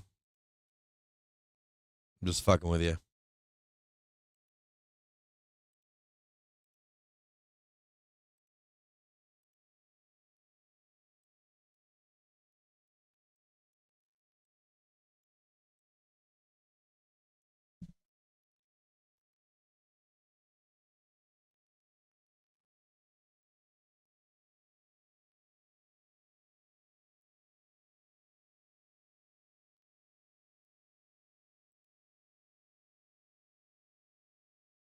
And we're in Opex, bro. So you get like capitulation moves.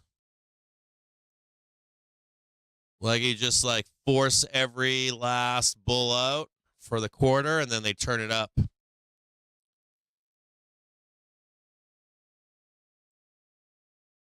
Whatever you do, don't sell here. Do not sell.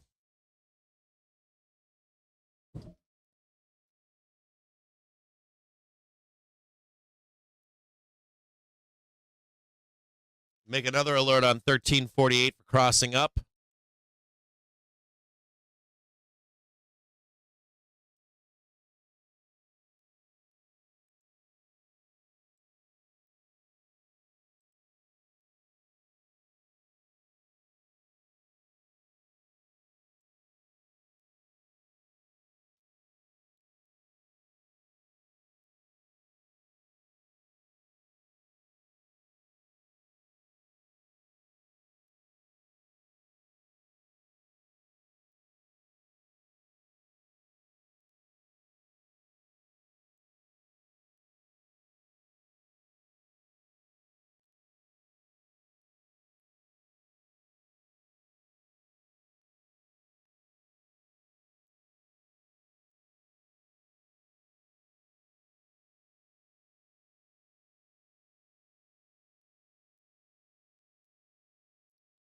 The good news is that this is all bullish. Very bullish here, Nino. But like if you're under a microscope, it looks terrible.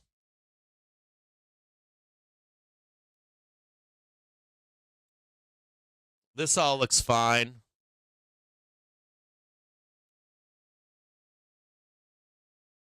This just looks like pain. This little bit here, you can see a little bit more pain on the daily basis. See how you're getting a little bit more down here?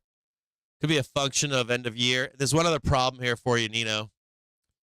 It's tax loss harvesting season. So you can see like the blood and tax loss harvesting on the year too. People are trying to get out.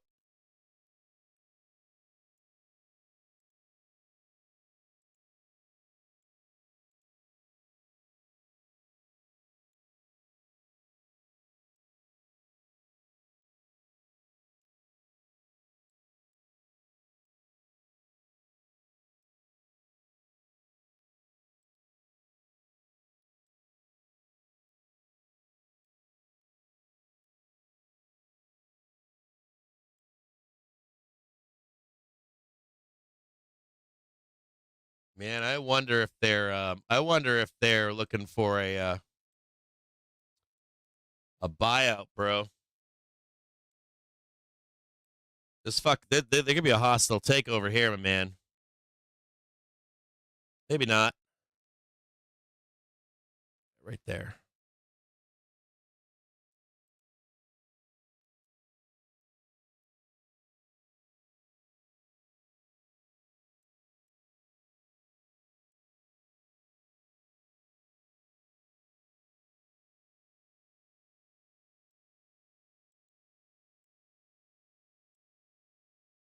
Bam, bam, bam, bam, bam, bam, bam, bam, bam. Or you get above this and escape velocity. I got an alert right here for it if you escape it.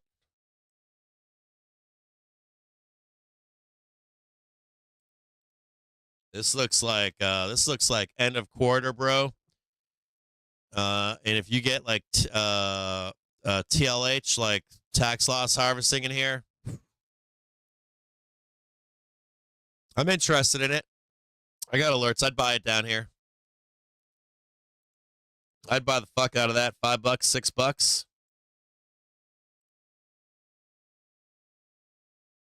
This is the end of year. $5.78. Put a stink bid in. I don't know if they'll let you keep that bid in there, but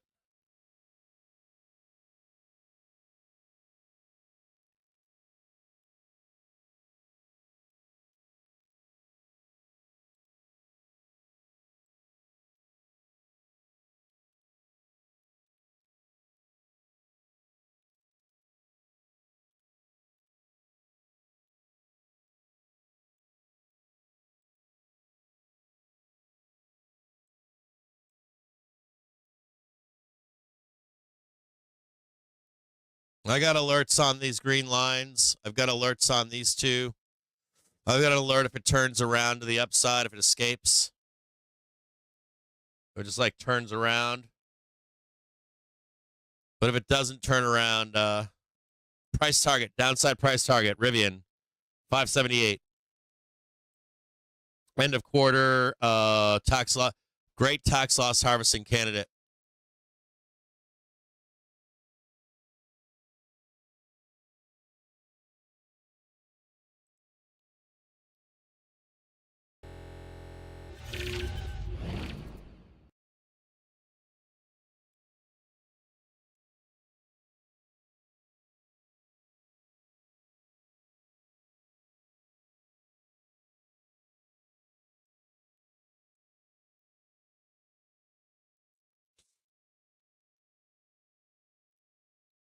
Yeah, man.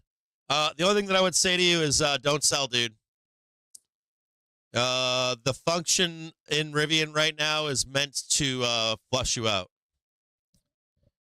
I would not buy any more Rivian either. I would be collecting some cash, and then if we go that low, I would add a bunch, so that you can exit in a safer or at least some kind of profit.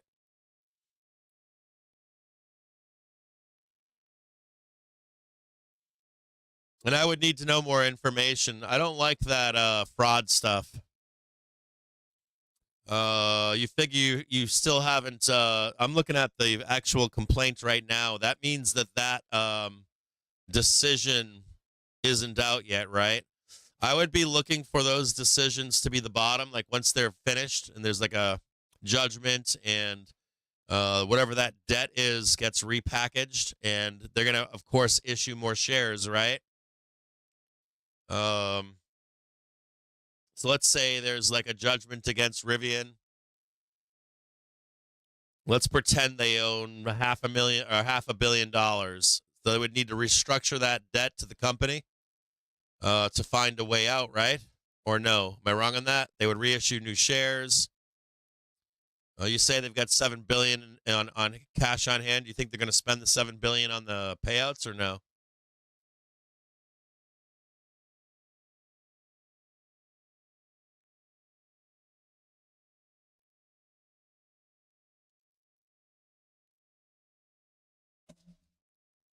Binky, tell them about how banks were like high flyers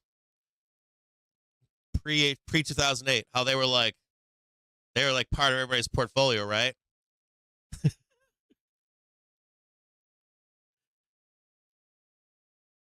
Yeah, the case was won, then you'd fly. Or if you lost, you would need to see how that debt is structured. Does it come out of the cash on hand? Does it come out of you know how they don't normally take their cash, right? They normally fucking hammer you with dilution, right? They dilute your shares. They make you carry the burden for their fuck up, right?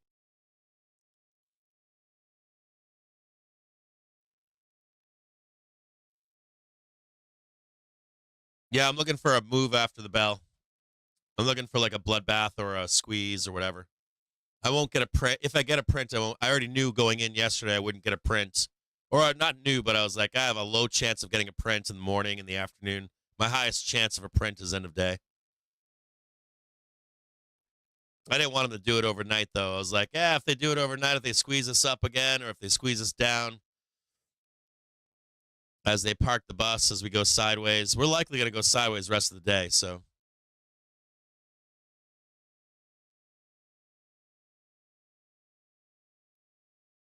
yeah, and, if I was upside down in um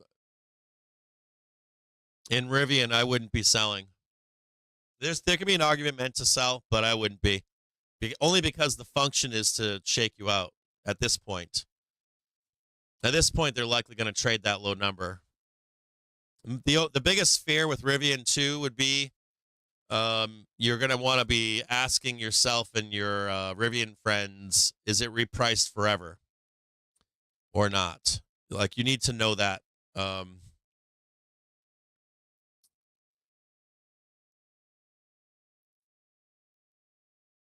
think I've shown you guys this before. I'll show you. Let me show you guys something here.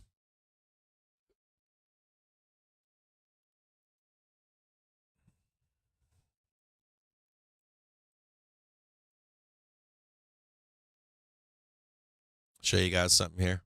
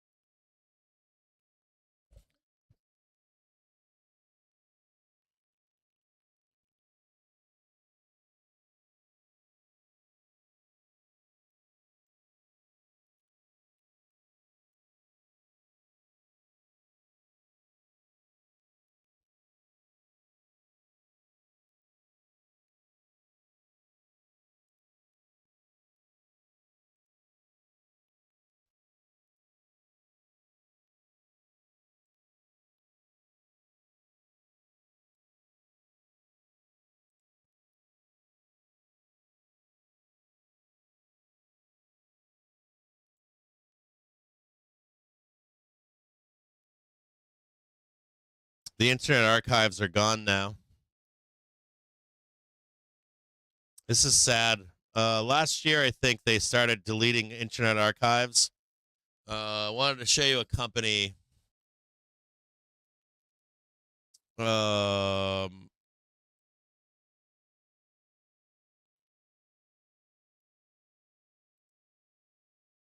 So I think last year or this year, they got rid of the Internet Archives for the Internet. You used to be able to search like articles and stuff from a long, long time ago. This is DGLY.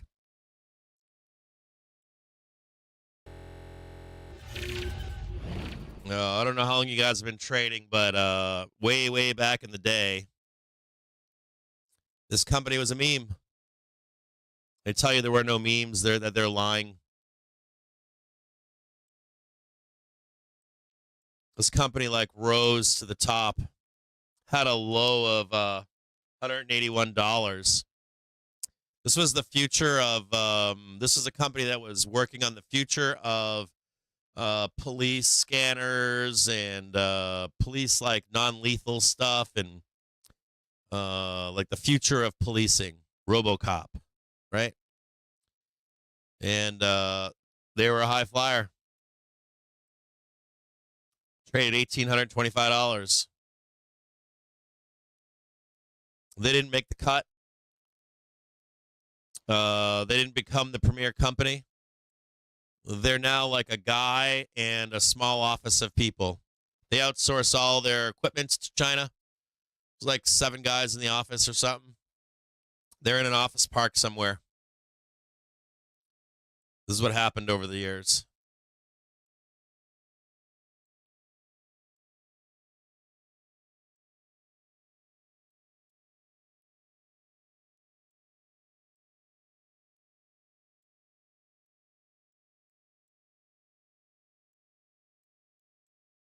Trading 84 cents.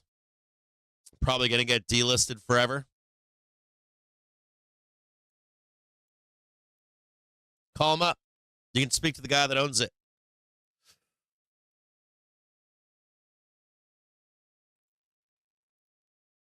You know what I mean? So that's a nightmare. That's nightmare fuel, right?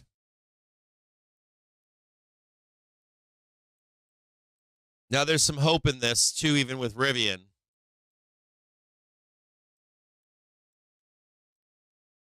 This was the last pain shot, right? They went down to $16 here at a low. So if you ever see like Rivian gets like a spike, like a short squeeze, this was actually COVID because remember the riots, the Me Too and all that kind of stuff? They got roped into a pump and dump. So it's not like Rivian can't do that either. Like Rivian can squeeze up there. On a high on Rivian during COVID, they traded $142. So it's not like Rivian won't come back, but at the same time, if Rivian does squeeze, what does this tell you? You get out. So you don't sell Rivian, but if Rivian ever like squeezes and you're in profit, the one thing you don't do is drink the Kool-Aid for bulls. You're just like, I'm out of here. And that's the danger. The danger is it's just another excuse to get out. You can't trust people. They're like, oh, bro, it's going up forever and ever and ever. They got billions or millions or whatever. And the moment that they squeeze, these guys exit. Moment they squeeze, these guys exit. Moment it squeezes, these guys exit. Moment it squeezes, these guys. The whole way down, you're listening to all these trapped fuckers from way up there. Course of 20 goddamn years.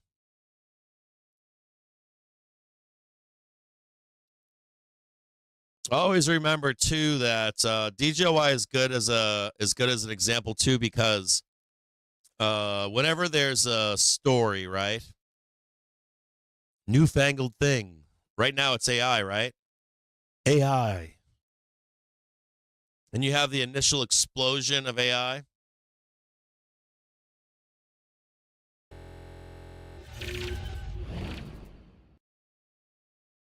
And you're going to hear people tell you, like, no, bro, SMCI is going to be up there, dude, forever. No, dude. Company AI hand jobs is going to be out there forever, bro. Trust me. We have examples of, so that's why you like the initial explosion of anything. Even if they do it again, you can trade it briefly. If there's like a second wave of AI, you can trade those shitty companies. But the initial explosion of any new thing, you always collapse down into the heir apparent. Who's the heir apparent right now for AI? Anybody? It's only 2 or 3, right? Who's making the shovel? Who's making the shovel?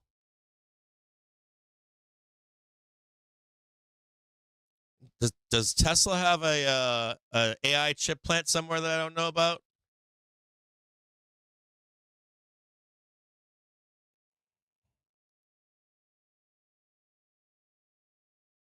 Who's the heir apparent making the shovel?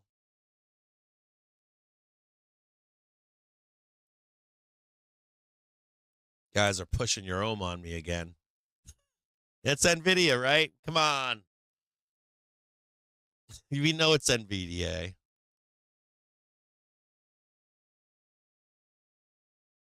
Yeah, TMCI. But who's the heir? Like, who has the capability? Who's got the giant factories?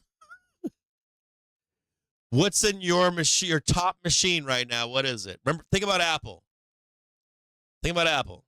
You got Android, a bunch of different small companies, but what's the premier phone in your hand right now? It's Apple, right? No, not your Android of chips. I know, I said factories. That was a misnomer.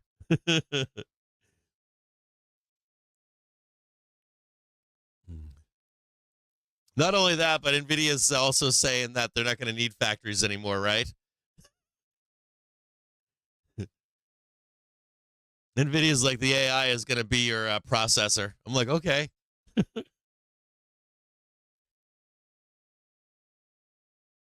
Like, who makes the shovels?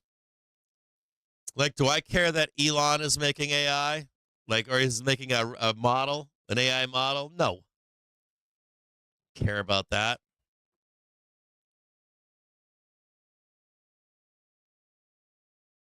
Care less.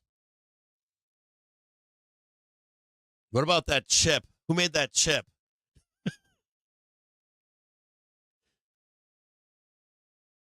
Who made that goddamn chip that Elon's using?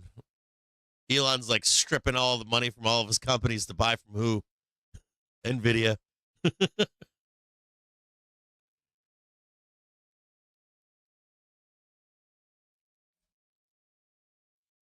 Also note that TLT is coming into a buy zone. Still don't know that it's ready yet, just because of market conditions. Oh yeah, it's hammering again. Hammering on its 6-month trigger. I want a little bit more down. I want like $98. I want the market to bleed the next week. Get a nice little low down there. Whew. It's trying to turn up right now. It might run away, but I want just like that quick blood.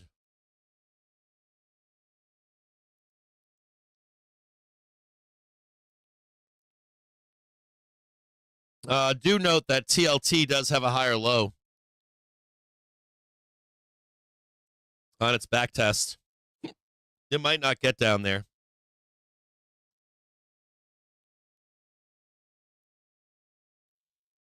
No, I don't believe him. I was just reading, or I listened to the entire guidance, and then I read a bunch of the companion pieces. There's no one touching them. They made some pretty bold statements, didn't they? I don't know, man. They weren't making great. They weren't making. Their statements were shocking to me.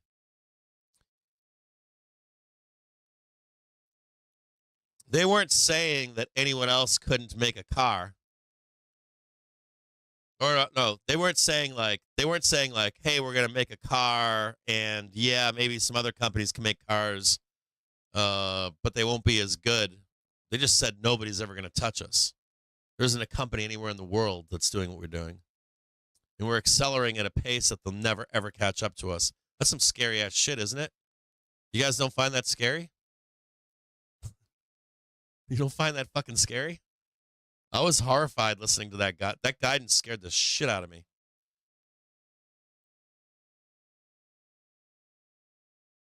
Did you guys actually listen to that guidance? That guidance was stuff of nightmare fuel.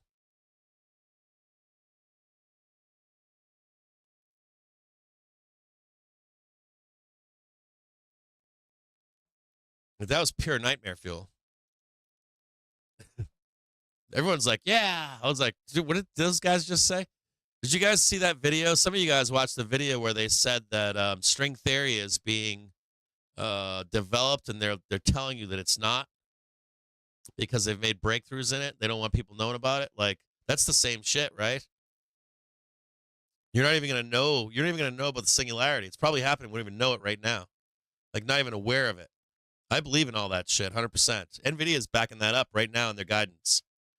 Right, like right now, telling you in their guidance that no one will ever catch up. There's not a single entity on Earth that'll catch up to where we are. I'm like, what? They're being, and the scariest part is that they're repeating it. Like Lisa Su repeated again and again in that thing. She kept hammering it home. And we're going to share some of this stuff with our allies. And I'm like, why does she keep saying that over and over again? She's doing it probably to protect herself if the Senate steps in and tries to shut it down in some way. She's protecting herself from liability with the government. It has to be something like that.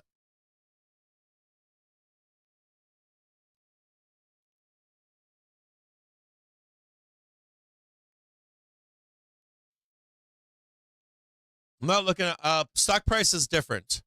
I agree with you on the boom and bust with the stock price. Like, the price of the stock is different. I'm talking about just the company itself. It's scary. I find it super scary.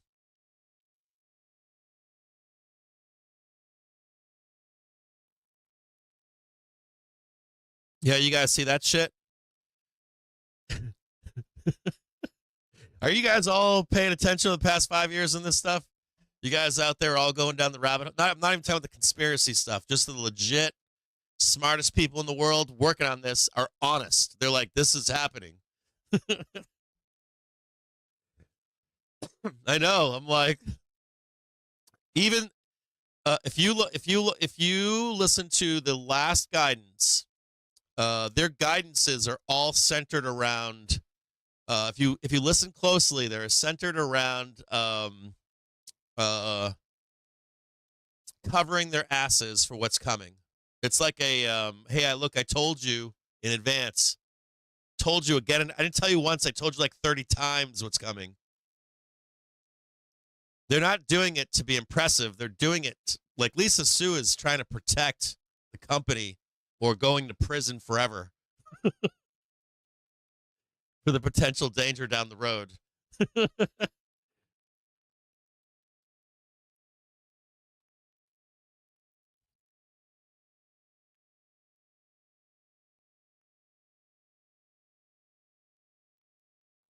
Chase, I don't know what to say to you, man. I just went over. You should watch the entire morning, brother. It was geared towards you. You're not going anywhere, man. No, market's not going anywhere, brother. Not in a meaningful way. Not right now. You got to wait till next week, bro.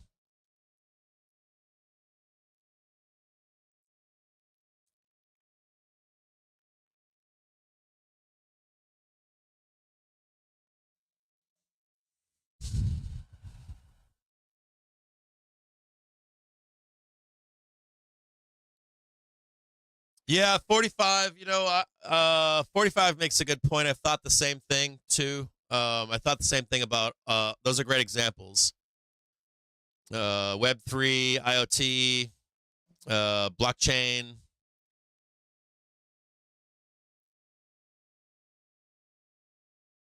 GME, already told you guys to be long GME. Told you guys that 3 weeks ago. Get long.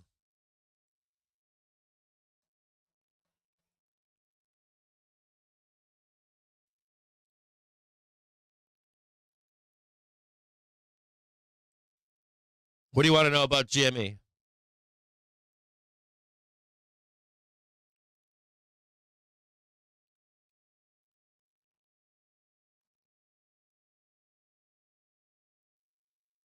You want to know if it's going to break out?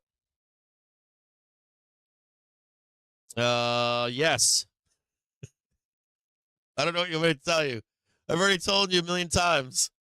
You trade $20, you buy it all. I've already told you that 100 goddamn times. What do you want me to tell you? Down here, I told you to buy this. Down here, I told you to buy that. Buy this. I don't know what else to say to you.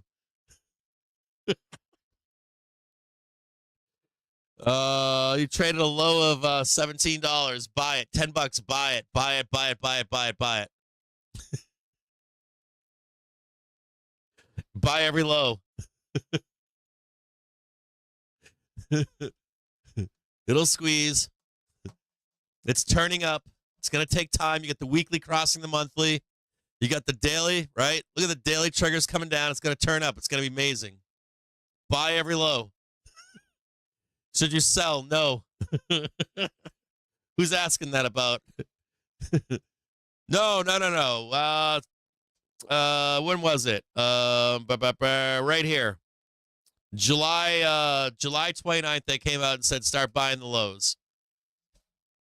You get the week. I said it on Twitter. I said, the weekly trigger's coming up. We're going to start squeezing. You just start buying. Don't look at it. Have an upside target. You're trying to take what? Trying to take $30. Yeah, $29. What you're trying to take? You're trying to take $29. $30 is your first target. Second target, you get $30 for a first target. 33 for a second target. You're probably wondering if we're going to go up and trade $1,000, right? No. You're never trading $1,000. You might trade 80. It's possible.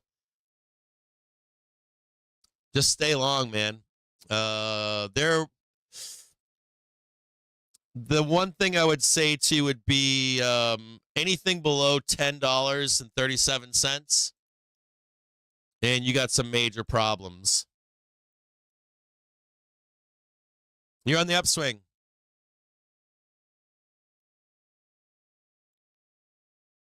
You just keep adding, keep adding. Don't talk about it.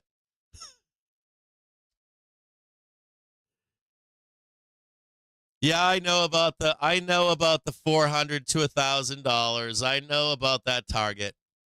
I trust James Rowland more than I trust myself. But there's a thesis here where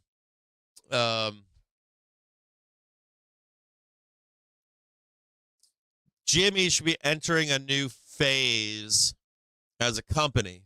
They have not done that yet.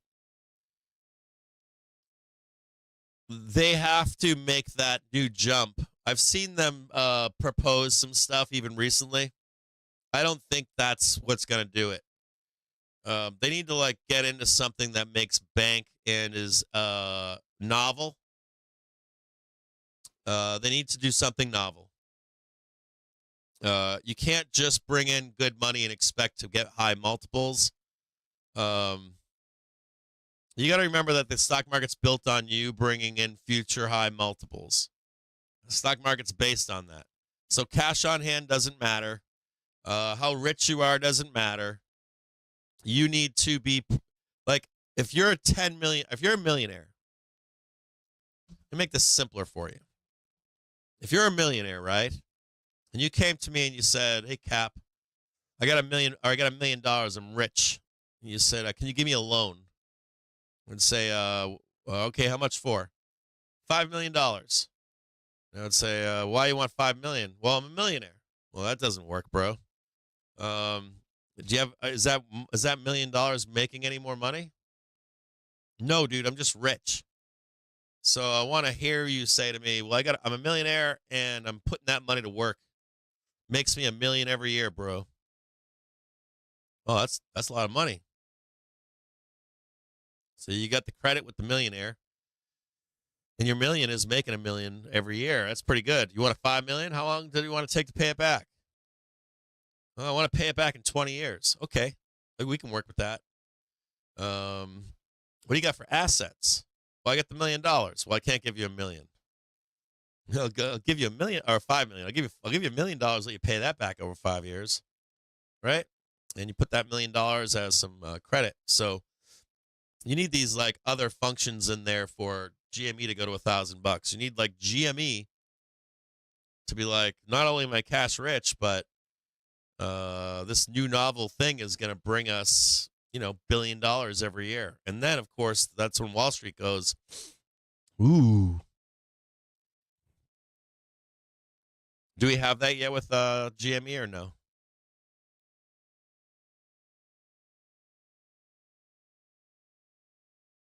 Yeah, do we have that? BTC something. Do we have anything where right now where Ryan Cohen's got a plan for making billions? That's novel, that will grab the little goose, the boy, right? Like, it's going to grab me by the nuts. Whoa. Yeah, they got memes. Now, that doesn't mean they don't come out with that. Velocity is saying they're being given the opportunity right now. It's like Velocity is telling you, expect GME to come out with something. So unless it breaks $10, I'd be buying on that hunch. I don't know what that is going to be, that announcement. I know that the opportunity is here right now for them. But if they squander that opportunity and they don't come out with something soon, they'll go trade it down to 10 and even lower.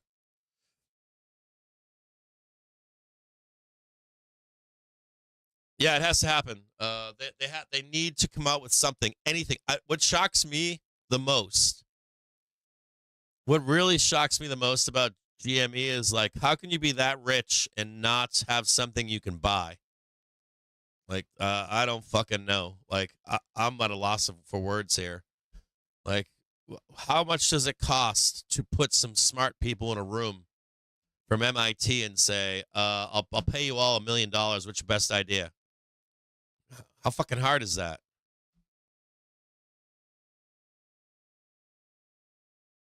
Yeah, I've heard of those rumors. Is the future in theaters, though? Maybe. I don't think it is, though. Movies are dying. Entertainment's changing.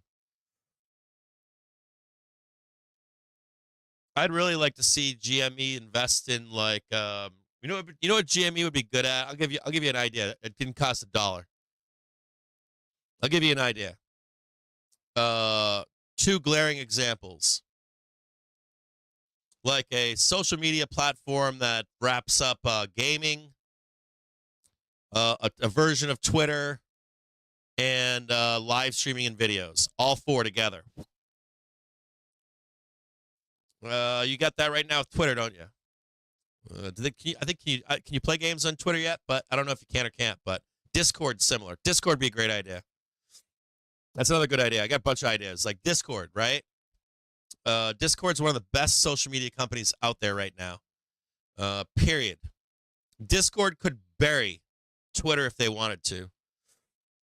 They could actually bury Reddit and Twitter in one swoop. One swoop. If they rolled out some kind of a format where they have the scrolling, like you go to Discord and like you can see three things: your insular community, and then have discovery for like scrolling information, and you'd have a Reddit type front page where you have subreddits, you'd have sub discords. You have a main Discord, sub discords, And then you'd also have a scroller on the left-hand side with breaking news that's unmoderated. Zero moderation. Not like Reddit, like Twitter. So you have like unmoderated filth on the left, front page with subreddits, with discovery. There you go. That's your plan. And the best part is you get the gaming in the discords, the sub discords. You blow out the entire world. Just announcing that development, you'd probably fucking moon. You'd trade $1,000 in like a month, or buy Discord and roll that development out.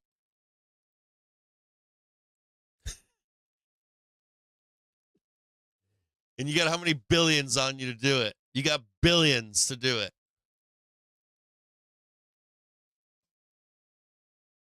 It would be insane. And you wouldn't do the politic thing. You'd say, you got your own sub discords to lay your own rules down.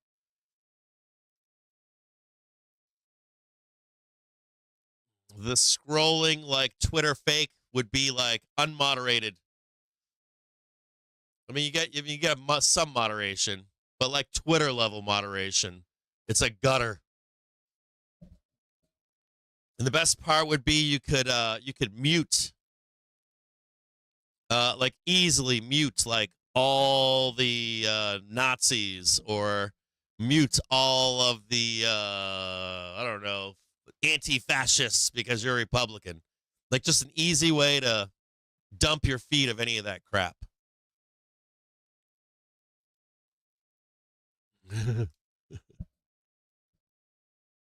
It'd be monster.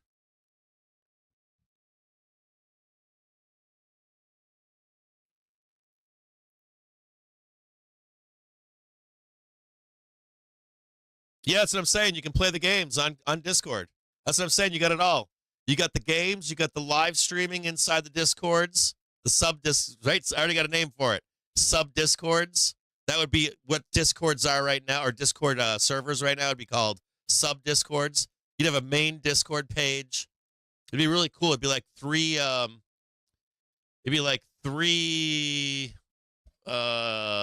columns. You'd have like a Twitter style column, a main page like Reddit, and then your subs in the right hand, your sub Discords in the right hand side.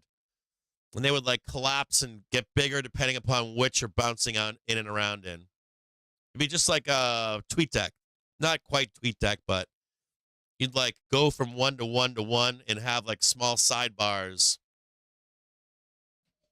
Like you're in just look at your Discord right now. On the left-hand side, you'd have like a Twitter feed in there, just like fucking rolling through. There's no there'd be small discovery in there for Discord channels, but then you'd have like another sidebar, and that would be like Reddit, ranked hot posts and new posts and all that kind of stuff from sub Discord members. So you'd be then in your Discord, and you'd be like this. You're in your Discord, and your Discord admin would be like, you can or can't post to the main page. Your mods can, or maybe all your members can, right? So your members are in there, and they're like, I just posted a cool meme, and you hit the button to post it to the main page. And you also have the option, if your admin lets you, to link to it as an introduction to your Discord with a possible, hey, do you want to join this sub Discord? But all three are visible. They all have to be visible, so you're getting the attention of all of that shit. Elon Musk is watching right now. He's writing it all down.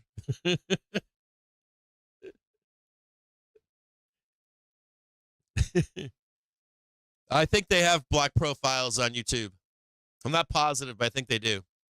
I think you can even block people in the chat if you want to.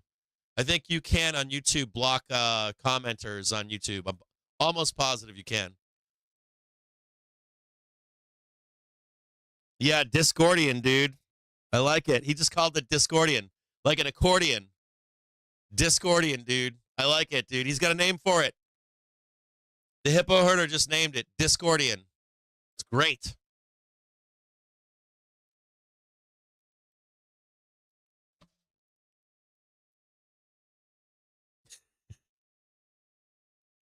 You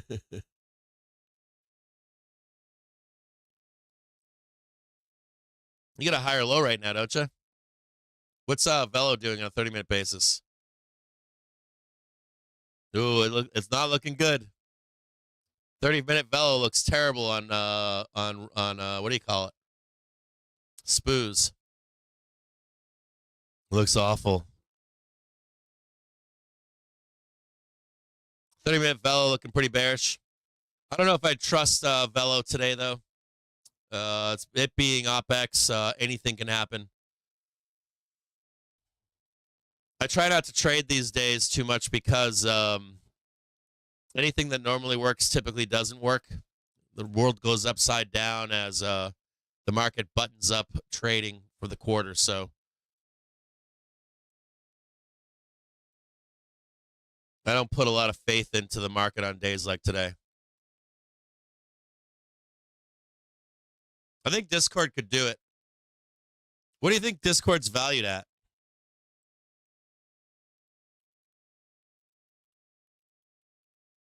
It's probably stupid high. You ready? Discord right now, currently. This is shocking. In June of 2020, Discord was valued at $3.5 billion. $3.5 billion. Today, valued at $14.7 billion.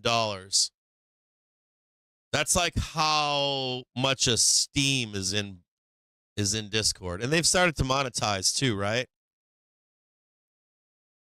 New revenue streams. Like Discord could like tear down the internet.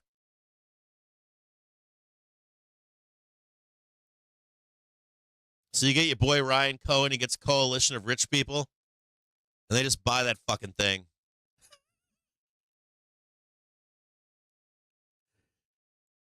The world would melt if that happened. Reddit would shit their pants.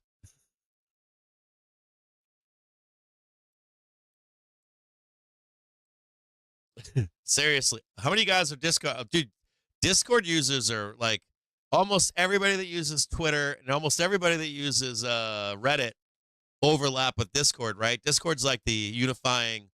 I figure that most of you use Twitter, Reddit, and Discord. So there's like overlap there too. It's not like you're reintroducing something new. We're combining all three. Oh my God. Oh my God.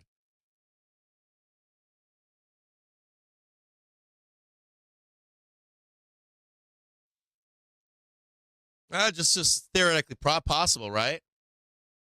It's theoretically possible. You got Rivian can get on this shit. Get Rivian, GME, and one other corporation. You all take your cash-rich money, you just slam it down in a backroom deal. Couple billion for AI and shit. Couple billion for operating, for servers. And you just fucking do it.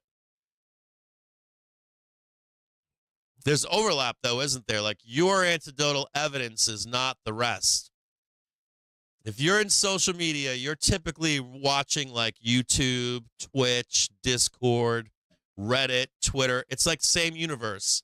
It's not like you're like, oh, I'm going to go make Blue Sky, and they're not already a user of one of those things.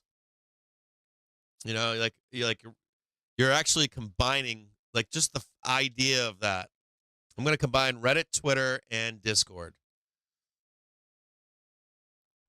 That shit, I bet you that shit would get you fired working for any one of those three, or not those three companies, specifically Reddit and Twitter. You'd get fired even mentioning that. That's like the son to a vampire if you said that shit. Because Discord, of all three, Discord probably has the best, what would you call it? Like Discord has like the best, like Like when people like your product, I forget what it's called, but like no one really rages about Discord, do they? Some of the like the Discord not trolls, but longtime Discord users get stinky. But the overall thought, like if you ask someone on the street, you're like, do you like Twitter? They're gonna be like, no, it's a cesspool and Elon sucks. Do you like Reddit? No, it's an AstroTurf Chinese company. You ask like a guy on the street, like, what do you think about Discord? Like, it's great. It's fine. Works fine. Looks great. I love it.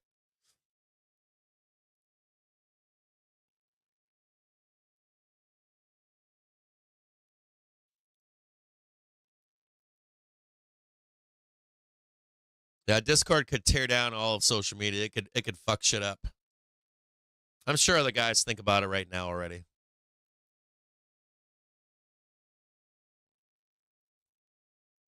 Yeah, I don't know if it's like I don't know if it's retention or customer satisfaction. Goodwill, maybe public goodwill. How about that? We'll change it. Like public trust and public goodwill. Discord blows both of those away.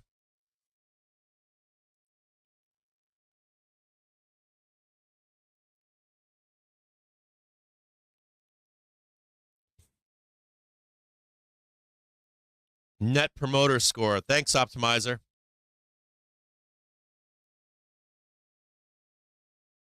Yeah, it's something like that, right? Like, are they a benign company? Are they viewed as not an evil empire company? Discord falls right in that.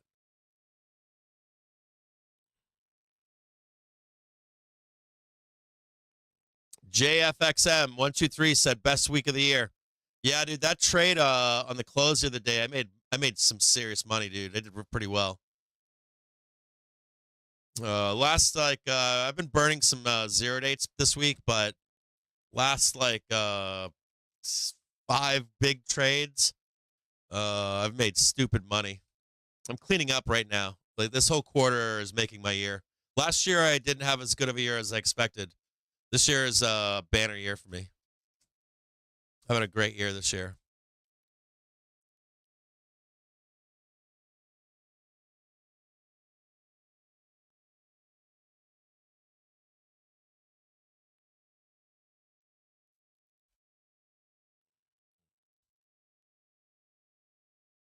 Canuck Mobile saying Tencent owns Discord. I didn't know that. Someone inside the Discord saying that you can actually invest in Discord right now. ForgeGlobal.com. Is that just a gambling site or is that actual private equity or private equity stock?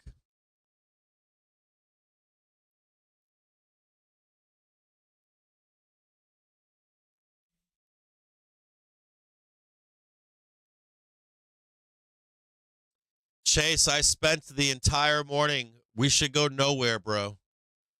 I would refer you, Chase, to every previous quarter.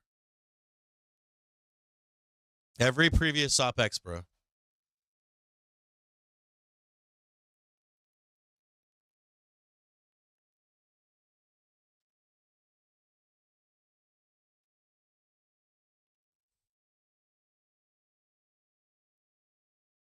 Yeah, but I did burn some zero dates, but I'm still green by tens of well, not quite tens at this point. I think I'm up like 10 grand right now in just zero dates. And then we're not even going to talk about the spreads. I've been posting those for you for months now. They're 100% winners. They're just cranking. It's been a stupid fucking quarter. Like I've done very well.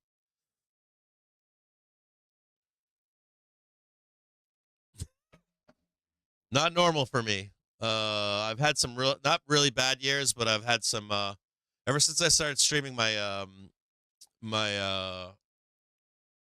I haven't done as well as I've done in previous years. First year that I've had a first year in 3 or 4 years I've had a banner year.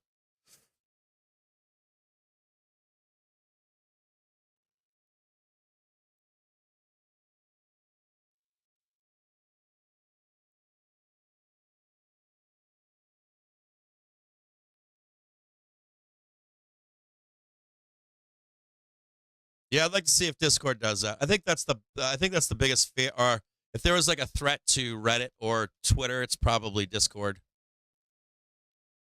If I was like a I don't know, like a Reddit admin or something, not admin, but if I was like in the company, I would be afraid of Discord.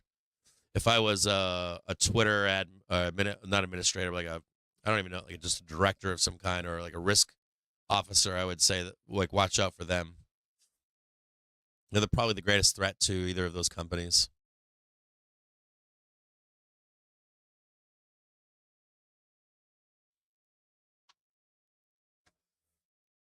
I'm sitting on cash too, guys. The hippo herder. I'm parked right now, man. I'm waiting for the quarter to end. Waiting for the new quarter to start. Waiting for I'm trying to put a hedge on for Q4 right now. Still haven't put one on.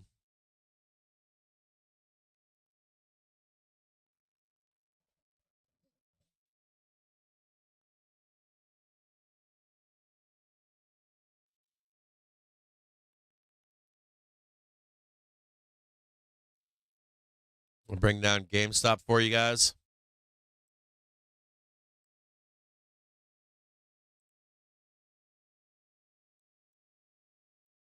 Think you guys get $30 today in the bell on GME?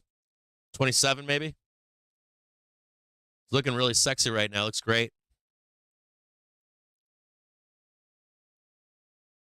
You probably tag like 24.20, reject, then 26.50, then 27 something, I think. 27 something, $28. Trading 21.81 right now.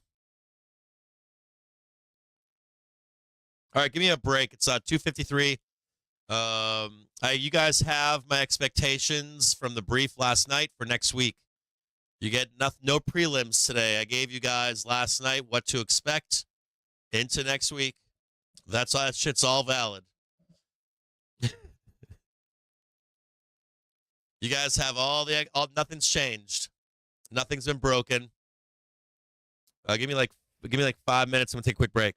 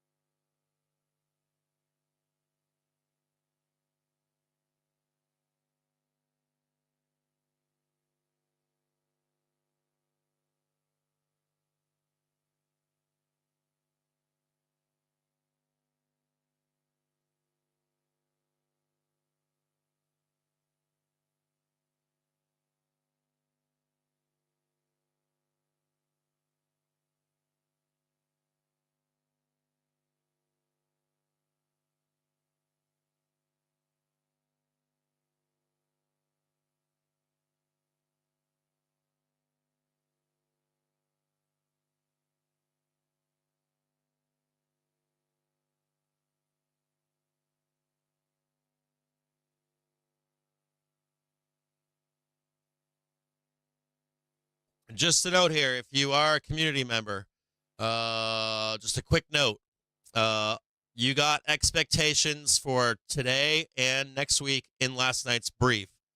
Over the weekend, you're going to get an expectation for Q4 and a preview for 2025 so that you can plan farther out in time. What else? I think that's it. So you should be prepared for what to be looking for in 2025. You should be also be prepared for whichever direction the market takes in Q4, so that you're good to go for the next quarter. If I were to recommend anything here, I've already told you that there's highs and lows for a hedge in the market. And I've also shown you that there shouldn't be a directional move until after the month end. So we'll revisit. We're going to trade next week, but you guys get the idea on when we're going to make a move. Like, look for a major market decision in and around the 30th or the 1st of September. And I got to warn you guys of something. John L. said it in the Discord. Be careful out there with what you're reading on Bloomberg, the banks, CNBC, white papers, FinTwit, Wall Street Bets. Be really careful. Understand who it's coming from. They're pushing home for the next quarter on you. And the market loves to fake you out. So just be easy, tread lightly. The next coming week, fall into that flow of the market.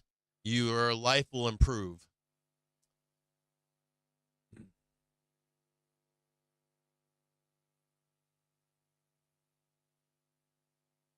I've already given recommends on the show here this morning. I laid it all out.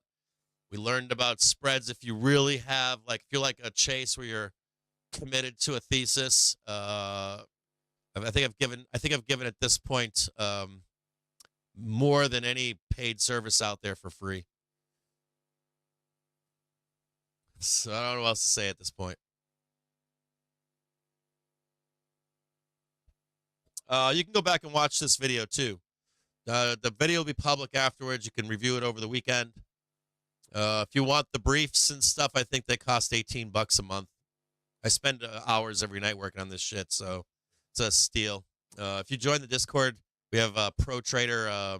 We have pro tools in there, from Unusual Whales, Trady Ticks, full suites. We got them from BB Bot. So even if we had updated, we got updated velocity charts for you twice a day to access. I think it's like $28 a month or something. It's costs nothing for all of it. It's like the entry level buy-ins are dirt cheap. $18, $28 for a year out. You can't even go to a fucking bar and get out of there for less than $50. So it's pretty cheap. I'll talk to you guys soon. We get people to trade all day long. Entry, exit, I'm in, I'm out, 24 hours a day. So it's a steal. I'll talk to you guys soon. I'll be back in about 15 minutes. I'm gonna take a quick piss, lift some weights, and I gotta make a reservation for tonight. So Fed's Harker sees the risks to inflation and employment as balanced. Harker says there's risk inflation could stall, and there is risk the US labour market could soften.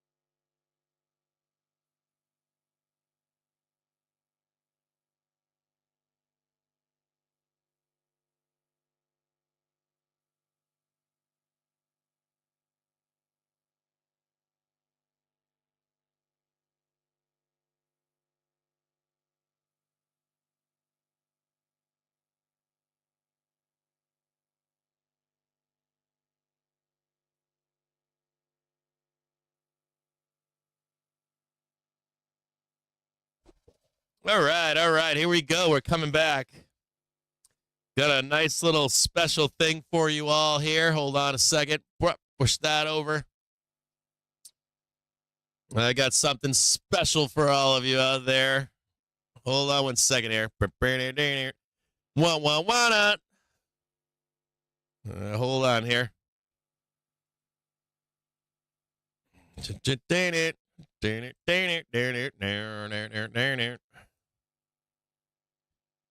Right there, turn that on. I probably got to turn some stuff on here, don't I? Bam! I guess I'll send, can I send more than one invitation, just in case? I'll send one to Binky. He might answer. You never know who's going to answer around these parts.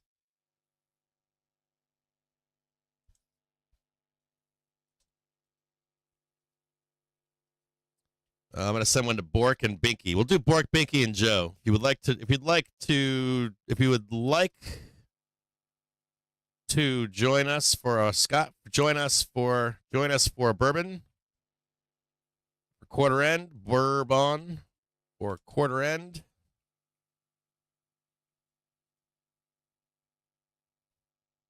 Huh? No.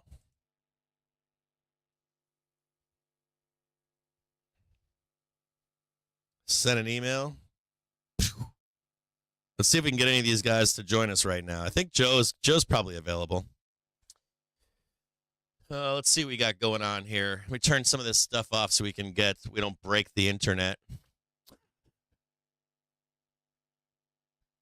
Turn that off. We'll turn this off. We'll turn some of this off. That off. Turn that off.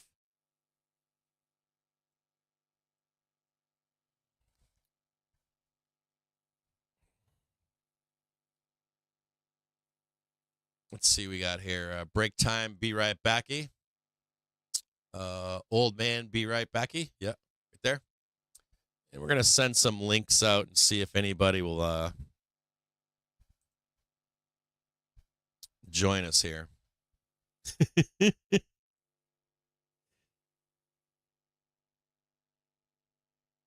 I'm getting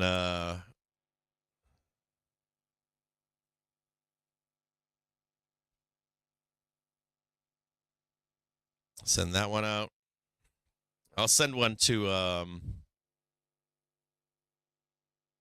send one to David. Maybe David's available. Hold on here. Oh shit. I just turned it off. God damn it.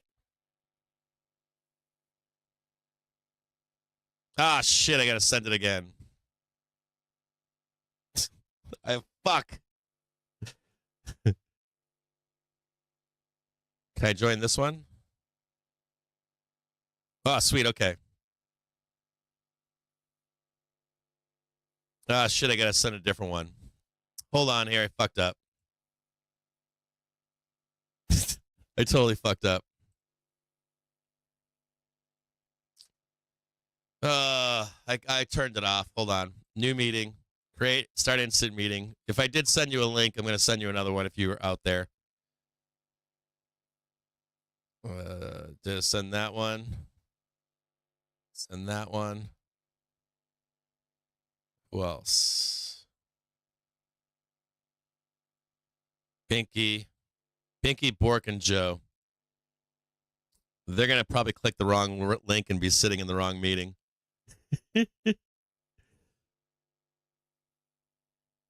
Not the first time I've done stuff like this.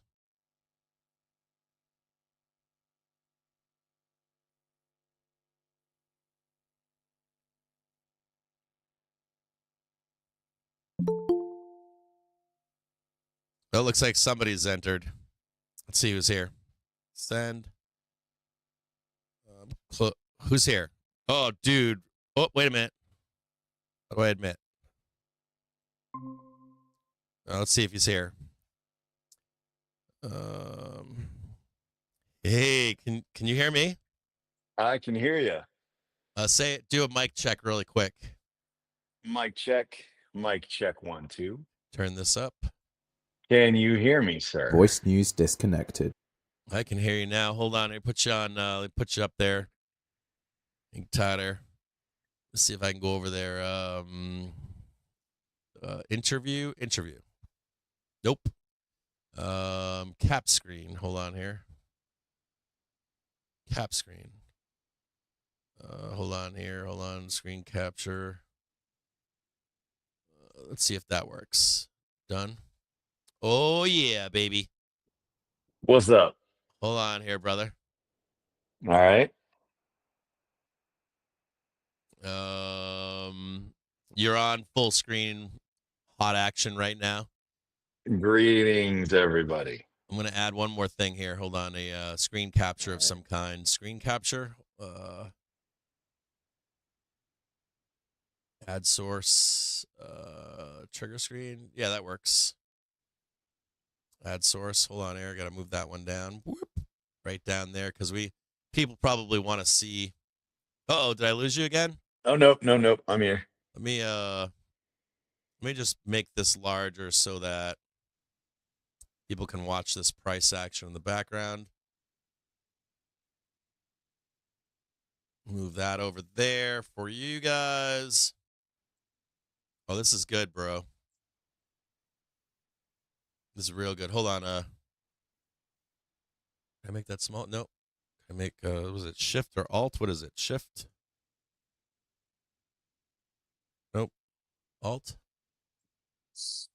Oh, hold on here. I thought it was like shift or control.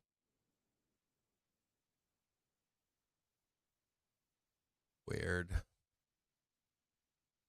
Control alt, maybe? Oh, there it is right there. Sweet. Sups up. One quick second here. Nope. It's got a little bit of jam I got to do. A bit of production right there. Perfect. That down. Apologize for this. You're good, brother.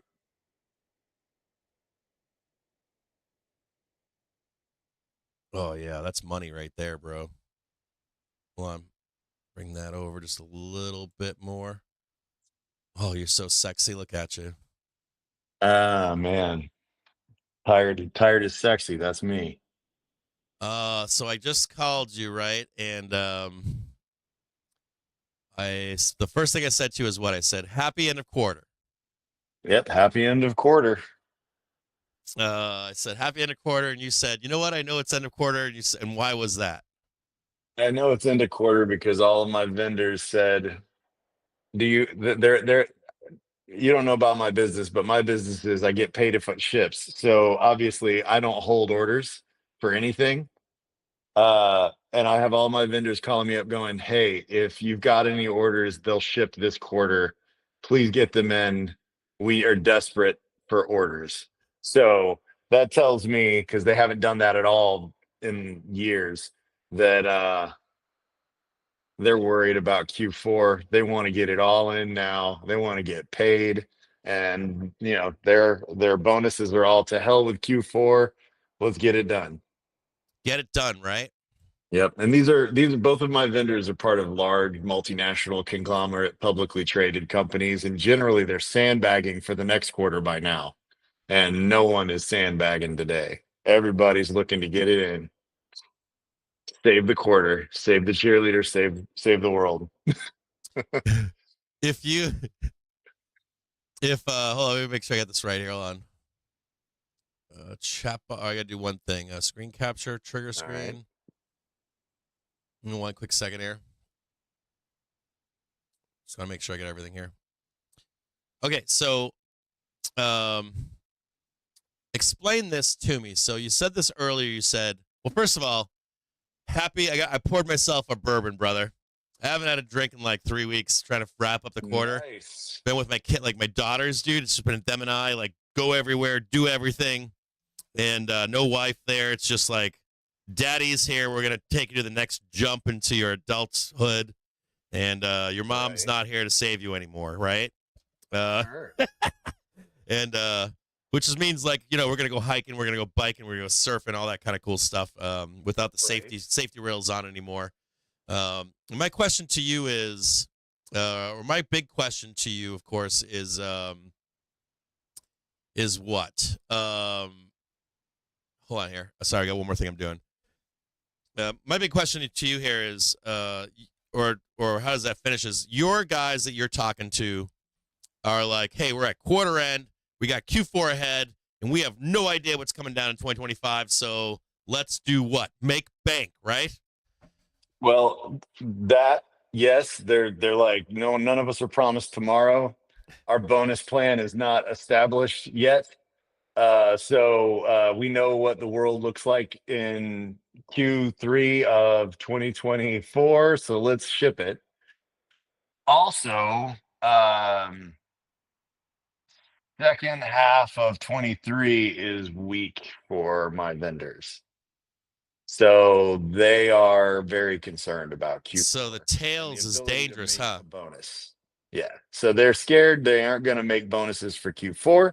So if it can ship in Q3, let's get it done. There's a chance of making it this quarter.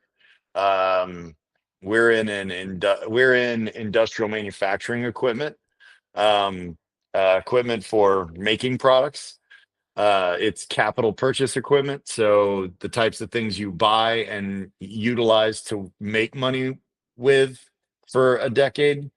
And if businesses are afraid of anything, generally this is somewhere they're going to pull back on hard first, because my equipment is either bought because new stores or new hardware stores are being built, or because old stores are being renovated. So you're saying that they might not have the chance to buy this stuff next year? Like this is it? Or is it because of rate cuts, or what is it? Is it because let's make some bank in 25? What is it? I think that I just had so I do trade show seasons in the spring and in the fall. And my spring show season was great. And my fall show season is off by between 20% at some of my groups that I go to, and as much as 85% at a couple of them. Do you think the Fed and the Treasury know that this is going to come into light at some point down the road, and that? Yes. I have no doubts whatsoever that they understand the underpinnings of. I mean, because see, my trade shows I go to is where retail, thousands and thousands of retailers across the United States go and make their bets for the future, right? Like when they go to the fall trade shows that I go to, they are literally putting chips on the table for what it's going to be like in the first half of 2025, right? They're doing all their buying. These are all decisions that are like 3 months ago, 6 months ago, coming into right now, right? So it's like a delayed. Well, these are decisions that were made in August and September for. Was this pre-Fed? Yeah. This is stuff they intend to take deliveries of in Q1, Q2 of next year. They're making those decisions. They're having to forecast for the future and say, are we going to buy a couple of cases of whatever this hardware product, a couple of cases of Milwaukee drills, or do we go big, bet the farm, and buy a couple of pallets of Milwaukee drills? And so they're trying to make those decisions and just guess. But retailers at the shows I went to, some of them they were being more careful. Yep. And some of them they didn't even come. Yep. So to me, that says that they're skeptical about the future. That cash on hand will be more important than inventory on hand, and that being wrong is a lower punishment than being or being right is a lower punishment than being wrong. Yeah. So they're like, I would much rather be sitting on a ton of cash than a ton of inventory going into next year. So it's fascinating you say this, because Richter has been all over this. He's like, this was before the Fed meeting. He was like, look, he's like, the manufacturers he said they're not laying people off. They're retaining these old employees because they don't want to go through the job market where they can't find employees if they need them. But they're not laying them off, but they're not expanding hiring. They're not replacing anybody they lose. And then he talked about the manufacturing of equipment or goods, hard goods of any kind. And he said they're burning through their warehouses. Everything they have in stock or in the back storeroom, they're trying to get rid of, sell all that stuff. And he's like, they're not spending any money on any new development. They're not spending any money on any new hires. They're not spending any money on anything. They're maxing out what they've got in this tug of war with the Fed and the Treasury until they loosen. And he said, if that doesn't happen, we trigger the over tightening, don't we? Yep, you got it. And you're saying that these guys all, not knowing the Fed, that they're going to take the be better safe than sorry, huh? I mean, that's the reality for my business anyway. Mm-hmm. That's what they've decided to do is, it's kind of like, I feel like the hardware stores of America are like the bond market calling BS on the Fed. So they're like, this is where we are. You can be wherever you want to pretend to be, but this is where we are. We see slowing, and we see maybe not monetary tightening in the form of interest rates, but tightening in the form of sales. And we're just not gonna go big and spend a whole bunch of money to replace equipment that's working with better equipment because it's just not there. The value's not there. The value prop. Right, the value proposition to the risk versus reward if it doesn't materialize next year, right? So you got it. Next question would be, if these business magnet people joke, if they're forecasting a weaker consumer, weaker economy next year, and that fortune unfolds, they'll be safe, right? Right. They'll have cash on hand and they won't have a bunch of inventory they owe tax on it in January 1st that they can't sell, and that locks them into a repayment to the supplier on a timeline that maybe they won't have very much cash. It is truly taking a risk. I mean, I think it's prudent.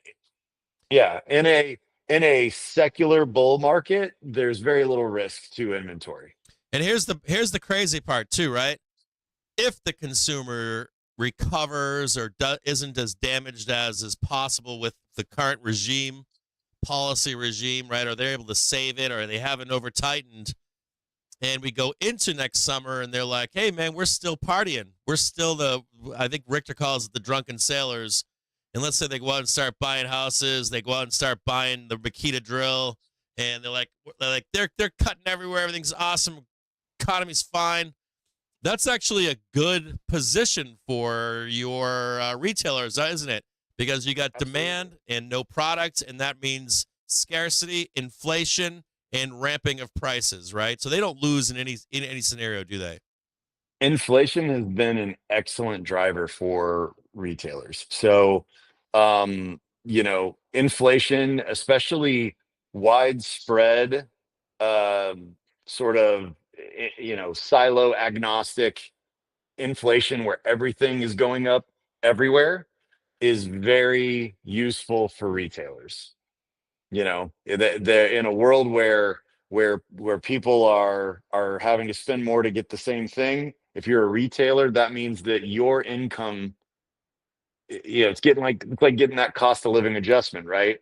If you're a retailer and everything went up 5% and you can raise your prices 5%, you got your 5% raise to keep in on pace with inflation without having to get a raise, right? Your prices and your products went up even with inflation. So, retailers have not felt the pinch that I've seen, and my customers have not felt the pinch of inflation at all, because it's 100% pass through, and on net they made more money, even if the money went down in value.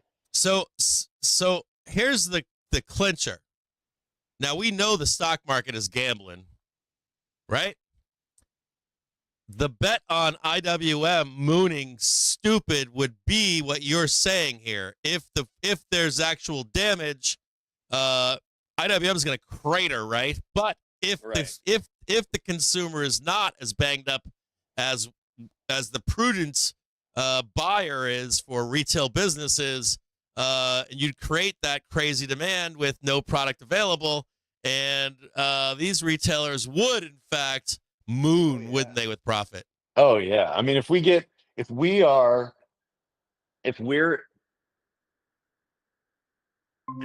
in early March, if we're in early March and I'm still talking to you about my spring trade shows, hey Binky. Binky's here, right? Hold on, let me put Binky on. Hold on here.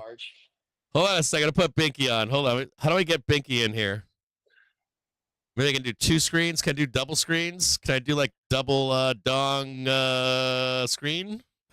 Hold on. I'm here to talk about the market. I'm not here. Keep talking. For the tri-prong tripod, triple dong. Yeah, I'm not here for that. How do we get the double screen on here? If we're having a conversation in March about retail still being robust and consumers being robust and everything like that, then yes, inflation will have reared its ugly head and we will be, as you say, humping along, and everybody will be fist pumping to the EDM music. So if we can stay there, I don't the Ace Hardware group of 5,800 stores is a really good litmus test for me to know where we stand in the US, because those guys are not in they're not only in major metros where everybody has 6-figure jobs. They're in cities you've never heard of, Iowa. They're in cities you've never heard of, in New Mexico. They are truly a good finger on the pulse of all of America, not just the few metros that we really focus on, but like the actual production part of America. And when those guys pull the sales in, they're right at 100% accurate for predicting downturns in the economy for me in the years that I've been selling to them, which now is in over, like decade and a half. So that's huge. That when they stop buying, and Ace is still buying a little bit, but when that retail chain stops buying, I don't know if they make it happen, but man, they're really good at predicting when we're going to turn it down. So out of all the bullshit that's out there, up or down, you're saying that these guys have skin in the game, and they don't they don't give a fuck about what. Oh, sorry to be swearing, but they don't care what anyone out there is saying, right? Those guys have inventory sitting on a shelf, getting old. That's what Wolf says. Yeah, becoming unsellable, having to be discounted, which means they're literally giving away their either profit, or if it sits too long, they're giving away their actual money, their skin in the game. These are retailers that have no choice but to turn stock, which is why you go in an Ace store, they'll have 2 of everything, but not a contractor pack of it, is because they've learned how to be lean and only have exactly what they anticipate needing now. But when they get stuck with patio furniture on a bad downturn, because that's really where it gets them, right? They have to buy big for patio furniture for the spring. They got to buy big for Christmas stuff in the winter. If they buy that stuff and the consumer doesn't show up to buy it, they can't have it there at the end of that season.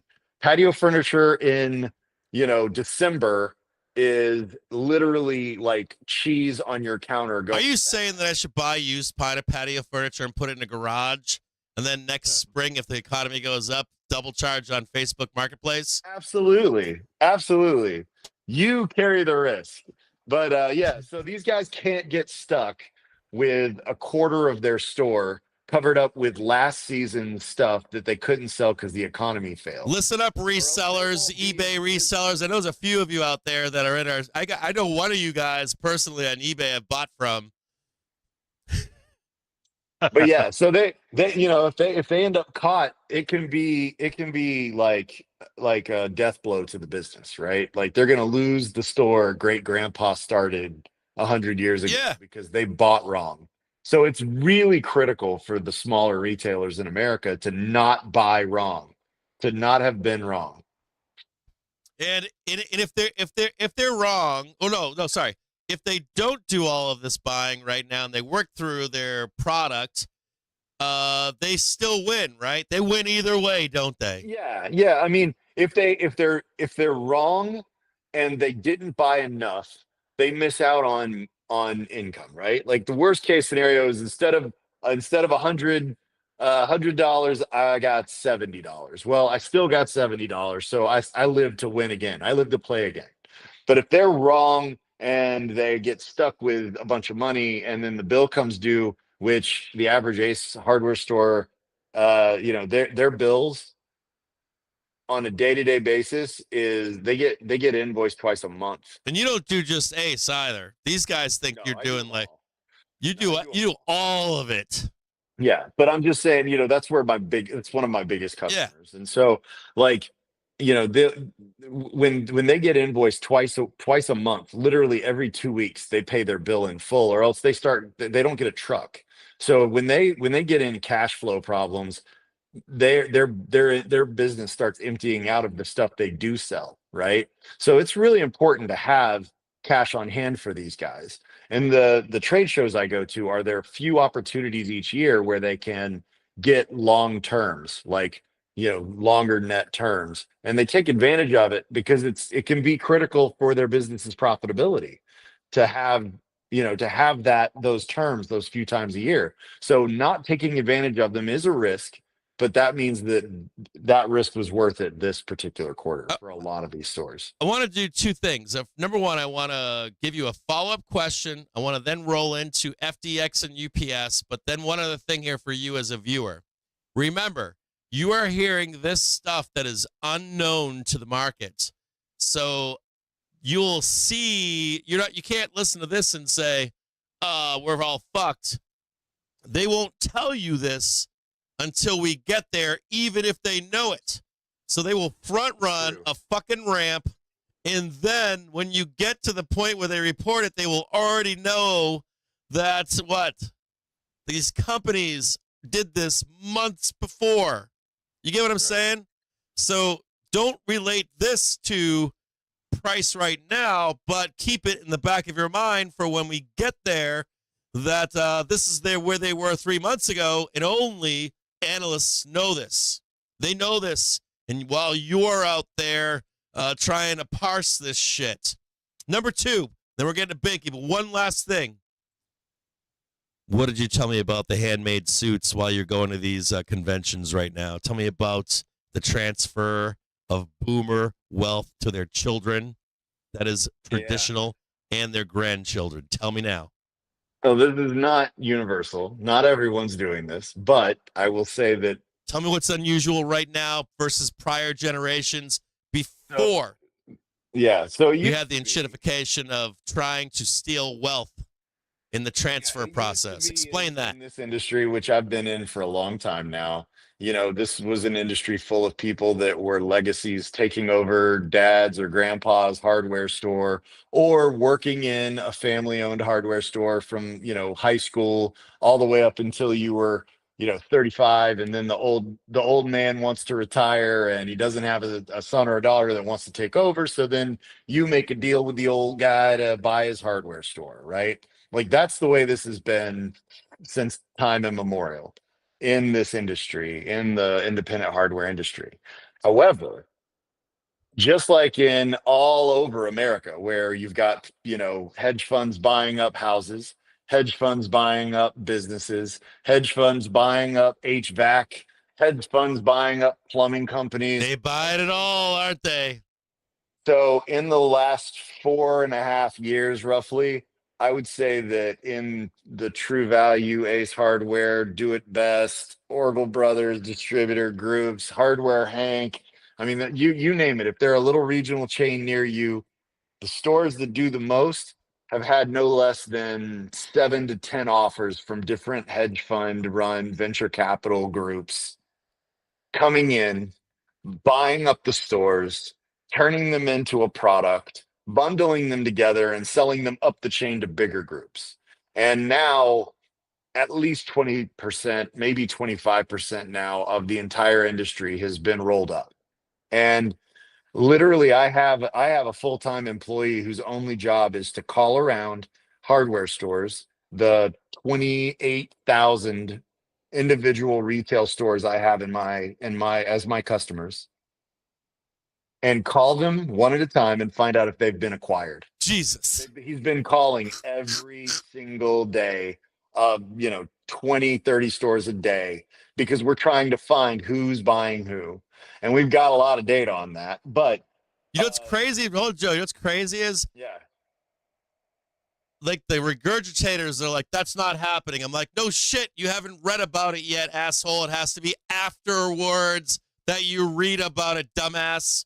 Sorry. you know, one of the best ones was like one of my favorite customers is a little used to be paint stores out of the Northeast called Abishan. Oh, Bashan Hardware. I remember that. Yeah, Abachan Hardware. But now, if you go to Abachan's website, at the top of the website, above the fold, taking up a third of the space is "Sell us your store." And because they're one of the few ones that the son took over and is he went and got his business Consolidating? degree. He came in, he got his business degree from Stanford, and he's going to buy up stores. And so That's fucking awesome. Sorry. buying them up, buying them Fuck up. yeah. So, Good son. and then a lot of the groups, I'm not going to name names here because that's some inside stuff. Don't do it. Some of the groups, some of these hardware chains saw what was happening and started their own. So they're doing their own venture purchase of independently owned stores, and they're doing it as the corporation. So, think maybe it's not franchised Ace Hardware, it's maybe Ace Hardware owned by Ace Hardware. And that's happening across the country too. So consolidation's happening. And now, as I was telling Jim, it's kind of crazy. You used to see a bunch of, guys named Jim walking around the hardware show in their overalls with their wife, and they had two stores or maybe just one, and they're buying.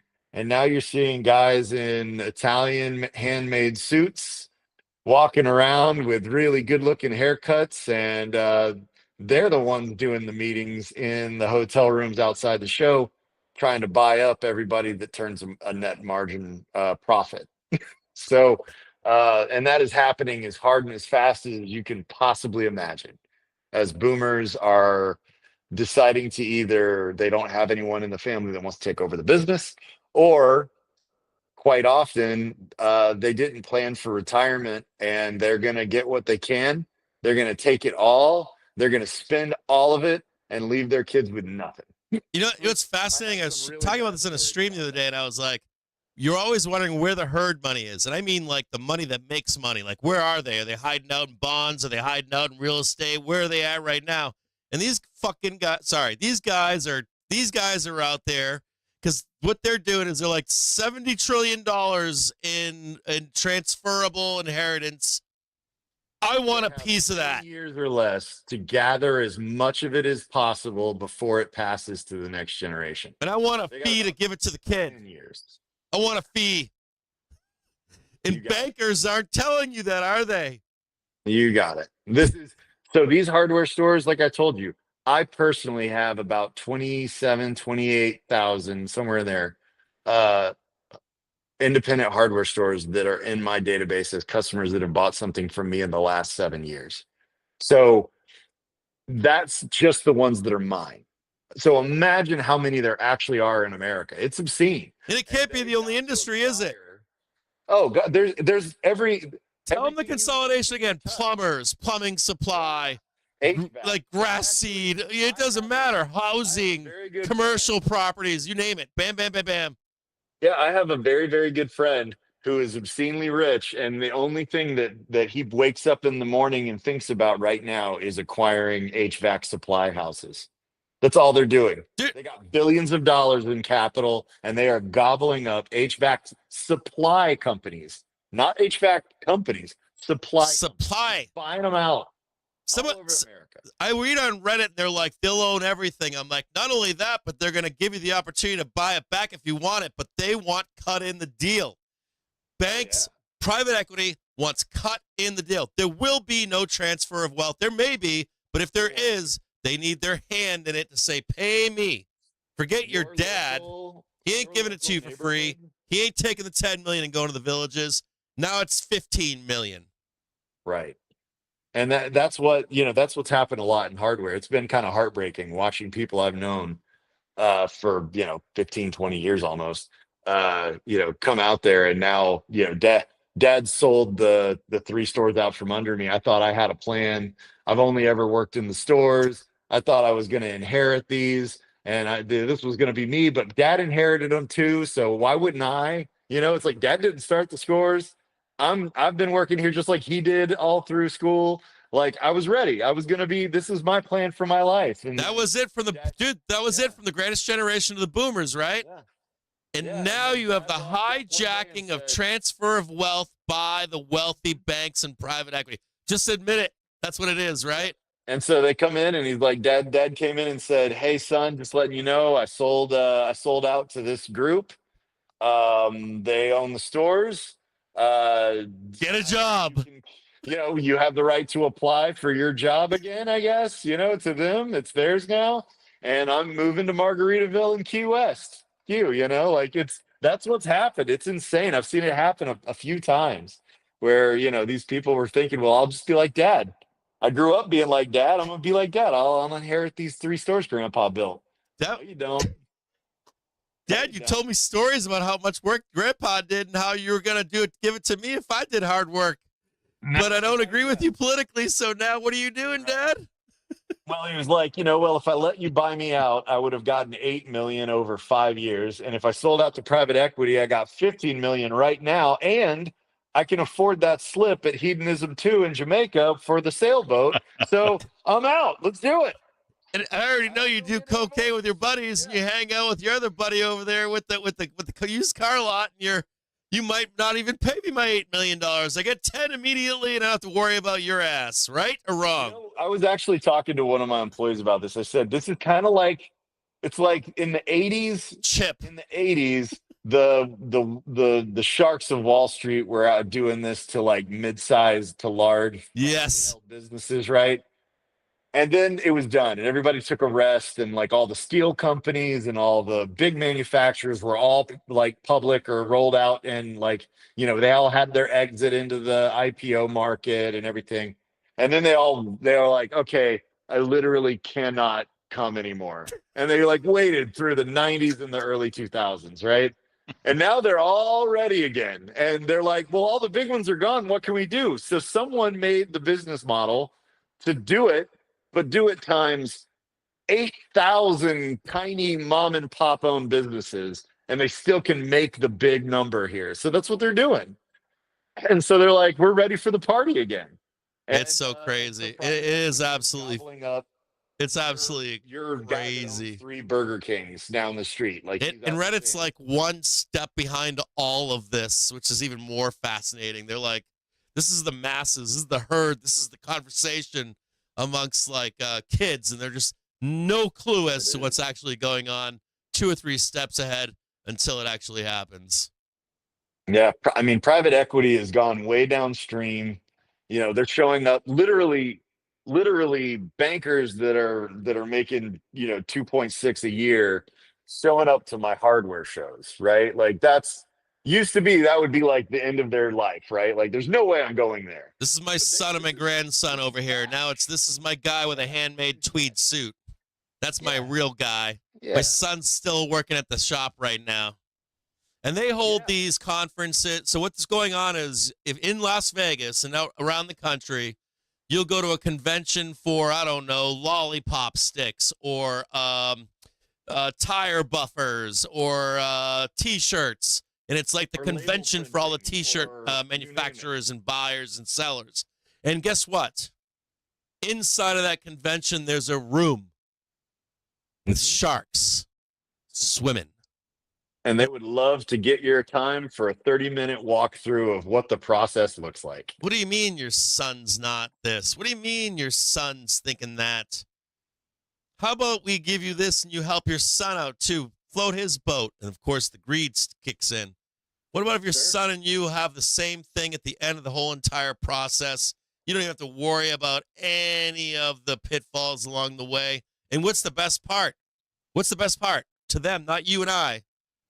that $10 million doesn't create any more money, does it, for that family? Right. It pulls it out, right? They're no longer in they're taking the chips off the table at a known value, and then that money gets, it gets spent.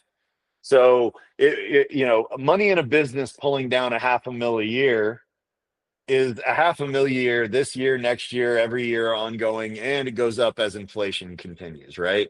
But once I pull it out, I pay you out. I can optimize it. I can improve it. All those things you always talked about doing, we'll do all of that, obviously, right? They're going to do all of it. They're going to fire everybody that's been paid too much. They're going to hire people that'll do it for less or overseas to run your books. They're going to do all the optimization you ever discussed, ever. And they will, then, yeah, and, and then they're going to, they're going to make the more money. and you know what the killer phrase is? It's my only alpha to add to your wonderful commentary. So you know how they get them to say yes? How do they do it? I know what your competition's doing already. Oof. Oh, right. Yeah. Oh, absolutely. It's all about the cash flow, baby. Every time. Yep. That's great commentary. Great commentary, Joe. Yeah. I mean, it's interesting to watch just because I see who I'm dealing with. Like 3 years ago, 90+% of my sales were to store owners. Like a store owner's calling me up. They're renovating a store. Multi-generational. They're going to spend, $50,000 on equipment for their paint department.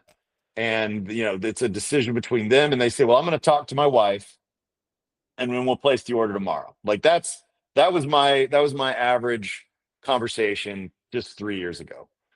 Today, my average conversation is with a buyer, which is weird in my industry because it's used to be little small mom and pop stores. But now I'm talking to the paint and sundries buyer for this large group. And it's part of an amortization plan. Please, baby. That's right. Because they own it now. That mom and pop sold out, and the store is now owned by, Nations Hardware, or is owned by Synergy Hardware, or Abishan, or whatever. They're all owned by these big groups, and now the decision's not made locally; it's made by a buyer, and it's part of a budget for the year for the paint and sundry departments across 390 stores instead of one. You know what I find fascinating about this, Joe, is that you always hear anecdotal evidence, even in our chat right now. But you're not the anecdotal evidence. You are the peering into the room with all of the players there. And this will be a story, won't it? You and I both know this will be a story. It's not today. But it will be assuredly once they're all gone, or at least cashed out in general. You're either a very big player and your plan for the next 3 years is to try and acquire lots of stores, or you're a mid-sized player hoping to get bought out and brought on board as a buyer in some department at one of these larger chains. Or you're a small player and the sharks are going to come find you if you turn a profit. Joe, one last follow-up for you. Are you wrapping up your trades for the quarter? Are you sitting back waiting for the new quarter? Are you want to see which direction we head? What are you doing? What's your plan for Q4, brother? Oh, man. Anything. Just hanging out. So, number one, no, I'm not wrapping up trades for the quarter. I did that earlier this week. All right. And regarding Q4, I'm looking for a profound move in the market for me to be able to deploy more capital into a completely irresponsible overexuberance towards the election, where I think people will do dumb things and I can take advantage of it. And then I look to exit end of year somewhere for a very relaxing Q1, waiting for an the market to get its shit together. Because I don't need all of it, and I definitely don't want to play when everybody else is out there standing at the net just smacking each other with rackets.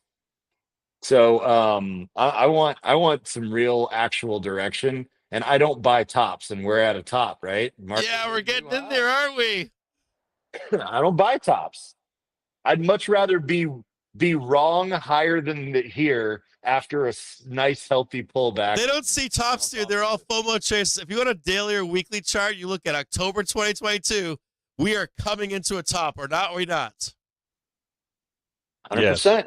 I showed it earlier. I literally drew it for him this morning. I was like, we ain't at the top, but we're getting close. Like we're come back down to Jesus moment in the springtime at least. Several years ago, I met this guy that trained me that I should never buy tops. I should instead watch for a pullback to support and then a rejection back up for longs. Who is that guy?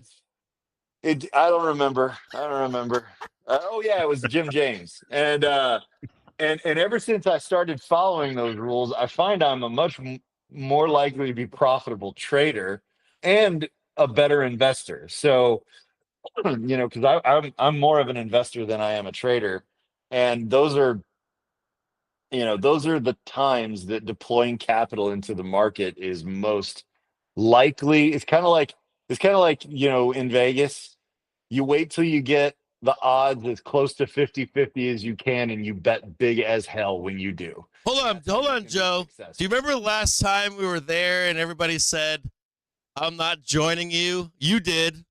Winky did. Oh, yeah. David did. Let's take a quick look as a group. Hold on.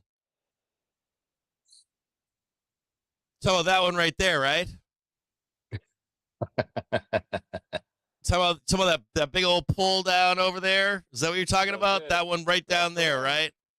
That sweet, right sexy in the springtime. Wait for the recheck. Rejection to the upside. Bullish run. Let's go. So one last thing if you're watching this show right now, right? Were you here? No. What do we look for?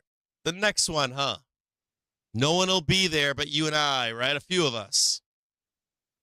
And if you do 30%, and you do another 30, and you do another 30, you're still above, aren't you? We're not there yet, Joe, but we're getting there. Can you even see this right now? I'm looking. Hold on. Hold on a second. Let me see if I can bring it over. Hold on a second. I'll go to the one where you're seeing me. Hold on. I'm looking at it. Should I just share it? I'll just share it right now. Hold on. I'll just share it. I don't know if I can share it, but our big green trend line. Does that look right to you? Were you there at the bottom with me? Yes. Are you ready for the next one? Yes. Are we going to be the only guys there for it? No. I mean, this is the one where it's like 30%, right? 30%. 30% chase for another 30. Chase for another 30. If it turns. If it doesn't turn, 30. Boom, back up. I would rather buy. When was the last time we broke the last major low? Fraud. Yes, fraud. Exactly. Fraud in the market. Fraud. That's right. Right or wrong? Fraud in the market is when we last went down and did the dirty. Fraud in the market. Fraud in the market, right? We're going to print. Hold on a second. I just showed the guys out there. I just showed them the big chart that I drew for you earlier today. Hold on one quick second here. I want to make sure I get this right. Interview. Get to drink and I don't. Hold on. I'm on the wrong one here. I need a beer. You guys don't have a beer yet? Not yet. I'm about to have a bunch of people over to my house for a dinner thing. So I'm in the wrong thing here. I'm in the wrong interview, talking to viewers. Wrong one. Cap screen. There we go. So I just showed these guys. Off stream that chart. Right. When we're at a top on a 3, 5 year, 10-year thing, Are you getting long now? Or are you waiting? Like, people are like, why aren't you getting long? I'm like, well, we already did, like, years ago. We got long. That's right. It's the inverse of the smart bears don't short the hole. Why don't we lead into that? How about this? Binky, Yes, sir. you have foretold to me privately everything about UPS and FedEx, and that ties into what Joe is saying with manufacturing and ordering and retailers being reserved before the Fed decision. What's your take on FedEx, man? I heard you say FedEx is going to burn, dude. I told people in stream before it even happened, before the close yesterday. I was like, I think Biggie said it was going to burn. Yeah, and I was audio only listening yesterday afternoon, and your coverage of that, I caught up to your screen display last night, man. It was dead on. It was perfect. And talk about a clean quarterly chart, right?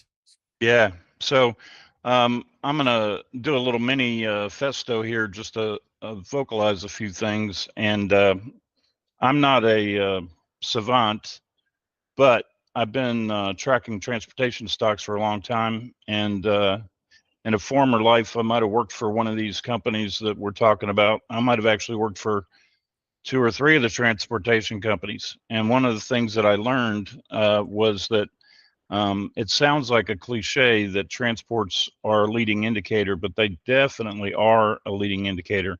I thought that during COVID, everybody finally had that lesson drilled into their head.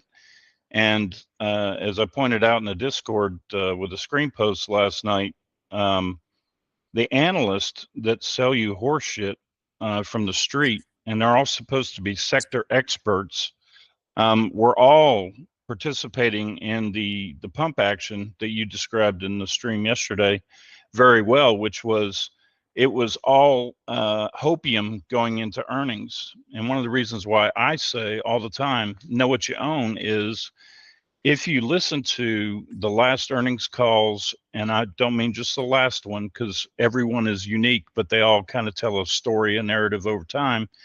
You hear for both UPS and FedEx that they've pretty much got their story together and under control, and they're going to do things. And I'll give you a brief synopsis of what FedEx is doing.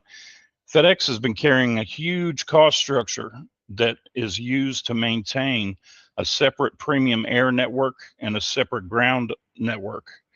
The good thing about that is they never commingled the packages. So from a service and support perspective, they had more reliable service in their network by maintaining that separation. However, they were carrying a huge operating cost burden for having those separate networks. And if you think about it this way, if you're going to fly the airplane anyway, then why not make sure that you've only got one management team trying to figure out how to do the yield on that movement?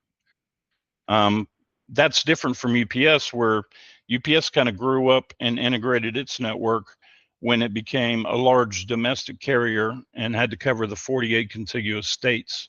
That's also, just so people are aware, where they got in the first major strategic agreements with the union, because before that, all the union negotiations were with locals, and that was a pain in the butt for UPS to have to manage, because instead of negotiating one Teamsters contract for the whole country, they had all these little local agreements that they had to deal with.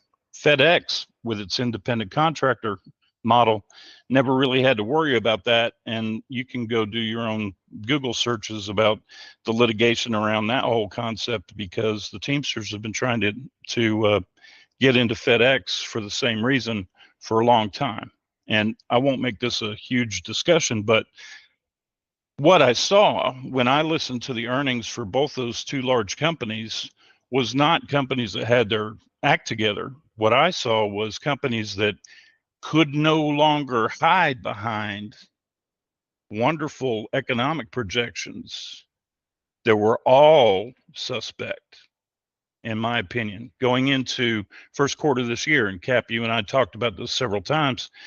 That was one of those things that for me is kind of an overhang that says I don't know that their future earnings are going to be anywhere near as good, and it's all about the cash flow. So how much are they burning? Now, everybody knows that UPS did a whole bunch of layoffs after the Teamsters negotiation.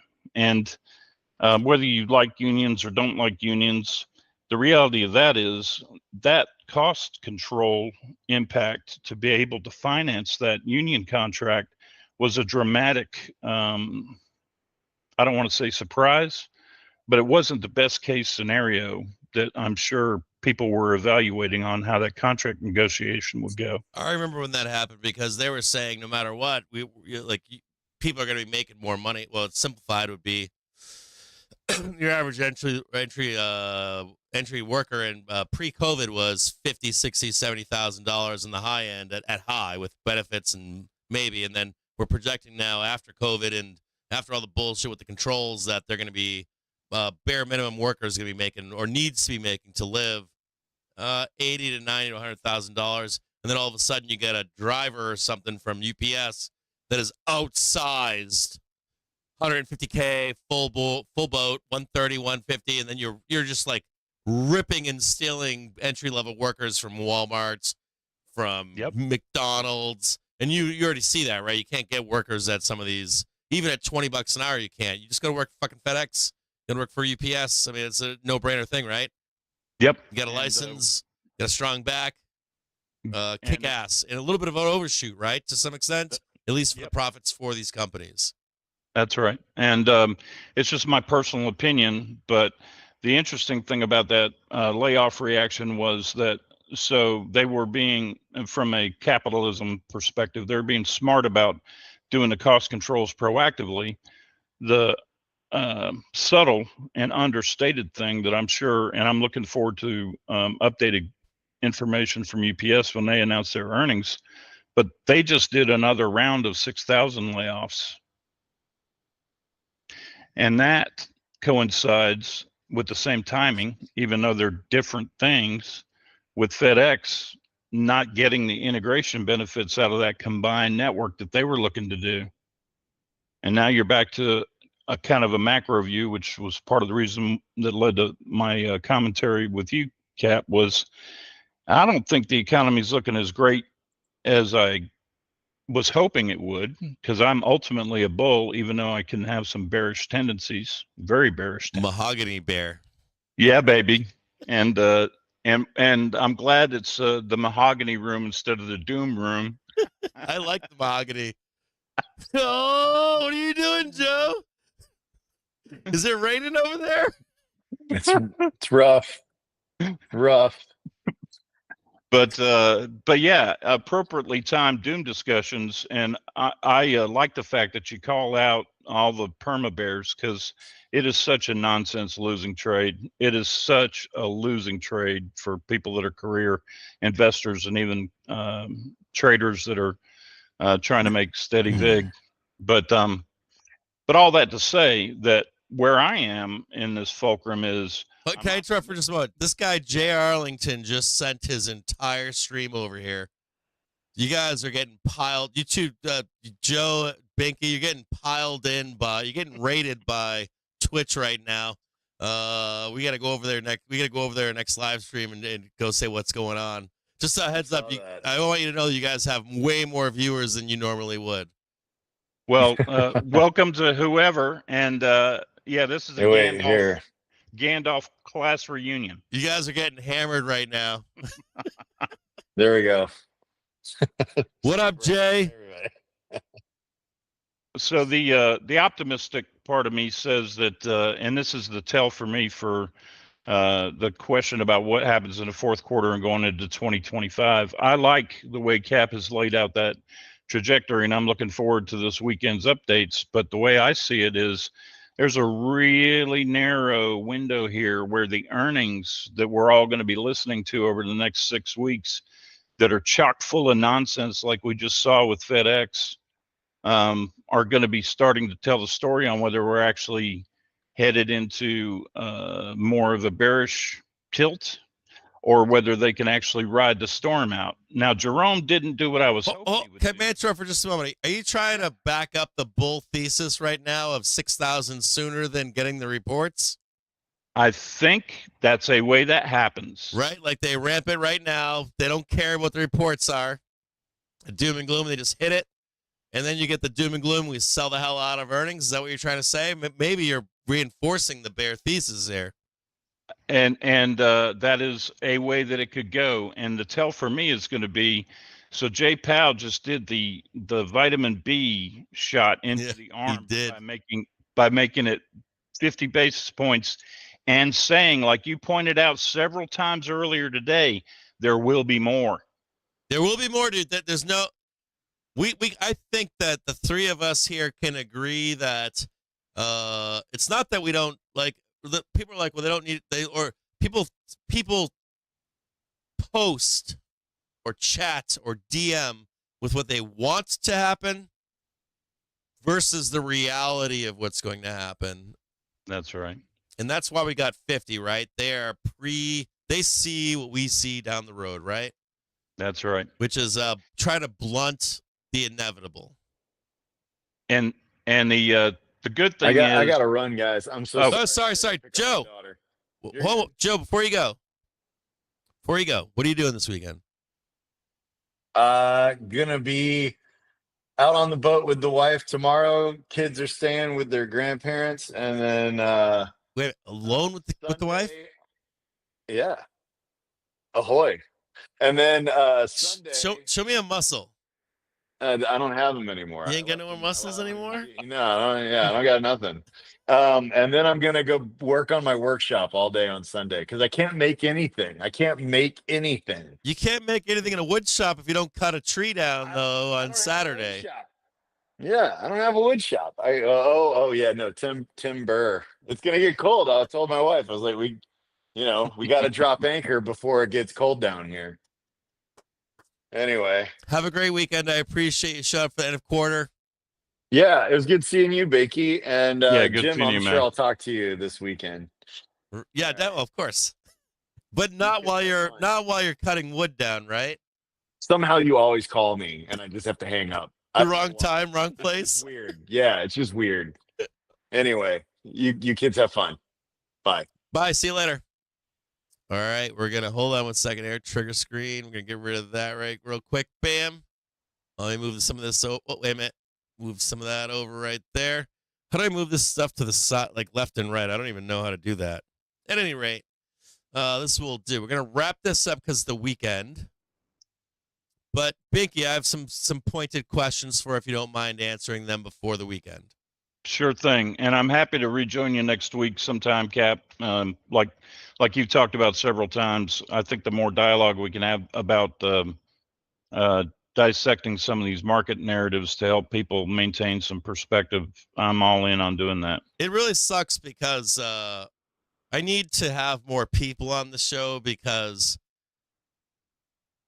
I'm speaking to two groups. I'm speaking to people that are telling me this, like the John L's, the David, the Winky, all like the Jedi Marcus, the Scots, the Vol Whizzes, right? It's a very small group. And then I've got the masses, of course, that are like, what about this? And what about that? And I'm buying this and I'm reading that and I'm watching this and I'm on CNB this and, Bloomberg. And I'm like, no. And so it's just like you're fighting up a ladder of other outcomes or when does it matter? When does it not matter? That kind of stuff. And of course, you guys are the voice of reason, right? All of you are the voice of reason. Right. And we're not always right, right? No, it's not about being right. Right. It's about being aware. Right. And one of the things that I like about the Discord and a lot of the OGs in there, they share a lot of alpha just by providing perspective on what they see going on. Man, that is a very powerful thing, even if their assessments aren't what you would think. At least you're hearing something that isn't just the nonsense on CNBS. I can't listen to it anymore. I can't read it anymore. Like I get the headline, I'm like, that's it, I'm done. It's always after, never before. It's not right. Or it's a pushing the ohm or whatever it is, and you got to know what it is that they're pushing, of course. You want to know exactly what they're pushing before it gets out there, and it's what it is. But at any rate, Yeah. what's your outlook for Q4? Ultimately, think, at some yeah. point, are we up or not?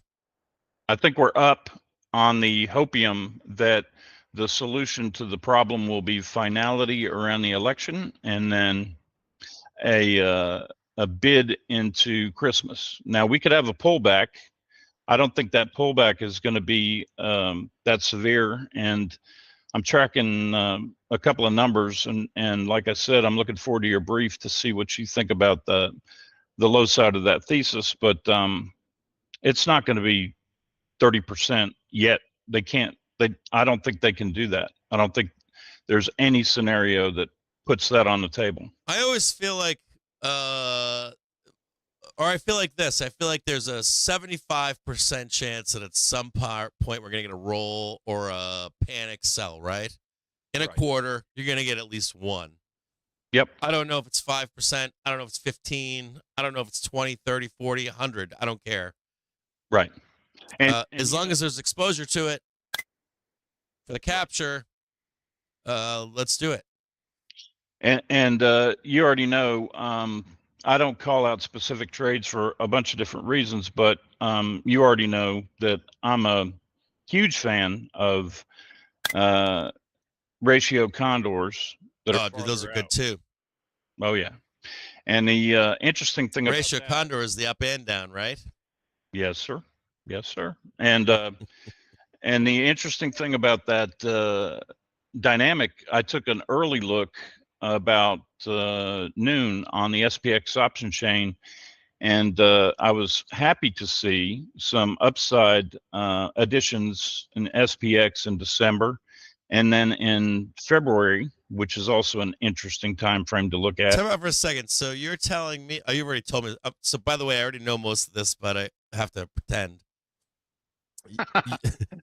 You actually track the zeros and fives and far out contracts when these traders are placing these double iron or these iron condor ratio spreads or flies. Yep. And I've said notoriously that one of the reasons I don't call trades is I'm a long short portfolio guy, so I would have to disclose all of the S&P 500 every freaking time that I've made any kind of a trade entry. So I'm sorry for disappointing people, especially the ones that DM me like buttholes.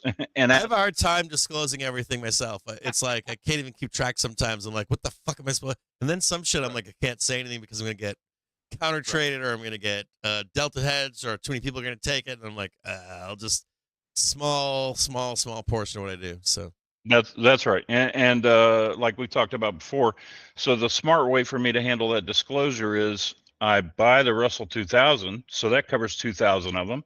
I sell the Russell 2000, so that covers 2,000 of them. I buy SPY, and then I sell SPY. That's right. So 100% of my disclosure is everybody here, I may be long and short everything all the time, including commodities and the yen and pairs trades. You know, that's how, like the what sucks for us is the trade or the system is actually our system is actually geared towards being short SPY and then buying the underlying right above the one. Right. And I'm like, these guys don't have fucking $5 million. No goddamn way. 20 million. You got 20 million on, you got 10, you got $1 million. You want to hedge, right. That's the kind of money you need. And there's just no way it's going to happen, right? Right. And I honestly, truly am a retail trader. And the reason that I highlight that dependency is I don't have the money in disposable cash to carry that kind of long-term. That's huge, dude. Yeah. There's the drag on that is there's nothing. Dude, I had close to $1 million in SPY this year when I was done. I was like, I'm fucking out of this bullshit. Then I carried 50K like a week or two ago, and I'm like, this is absurd. Like, I'm not doing it. I'm done. I'm fucking out. Like, I am fucking out. Like, it's all for my wife and kids and shit. Like, it's retirement shit. And I'm like, I ain't doing this. I'm fucking done. Like, because you're like, I'm going to exercise this. I'm going to cash it on the backside. I'm like, the size and scope of it is just too much right now and where we are. Because that roll could come now or March, right? Or December, January. And on a higher frame, it's peanuts. It's minutes. And that higher frame that you're talking about, and just to connect the dots for people like they're missing out on something by not carrying lots of margin. I've been around for lots of margin trades, and guess what happens? The minute that you have to pay 9 to 10% to carry that margin, now you're struggling every month to try to figure out whether you're going to be able to hold your positions or somebody's going to do something for you. And dude, you don't want to be in that situation. We were watching a revolt on Twitter from longtime Tesla bulls, and I tried to explain simply to this show what was happening, and they were like, "That's not true." And I'm like, "You have no idea." You have no idea. Yeah. Like, these guys were extending margin. They were multi-millionaires, quit their careers, living off bank, and then you have multiple down years in the cost to carry. They're right. Like when I don't explain all the time the pain trade to people. Yeah. Like today, Nino was saying something about the pain trade, and I'm like, you have no idea. When you see the pitch, I was like, Nino, just don't sell. But if it was someone else that was on margin, they get squeezed out in that down move. Like that's an intent where your margin called. Then now you're on paper maybe a billionaire or a millionaire, but you're not. And then the carry fees over time don't make sense anymore, anyways. Right, and then the contract transaction fees. And dude's all of it, bro. So the spend in between when you thought you had more than you didn't. There's so many, like. Don't even get me started on slippage, man. We can have a 1 hour conversation on slippage, and we can make it broker specific and wind up in court for 10 years. Dude, I'm like, how deep you want to go on this? Like, no, so I'm all about I'm a retail trader, and I'm keeping it simple, and I've got about a 5-year time frame where I'm going to continue to be active, and I am blessed to be part of the community and the Discord. And we love you, man. Like, dude, you're a cornerstone of this community, so I want you to know that. I appreciate that. Yeah, and so I do it for fun, and then, as you know, I get blessed with some really interesting phone calls because I do some consulting, mostly for friends and family, and just to connect some dots for people.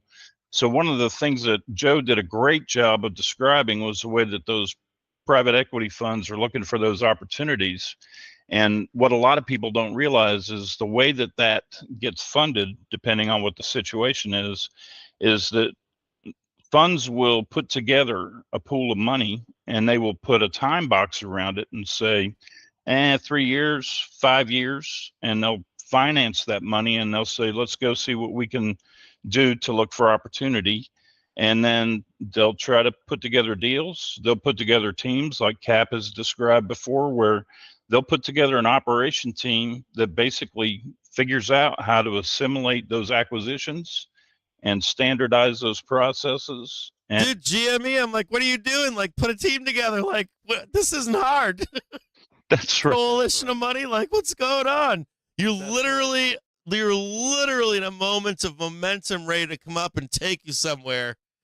Are you missing this? What the fuck is wrong? Sorry, I should be swearing, but but I share that because on occasion I'll get a phone call to help somebody in a situation like that, and I'm a process improvement guy from way back, and so I always view those as interesting mental puzzles. But the reason I bring all that up is that pool of money is good for that entire duration, 1 year, 3 year, 5 year, and then they can do whatever they want. That operating team has some latitude within some spending restrictions to go look for all kinds of opportunities. And one of the questions, and the reason I bring this up is, so what does a large company do if they're in the S&P 500?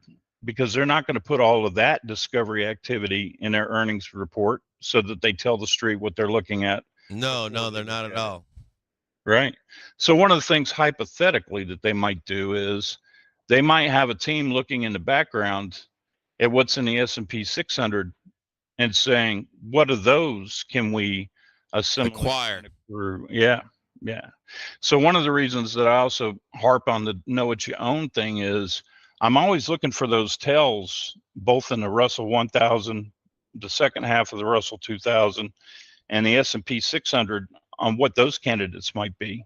Because when you've been around for a while, like I have, yeah, I can make both sides. I can make some money on both sides of the portfolio with something like UPS or FedEx, especially if I'm long for much lower.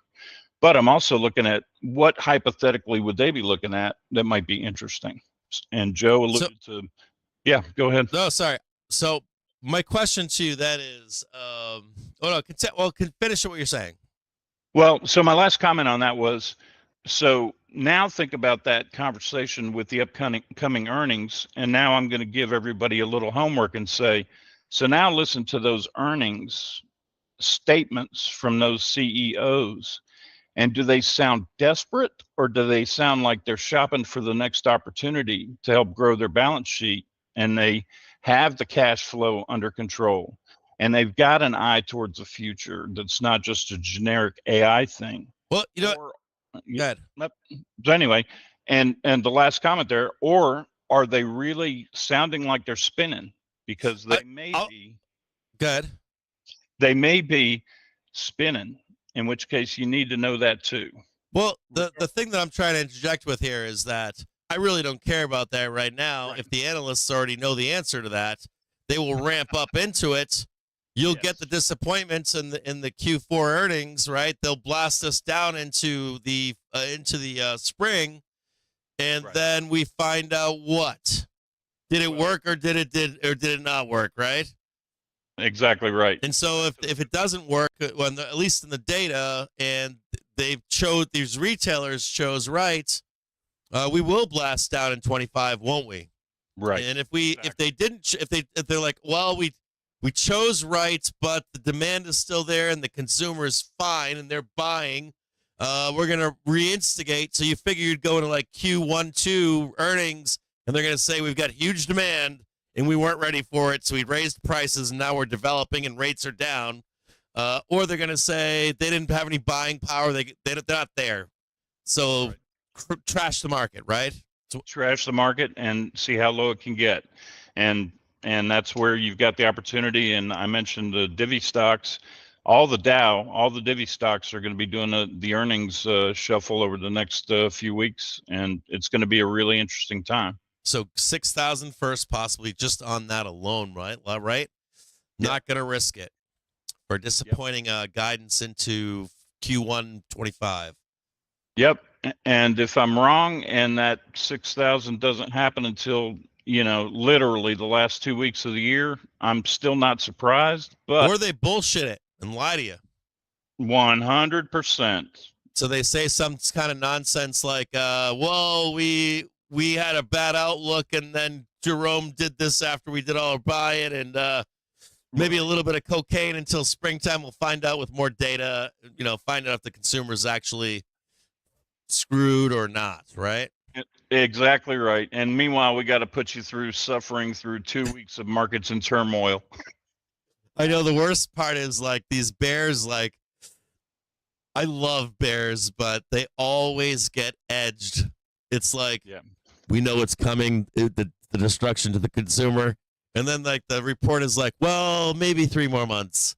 And they're like, oh, why can't they just be honest? Yeah, I like the ones with the ultra bears that are like, we're going to. That's what I mean, ultra. Yeah, well, and so Russia's going to launch the nukes. What are you going to do? I'm going outside and I'm going to enjoy the sun until the thing gets here. I want you to have a great weekend. I want to say thank you for coming on the show, and end of quarter, and Joe end of quarter, and Jay rating us today. End of quarter is kind of cool. If you trade quarters and seasonality, and it's the end of a quarter, start of a new quarter. We're getting ready for the next one. And Binkies, and specifically, man, like face to the name, voice to the name, all that kind of stuff. It's important. And I'm very grateful that you were able to drop in today. Appreciate it, brother. Yeah, I appreciate it. You want to say anything to the community? What do you want to say? Anything at all? Do whatever you want.